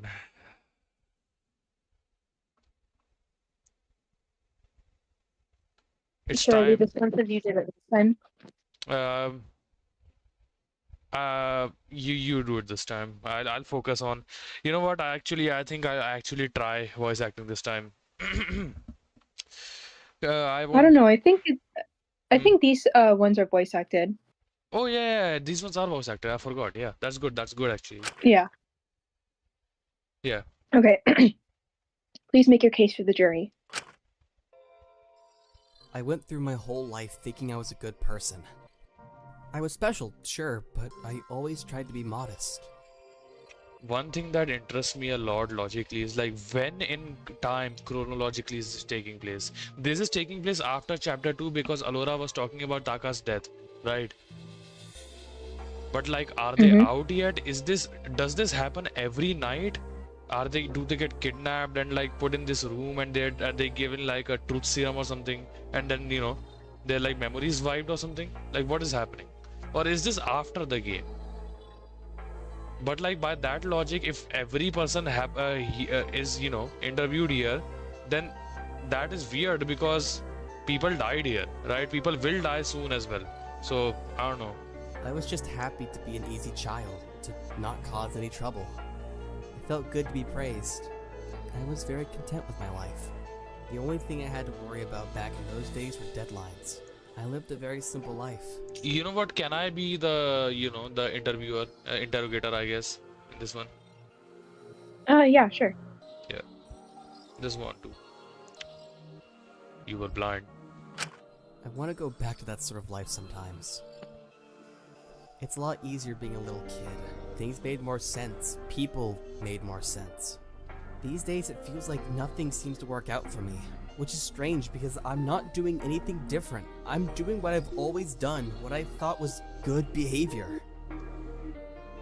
Because you needed to grow. I did. I became an adult. I think I'm fairly well adjusted. You not moved out. My parents wanted to support me. They didn't want me to suffer. So maybe that's why suffering so much now hits so much harder. How narrow-minded. Maybe everyone feels this much pain. I don't know. It's always hard to tell. Everyone's so different. But everything just piles up on me all at once, and I don't know what to do about it. Perhaps that's why I sympathize so much with Dr. Elenius or Asuga. Sometimes I just want to take the easiest option that'll save me from as much pain as possible. no matter the consequences. That's why I burnt the pin. I was scared. I didn't want to face my truth. I didn't want to get in trouble. You were running. No, I was just doing what everyone else would do. Because this is the weird part, right? Because if this is after just tonight, then Shinku would not deny that, right? That he was running, right? Like, he obviously wouldn't. But like, if this was before, then that doesn't make sense, because this was happened after chapter 2, you know? Like, it doesn't make sense. When did this take place? You were running. Fine, maybe I was. Everyone would. No one would want to have to face that. I just wanted to keep on living. You couldn't face reality. Of course I couldn't. It was awful. You don't have any idea how guilty I felt about it for weeks now. How could anyone even keep breathing, living, functioning with that on their back? It was impossible for me to keep going if I just kept thinking about it. You're hiding. I did what I had to keep living, to not just rot away and die. Maybe Dracul and Molly had the right idea all along. What's so wrong about running away from a reality as painful as this? You know. I don't care where it leads me. I'd rather be comfortable for a little bit and then dragged down to hell than have to face that pain every day. I just wanted things to be easier again, simpler again. I wanted my old life back. Why can't everything be as simple as that? Why can't people be simple? I don't want to have to think I wanted love. I just wanted to be cared about. You crave love. You crave validation. You crave warmth. Is that such a bad thing? It's just human to not want to be alone. Because you cannot give those things to yourself. Because there's nothing in me to love. There's nothing good about me. If you hate yourself, you cannot love. But I want to be told I'm worth something, that I did the best I can. If you hate yourself, you cannot trust others. Why not? Why can't it just be easy? How am I meant to care about myself? No one else could even stand to be around me. You cannot trust them not to leave. Because they always do! No matter what I do, no matter what I say, no matter how I act, I just lose people. If they don't die or betray me in some way, they just end up leaving me down the line. I'm the reason for everything that happened to Akari. Mint dropped dead. Dracul murdered him. Despite having people here for him in the prison, he still murdered him. Molly was going to do better. We were going to become better people together, but she was taken from me before I got the chance. No matter what I try with Ismini, I've completely ruined things with her, and she can't even look me in the eyes these days. And if Ichi doesn't already secretly hate me, there's no way he'll look at me the same after my crime comes out. I'm completely alone no matter what. So what's even the point of trying if I'm just going to get hurt in the end? Because you think there's nothing about you worth staying for. I don't know what's wrong with me. How can I expect others to understand me, to connect with me, to find something worth anything in me? I can't even understand myself. That's so good. That's so good. Definitely gotta talk about that. Definitely gotta talk about that.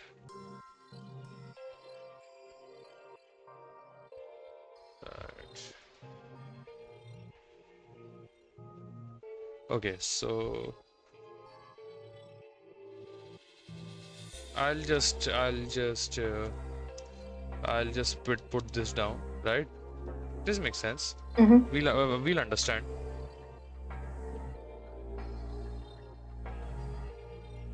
That's such a good point. That's such a good line. You know, I can't even understand myself. But I keep searching for it every time. Someone to fill in the gaps. Easy validation as a band-aid solution so I can convince myself I wasn't so bad. But I'm a fool in the end. Because now everyone's left. Now there's no one to do that for me. I'm miserable. I hate myself. Other people can't give you happiness. I just want to be happy. These CG artists and voice actors had bills to pay, man. I swear to God. Yeah, and hold on, I'm gonna say something. You know what that CG reminds me of? Yeah, what? It reminds me of one of Takiko's sprites that like Oh, before she got executed. yeah. I know. Yeah. It's almost like exact, almost, right? It's like very similar. Yeah. Oh shit, you're so right. Damn. Damn. You have to find it yourself.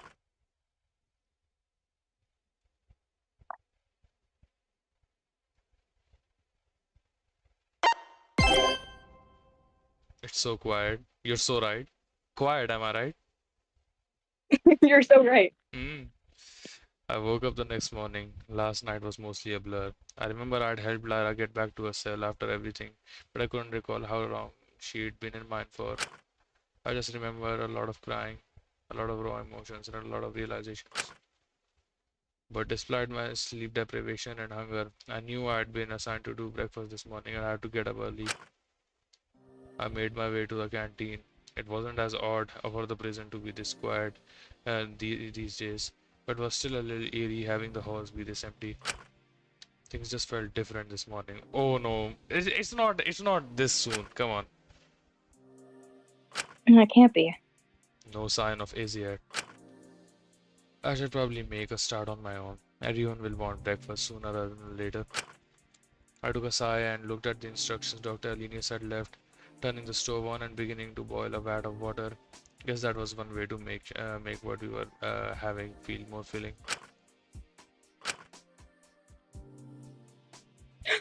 Wait, Yeah. do you see the reflections in the water? I don't actually. What is that? Oh, wait, is I is can. that, huh? Yeah, I can see that a little bit. Who is, oh wait, that's shit. Taka and like Molly, right? During the cooking CG. Yeah, the cooking CG. Yeah, I saw that. Oh my god, bruh. Ah, mmm. There. Mmm. I knew I should be preparing the ingredients, but standing there watching the water boil was oddly engrossing. It also reminded me of the last time I properly cooked. Back then, there was so much noise and life surrounding me. Compared to this quiet, cold morning, I missed it. How much color life had then. How loud life was then. But I suppose the peace and quiet was more conducive for reflection. For that, I should be grateful. But the vibe of the overall tone of chapter 3 is completely different from chapter 2. Yeah. Like, I'm going to say something extremely crazy, so forgive me for this, but like, I don't know if it will make sense to anyone but me. But like, if this was the tone of chapter 2, I feel like Takiko would not have killed. But like, I don't know what that means. I don't know what I'm saying. But like, I genuinely feel that for some reason. You know how you know something, but you cannot explain why, right? It's like that kind of situation. You know what? Let me try to explain actually. Chapter 1 was just a typical chapter 1. We'll get through this together. No one will die. Someone dies, right? That's like a pretty typical standard chapter, I'll say. Even though it was pretty good. Chapter 2 was all about recovery, right? All about recovering from the first loss, right? So people started recovering, they started to grow desperate and like make connections in like, naive ways, in like make like very childishly simple connections, while ignoring the reality, like, and escapism. It was practically escapism, right? That is what resulted, like, I'm obviously oversimplifying it a lot here. A lot more could be analyzed there, but like, the part of it is like that. Part of that is what resulted in like Takiko being neglected while like Molly being coddled, for example, right? Because we did not want the same thing to happen again. We were so scared of that we swung back in the other way of being too jolly and being like too comfortable, right? And like being too willing to, support each other in case someone had like thoughts of doing anything rash. But like now, I feel like the theme of chapter 3 has a lot to do with introspection. I'm not saying introspection is the only thing going on, but like change and introspection is the theme of chapter 3 for one of them at least, right? And I feel like if that was the tone of chapter 2, then I don't feel like Takiko would have killed.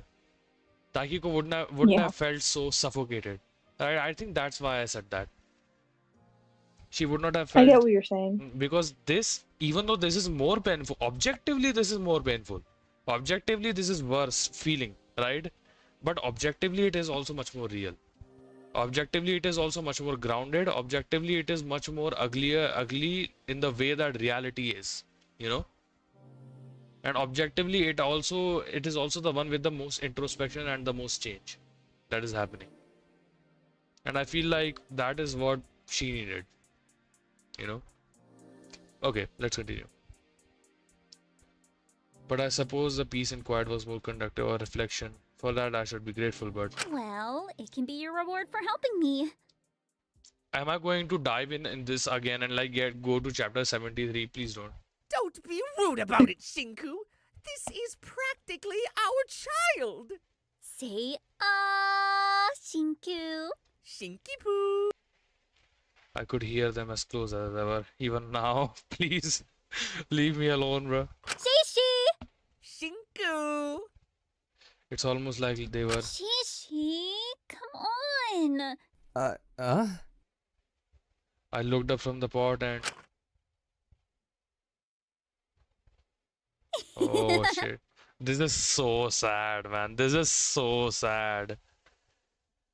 Like, I feel so bad at this point. Come on. Quickly, Shinky Poo. Huh? Come on. Don't get left behind, silly. Keep up. They'd already run past me, giggling and full of life, rushing past before I even got an opportunity to stop them. It would be pretty embarrassing to lose a tag. You've got this. We'll see you on the other side, Shinku. They continued running into the inky darkness. I wasn't certain from what, but I got my answer when I turned around and saw her there. Oh shit. Tag and you're it. Damn. I got God. This was, every time it is too quiet, it is not because there's no one there. It is too quiet because it's chapter 73. Chapter 73 jump scare, I swear to God. Chapter 73 jump scare. Boom. I should start running and quick. Oh shit, where am I? Sunyan, where am I? Run where?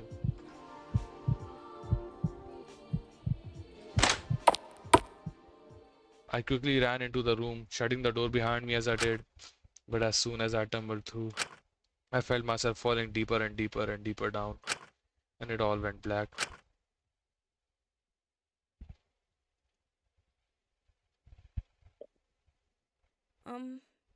Hey, Shinku, can we talk?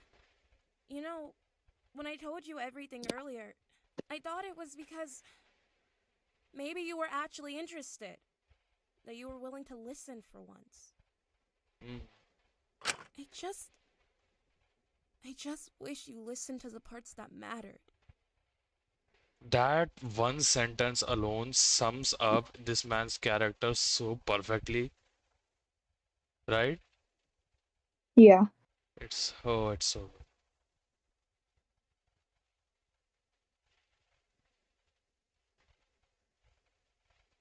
I felt something warm, something comforting. A hand on my cheek, thin tendrils smothering my skin. For a moment, I felt like I could stay there forever. The previous adrenaline from the game had gone. I felt at peace. I felt I was somewhere far quieter, and yet, when I opened my eyes to the tranquility, I was met with a surprise.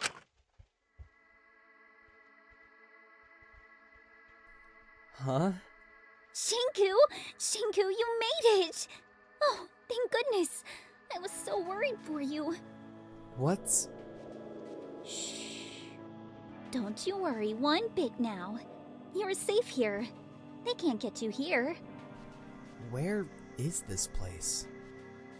You're so silly. This place is more than you could ever know. This is the Oh, deepest shit. part of your mind. The part you're not even aware of. The place before conscious thought. If your cerebellum is the part of your brain that dictates your actions and movements, then this is the space before it. The space that drives it. Your antebellum. Oh. Oh. Ah.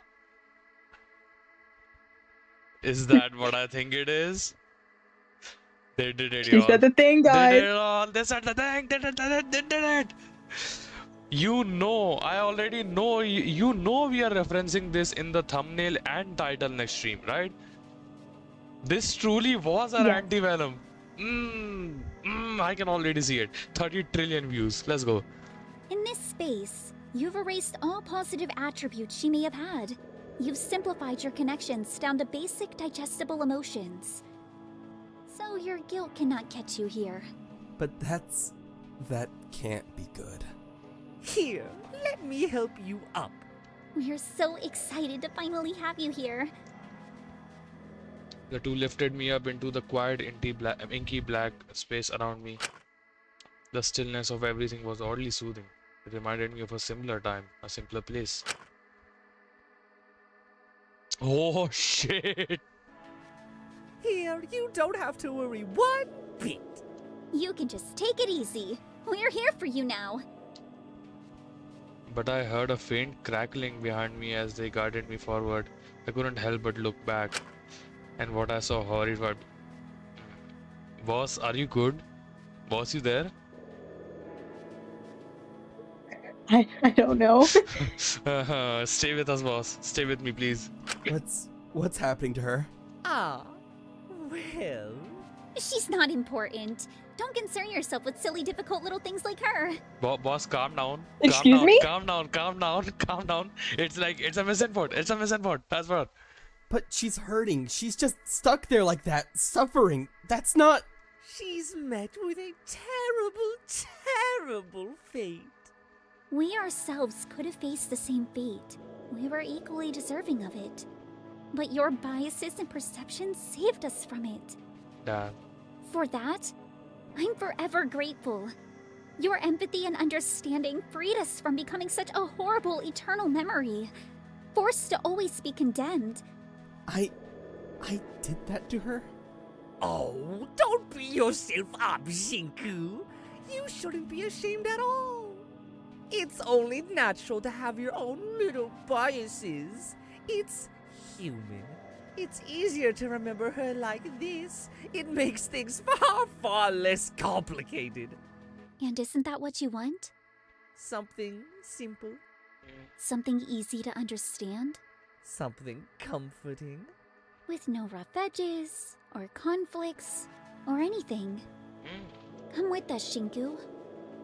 Let's rest. No! I can't just leave her like this. She's hurting. Despite the tempting comfort and warmth of the quiet simplicity, I found myself breaking free of their grasp and running towards the horrible noise of her burning.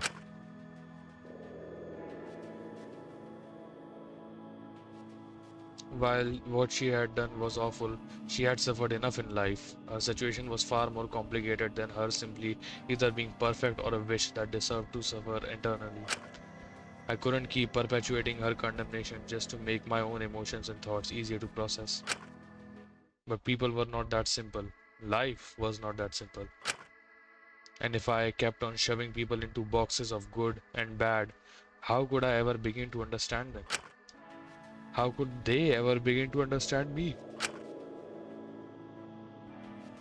How could we ever stop feeling this terrible loneliness? I'm sorry. You don't deserve all this. So even if it's far too late, let me free you now. Let me at least do that for you. I reached my hand through the flames, wincing at the pain of it all. But I endured and pushed through, ripping off the ropes that bound her and pulling her out of the blazing fire. freeing her from the fate I'd condemned Takiko to in my mind. And as I did, the awful, terrible, eternal fate I'd condemned her to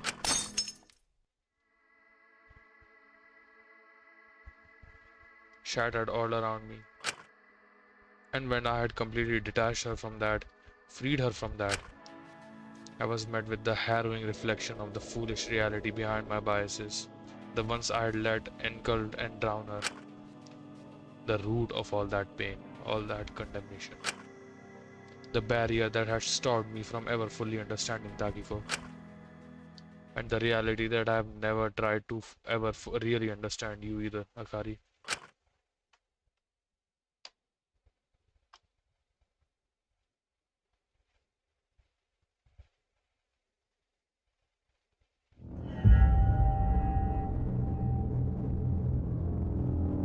Voice obtained.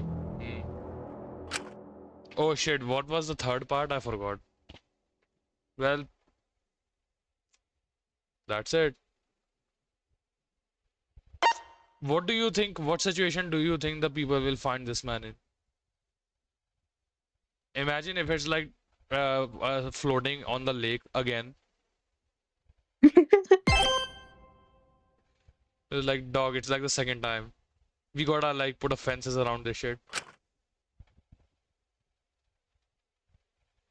Oh, hold on.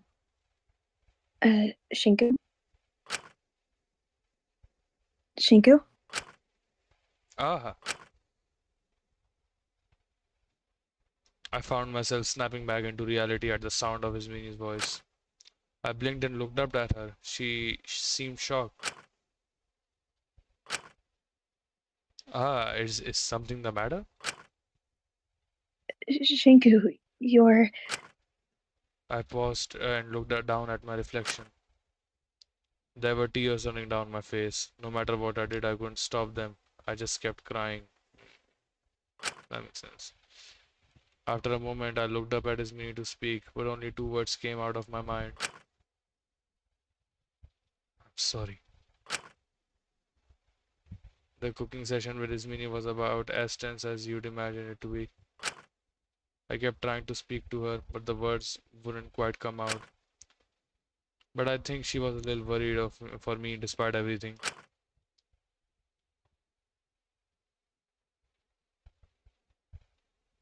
Why does Shinku just zone out like that? Is he stupid? Yeah, guys. Why does that happen, you know?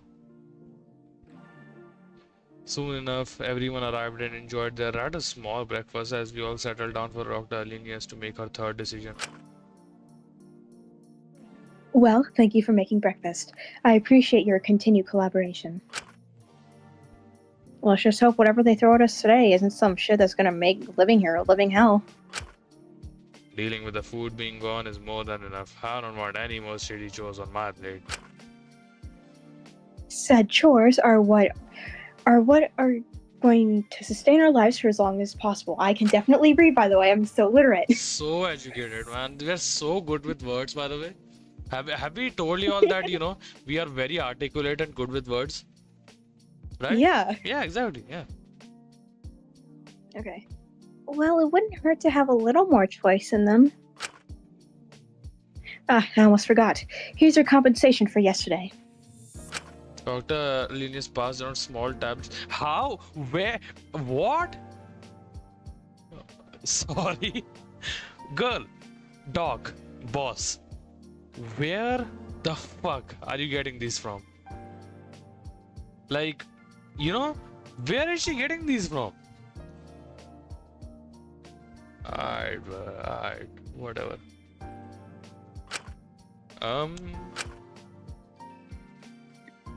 Iron tablets.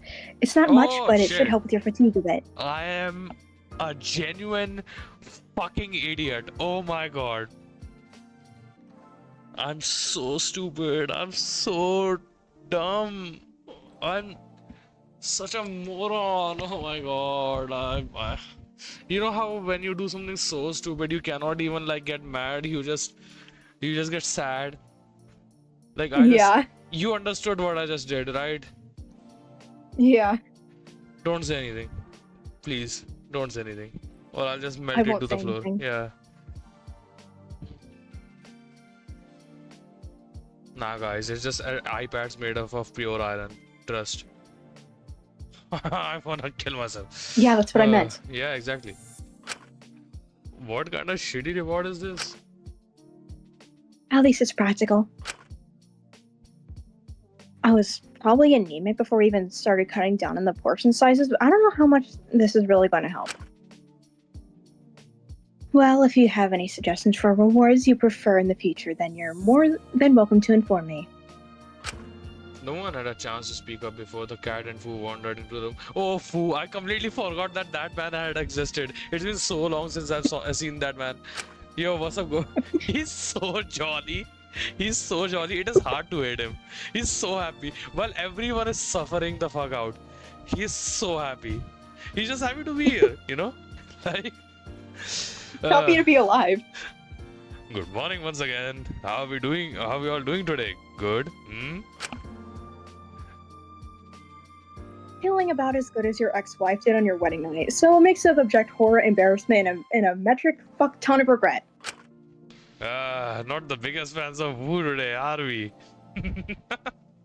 Nah, we are, don't worry. The fuck do you think? Well, like me or not, you're stuck with this charming, timeless face for the rest of his stay here. I don't know, man. Okay, Unk. We're pushing 50, by the way, this man. I'm just saying. No, he's 35. Oh shit, it's pushing 40. Sorry. My bad. Pushing 40. He looks No, like... I get it. You know, can you blame me? No, I literally think the same thing. I literally, before I even learned his age, I was like, that man's at least like in his mid 40s or like, older yeah, 40s. Exactly, right? Like, I genuinely, you cannot blame, no one can blame me for like thinking this man was pushing 50s, even after learning his age. Come on. Right? Okay. You're so right. 50s, am I right? You're so right. So stupid. Stop. Okay, I'll stop. Okay. No need to keep piling on the conditions. That alone is enough for a motive. Guess you're right. Evil have killed for less. Right, Alora? Shit. I love Alora's, like, distressed sprites. She is so, like, you know the word flabbergasted, like, completely encapsulates that expression perfectly. Just tell us what the options are today. Take that earpiece out. We have not forgotten the fact that that earpiece is still on that ear. Very well. So quick to get down to business. I love it. So detached. Today, you've got two wonderful options until the next murder. You can either choose to completely shut off the laundry room. That was like a stink noise. Whatever. Don't worry about it. Or to completely shut off the shower blocks. Be on that Taka timing. Chapter 1 Taka timing. I swear to God. Well, that's an easy decision, ain't it? Like, sure, it sucks not having clean clothes, but like, if we shut off the shower block, then where are we all gonna go? It seems simple on paper, but shutting off the washing room means shutting off the incinerator, doesn't it? Wouldn't that be a good thing? Less places to discard evidence at the way. Man!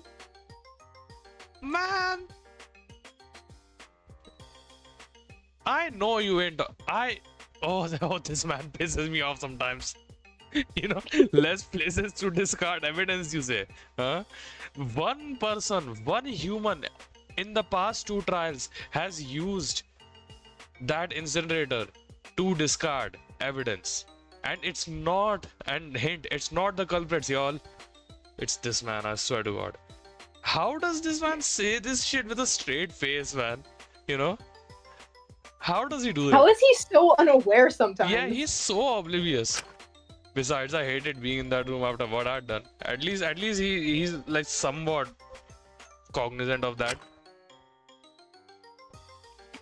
Yeah, but no incinerator means nowhere to dispose of the trash. Garbage is gonna pile up before we know it. Man, this is very split. Okay, what would you choose, boss, if you were the warden? Man, Tough choice, right? Tough choice. This one's tough. it low-key is a tough choice, but... I mean, couldn't you maybe try to hand wash the clothes in the shower block? Yeah, but like the incinerator, the trash. Oh, yeah, you're right. Fuck. It's literally right in front of me and I still forgot. Like, come on. Okay, so, man, see, here's the thing, right? If it was just the laundry, I would easily close that. You know, we can wash our clothes in other places. Yeah. We can wash our clothes by hand. What do you think people do? There's like a stream. Okay, maybe that stream does not have clean water, but like, you know, in the shower room we can wash clothes and shit, right? Like, you cannot just take a shower anywhere, right? You need a place to take a shower. I'm pretty sure. So, but like the incinerator not being there is like a huge negative. So like, I don't know, man. I don't know. This tough. This one's tough. What is the better option? Actually, that's a very tough choice. Shower room means like, not showering for weeks is crazy. How will you shower anyways? Maybe we can make like a room with like a makeshift shower and all, you know? Yeah, maybe like take like something like soap from like the infirmary or anything, or like you know the stock room, you know, the place with the stock of stuff and all. And like take the soap from there and like we just lock down get it, we just lock down a specific room as like a shower room, and we just take buckets of water there, and you know, maybe we can do something like that. I mean, maybe that could work. We gotta do what we gotta do, you know, because you know we've made makeshift washrooms out of books in a certain tower, if you know what I'm saying. So like this is not as bad as that. But we can still find ways to dispose of it, can't we? Exactly. You were able to start that campfire in the courtyard, were you not? With a bit of work, we could likely use that to dispose of certain things. It won't make the courtyard the most pleasant place to be, but the shower block is more necessary overall. I guess we could always hand wash our clothes. Yeah, it's not that difficult. So you're choosing to shut off the laundry room? Yes, it appears to be the most sensible option here. Yeah. Fair enough. Then that's that. No more laundry room. Ta-da! You're making these decisions pretty quick. I'm almost impressed. The last three have seemed fairly sensible to me. It's good to see someone so confident in their decisions, but I guess it's no surprise. You're real good at making split-second decisions in the moment. Oh shit, he clogged our shit so bad. Who smiled at Doc warmly before approaching the door with Mononeko, humming to himself under his breath. Have fun with your labor, kids. I'll see you here again at the same time tomorrow. Try to wake up on time. I don't know about y'all, but the limited portions are sure making me tired. I wonder how long you can all keep this up. Oh well, guess only time will tell. Who let out a small chuckle and led with the cat? What is his problem? He's so weird. I mean, he's kind of like, you know, the host. So like, I don't know. Just try to ignore him. He's intentionally trying to provoke you. Nothing he has to say holds any weight. Now, let's get on with delegating tasks for the day. Firstly, me and St. Hill were not able to complete our preservation task yesterday, so I'll be continuing trying to preserve our fresh foods today and potentially trying to see what we can make with the flour that was grinded yesterday. Sorry, there isn't that much. That's fine. We can attempt to grind some more another day. Chatel, if you could accompany me in the preservation efforts today, that would be appreciated. Aye, aye, Captain. Let's jam that shit, or freeze it, or whatever. Cersei, St. Hill, you'll be maintaining the crops in the courtyard today. Again, in all due respect, yesterday I was preserving yesterday as well. If you repeat a task, you can more easily demonstrate to the other person in your pair how to complete it successfully and efficiently. And, quite frankly, I'm not certain if the maintenance was particularly high quality yesterday, considering what I've heard of you and Elias's disagreements, let's just say. Not my fault. She was being a dog, man. You, you're the one who got scared of a worm, dude. Like, come on. Not even like a spider, like a cockroach, like a worm. Not even a leech. Like a leech is scary. Leeches are scary. I understand, right? I'm fucking terrified of leeches. But like a worm, Yeah. bro, worm is like the top, like 10% least harmful, like bugs, like or critters on there. Worms don't do anything to you. I don't know. Other than like look weird, I guess. Asuka snapped their gaze over to Ezekiel almost instantly, like, you want another one? Bit unreasonable, you know. Nice save, nice save. I respect that. I respect that. There, was that so hard? Oh, really? I was the unreasonable one? Never fucking mind. Never fucking mind. Allura, in all due respect, I think I had every right to say what I did with how he's been acting. I'm electing to not get involved here. Regardless, trust that you two will not be partnered together in the foreseeable future if it will impede on our collective survival. Then who am I but? Dog, who is left? Dr. Linus paused, waiting for Ezekiel to figure it out through the process of elimination. Yeah, that's good, that's good. No. I cautiously put my hand up to wave a little. Hello. Hey. I don't know why Hey, that, how are you doing? yeah, I don't know why that's so cute. I don't know why. Like, hey, what's up? No, I get it. Just as I thought, this day couldn't get any better. I feel like I'm about to become homophobic. Hey, yo, come on, man. Dr. Alinius was originally planning on delegating us both to do more flower grinding. But given the closure of the laundry room, she elected a different task for us instead, hoping to see how feasible it was to do by hand. And that's how I ended up on the floor on the floor of the shower block, scrubbing clothes with Ezekiel Elias. Of course, I did. This is fucking ridiculous. I shouldn't have to do this shit. Even if you don't like it, don't like Dr. Linus, this is all for the collective survival. It's best to just keep your head down and get on with it. Yeah, that's all well and good for you to say. But it's not just that. It's this whole thing. This whole prison. I don't deserve to be here in the first place. I don't deserve to have to deal with all this interpersonal bullshit. I shouldn't be stuck here doing labor. Are we serious? This man is like saying that he does that people he does not agree that this pisses me off so much. Like, you can tell, right? You can tell this like irks me so much. Imagine saying that you don't deserve to be here because you've been voted worthy, and like then immediately saying that not everyone that is voted worthy deserves to not be here. And just saying that that line is drawn arbitrarily and like starts at me for some reason, for no reason, you know. It's so stupid. Yeah. Whatever. You and Sentinel both, huh? The two of you are getting a little extreme about it. Also, might I remind another reminder that Lyra is deemed corrupt. I'm just saying, I'm not, that's all I'm saying. Can you blame us? If you got lumped in torture, murder, we want to kill you prison for no good reason at all too. I think you would be pretty pissed yourself. I don't think they're so convinced you also don't deserve to be here. For God's sake, not this again. Didn't we already do this last night?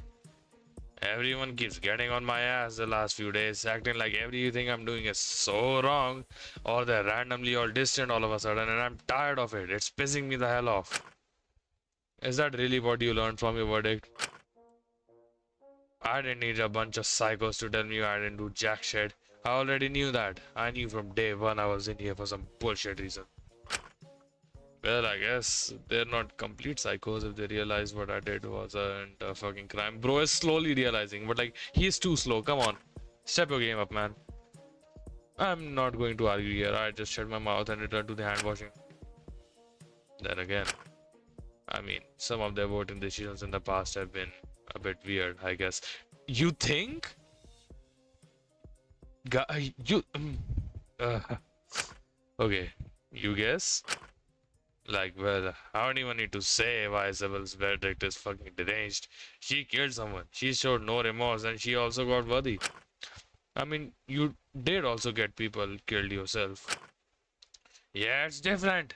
I'm not on the same level as her or anything like that. It's fucking weird. She got the same verdict I did. She did. Yeah, sure, buddy. Sure. It's different. It's different. I shout as they drag me back into my padded cell.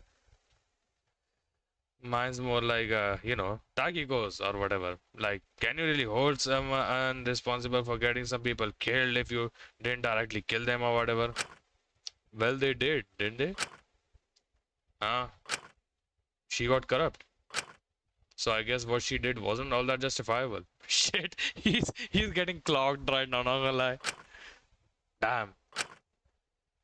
Then what makes me any different? I suppose it's more about intent. You guys have different situations at the end of the day.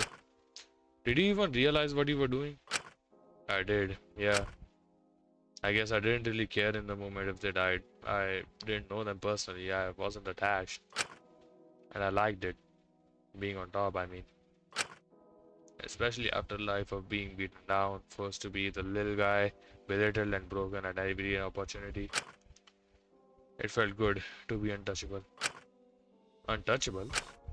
If you ask me, he was one of the most fragile people I knew. Surprisingly true.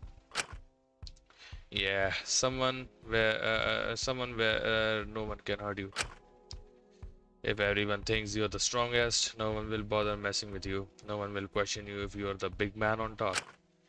No one will bother getting close enough to you to eventually hurt you. I couldn't believe I was doing this for Ezekiel Elias of all people, but I thought I could test my luck, even just a little bit. But if it felt so good, why did you keep going? You knew it would kill you eventually if you kept up at the rate you did. If life was so enjoyable, then why were you so willing to throw it away like that? I don't know, it was fucking awesome. I should have felt great. I think you do know. Just, I guess, even if it felt good in the moment, the world was still as fucked up as it always was. If I stopped, I'd just get eaten alive again. I'd get totally forgotten and thrown to the wayside.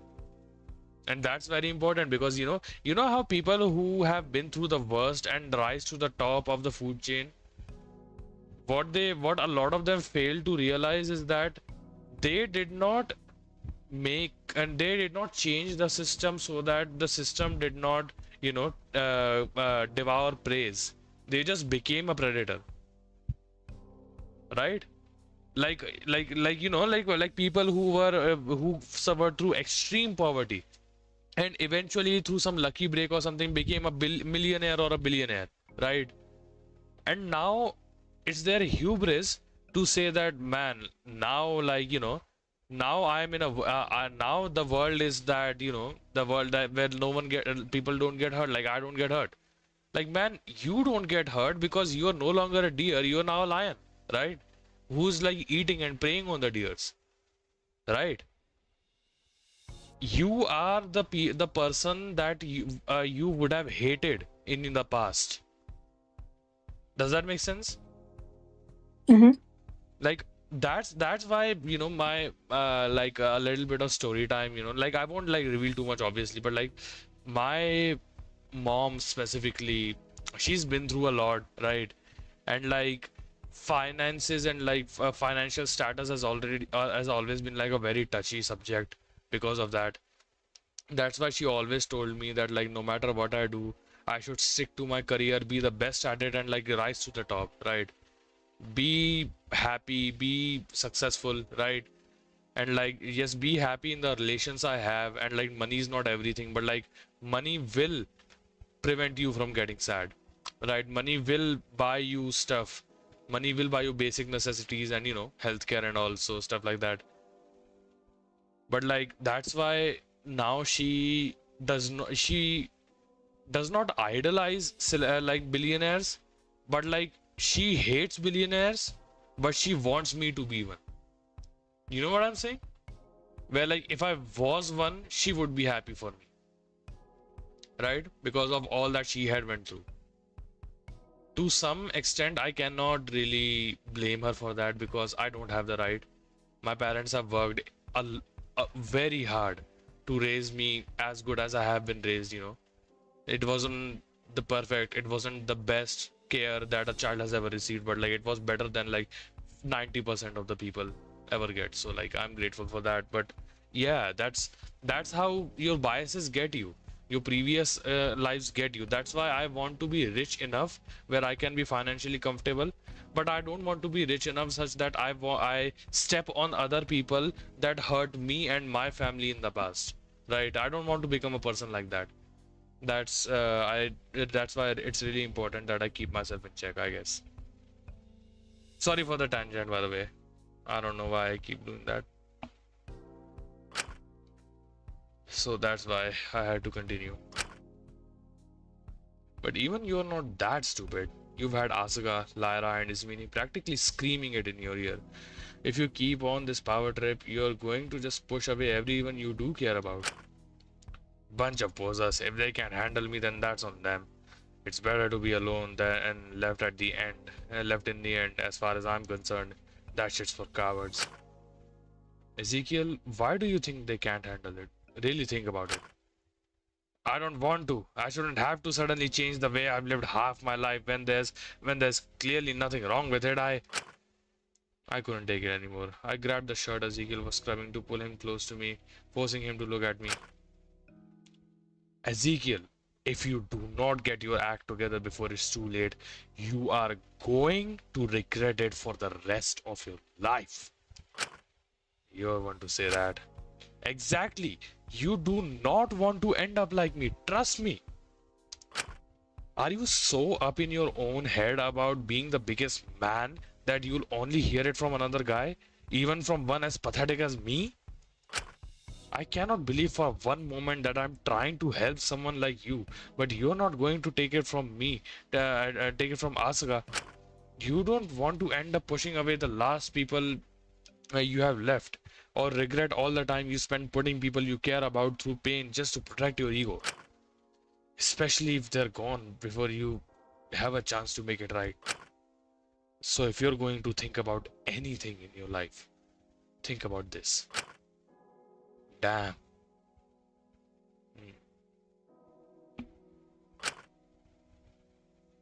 I don't want to. Why not? Are you that much of a coward? Yes, I am, okay? Are you happy? You win. Or you all win. Whoop de fucking do. You can all celebrate. You can all knock me down just like you've always done, huh? I'm... Oh god, I was acting all big and strong, but in the end, I'm too much of a coward to even get the guts to kill myself. Do you think this makes me happy? It doesn't. None of this shit makes me happy, but I can't think about it too hard. Because if it's all pointless, if it's all just to protect my fragile fucking ego, then they all died for nothing, and I was just helping repeat the same goddamn cycle that made my life so hellish as a kid. I loosened my grip on Ezekiel's shirt, letting him fall back, just sitting there and talking to himself. His breath was heavy. God. Isn't it crazy how this man who had suffered so much at the hands of religion is the one who always calls out to God, even if in vain, when he is lost? Yeah. That is so interesting. But like, as just like an expression, it is, it shows that we need someone to follow. We need some humans really are not built to be independent. completely, right? Humans are not built like that. If there's no one else, there's a god in religion. If there's not a god in religion, there's a god metaphorically in language itself. Because we say, oh my god. Even atheists say that, you know. What was I even chasing in the first place? How the hell did I get worthy? Is it seriously that normal that no one saw a problem with it? Before I could say anything, Ezekiel looked at me with an expression I'd never seen him make before. Pure, unfiltered shock. Shinku, what the hell is wrong with the world? With these people? Well, they are tuning in to watch a death stream, so... Okay, now's not the time to play the smartass. But no outside person's view should dictate how you behave or act, whether it be the audience or the industry. If seeing Taka didn't get that through your head already, you should be living for yourself, to meet your own expectations. Only you can decide how you want to live. If you ask me, I think it would be pretty stupid if you couldn't think for yourself and only followed how other people told you to act. It really pisses me off when you of all people make good points. Damn. The fact that he's even recognizing it, you know. We just need to get out of here pronto. We can't just wait around for a rescue party that's obviously not coming at this point. But the wash, fuck the washing, it can wait. I know you're more than happy playing teacher's pet and barking at Alicia's every demand, but I'm not. We're gonna stand up and do shit for once, something actually good. You coming or not? What are you even planning on doing? It's all well and good to say you want to act, but realistically, what can we do here? Ever wonder what Fu spends his day doing now? What do you mean? He just seems to be wandering about and fucking around.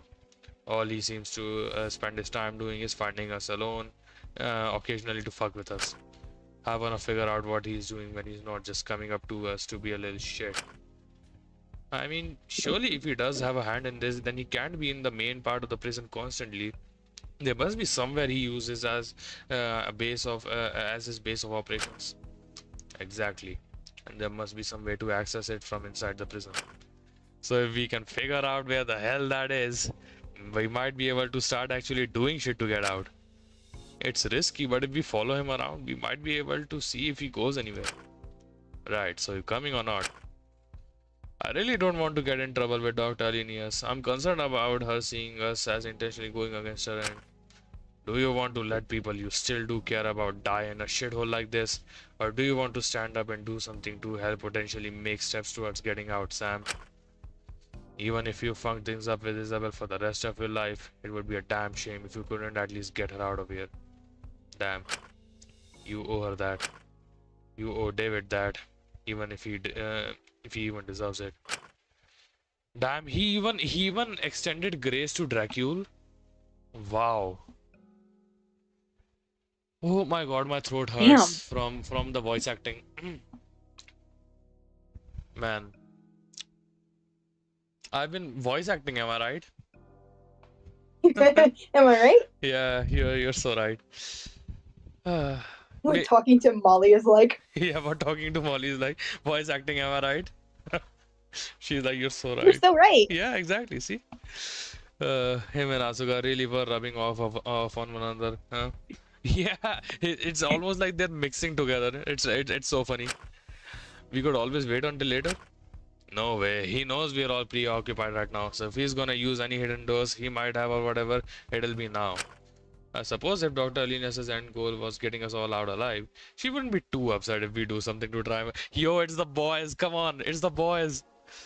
We got this. Come on. It's the boys. We're doing Mission Impossible. Come on. Exactly. You're getting it. Come on. We don't want to lose our opportunity here. I still felt a little uneasy about it, but even so. Alright, come on, let's go! Let's do this shit. I conceded and followed Ezekiel out of the shower block quietly. I was apprehensive, but I just hoped we wouldn't get caught. If you told me this morning I'd be colluding with Ezekiel of all people, I wouldn't believe you at all. Finally, something is happening. I feel like a doomer. I feel like one of those doomers, you know. Something didn't happen because nothing ever happens type shit. But I swear I'm not. Okay. But life seems to always find a way to surprise you. Ah, there he is. Just down the hall. We got him. Let's stay here in the corner. We don't want him spotting us. He seems to be carrying something. The fuck is that? I don't know. He's so far away, it's practically impossible to get a good look. He's going up the stairs. We should probably follow him. We don't want to lose sight of him. Okay, but we can't go through the canteen. Lara and Dr. Alinius are in there currently. Think he's going there to antagonize them or some shit. Seems to be all he does these days. Although, the other day when me and Dr. Alinius were first sorting out the farming patches, the weirdest thing happened. He came and helped us with the farming. Made sure we did it all properly so the vegetables won't die. What? That's weird as all hell. Is he really that stupid? What's the point in taking away the food restocks and then helping us get food anyways? Is he dumb? Like, you know, he's saying this shit like, guys, like, why does Shinku start crying randomly? Is he stupid?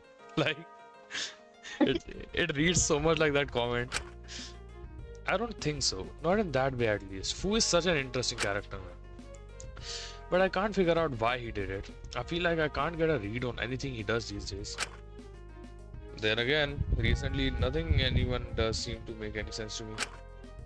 Welcome to my world. That makes two of us, man. One day you'll be all buddy-buddy with someone. Next day they'll be screaming slurs at you in attack therapy just cause you pushed in front of them. During lunch. Weird ass world we live in. I think that's just your world, man. I don't think I'm part of that world, respectfully speaking. Makes it a lot easier to just want to fuck it all and never connect with anyone again. And yet you still did, huh? Guess it felt like less of a prison here than it did back there. But focus, Sam. Keep your eyes on him. He should be far away enough so that we can slip into the hallway without being spotted. Alright. And try to shut up for a bit more. Got it? If you keep running that mouth of yours, we're bound to get caught. But you're the one doing most of the talking. Alright, bro. We quietly snuck on our way up the stairs to the hallway. But when we did... Shit. No sign of him again. We lost him. Maybe this is where the exit is? Fat chance. There's so little here. I think we would have noticed it long ago if it was in this hallway. More likely he went down to the common room, into Emily's office, or to the canteen. And we can't exactly go through the canteen right now cause, you know, guess our plan here is a little limited. Hold on. Excuse me. Okay, I had to sneeze. Okay. If his exit point is on the west side of the lab, we won't be able to follow him anyways. If the only way over there is to the canteen, I don't think Dr. Alinius would be pleased to know we're snooping about. I just don't know where we go from here. We could try looking in the common room or office. And if he's not there, well, there is one way to get to the west side without going through the canteen. Oh shit, are we going through the to the sewage system? Maybe. The fuck is that? Well, it's oh shit, I'm so right. Oh my god. Aren't I a genius? Am I an IQ too high? That one, you know, that one fuck ass gif. Albert and Einstein, you know, Nikola and Tesla. That's us right now. Remember Taka? Oh fuck no, I ain't doing that. That would be insane. Dog, you said anything for the plan. Come on. Weren't you the one talking about stepping up and doing things to make sure the people you care about get out of here alive, to make it up to them for being shitty? Well, I'm not getting all swept up in the sewage system, especially not after we just lost our washing machines. You already smell horrendous anyways, man. It really would make much difference. Also, now you suddenly grown a spine and I'm more than happy to say this shit to my face, huh? Bro, be quiet, you're going to... What exactly is going on out here? Ezekiel, man! Well, this is a sight and a half. He started it. It was clear Ezekiel still had a long way to go before he'd fully changed. I didn't start anything. You two should be in the shower room doing your designated task instead of sneaking around and getting into pointless arguments. guys, I know this is gonna sound crazy, but like, imagine soliciting. Imagine if we just started soliciting these two, you know, like in broad daylight. Okay. What? So like, as in like, bringing them into this plan as well. Oh, Soliciting, okay. you know. Okay. Dog, I promise you, we were just taking a small break. We are just going to head back. We are just trying to follow.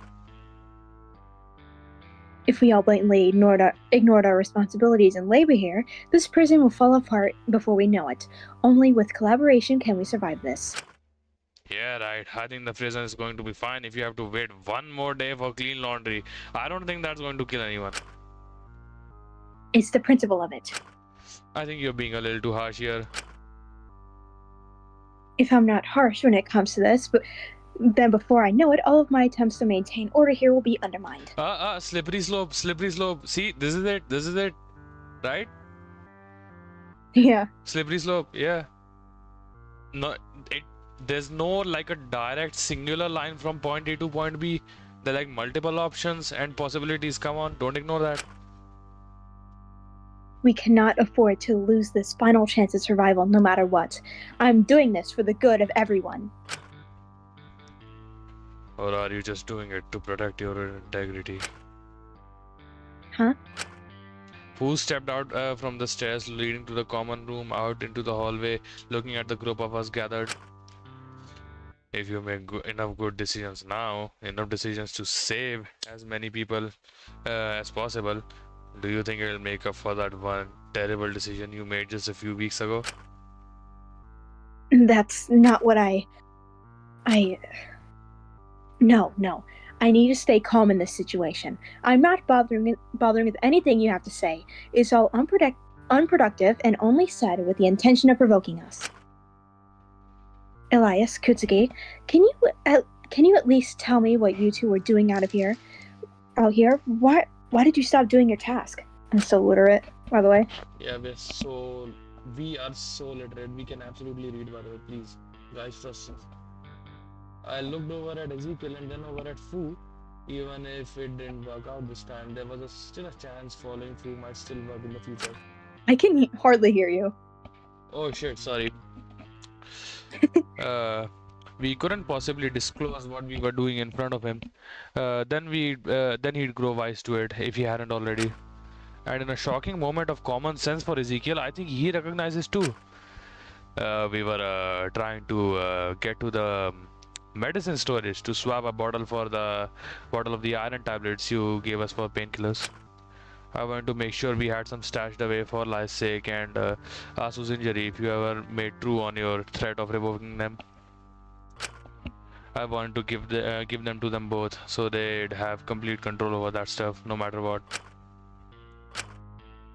I felt like he could have made a lie that would have gotten him less scrutiny, but anything less than that would have probably been caught out due to how we reacted to getting caught.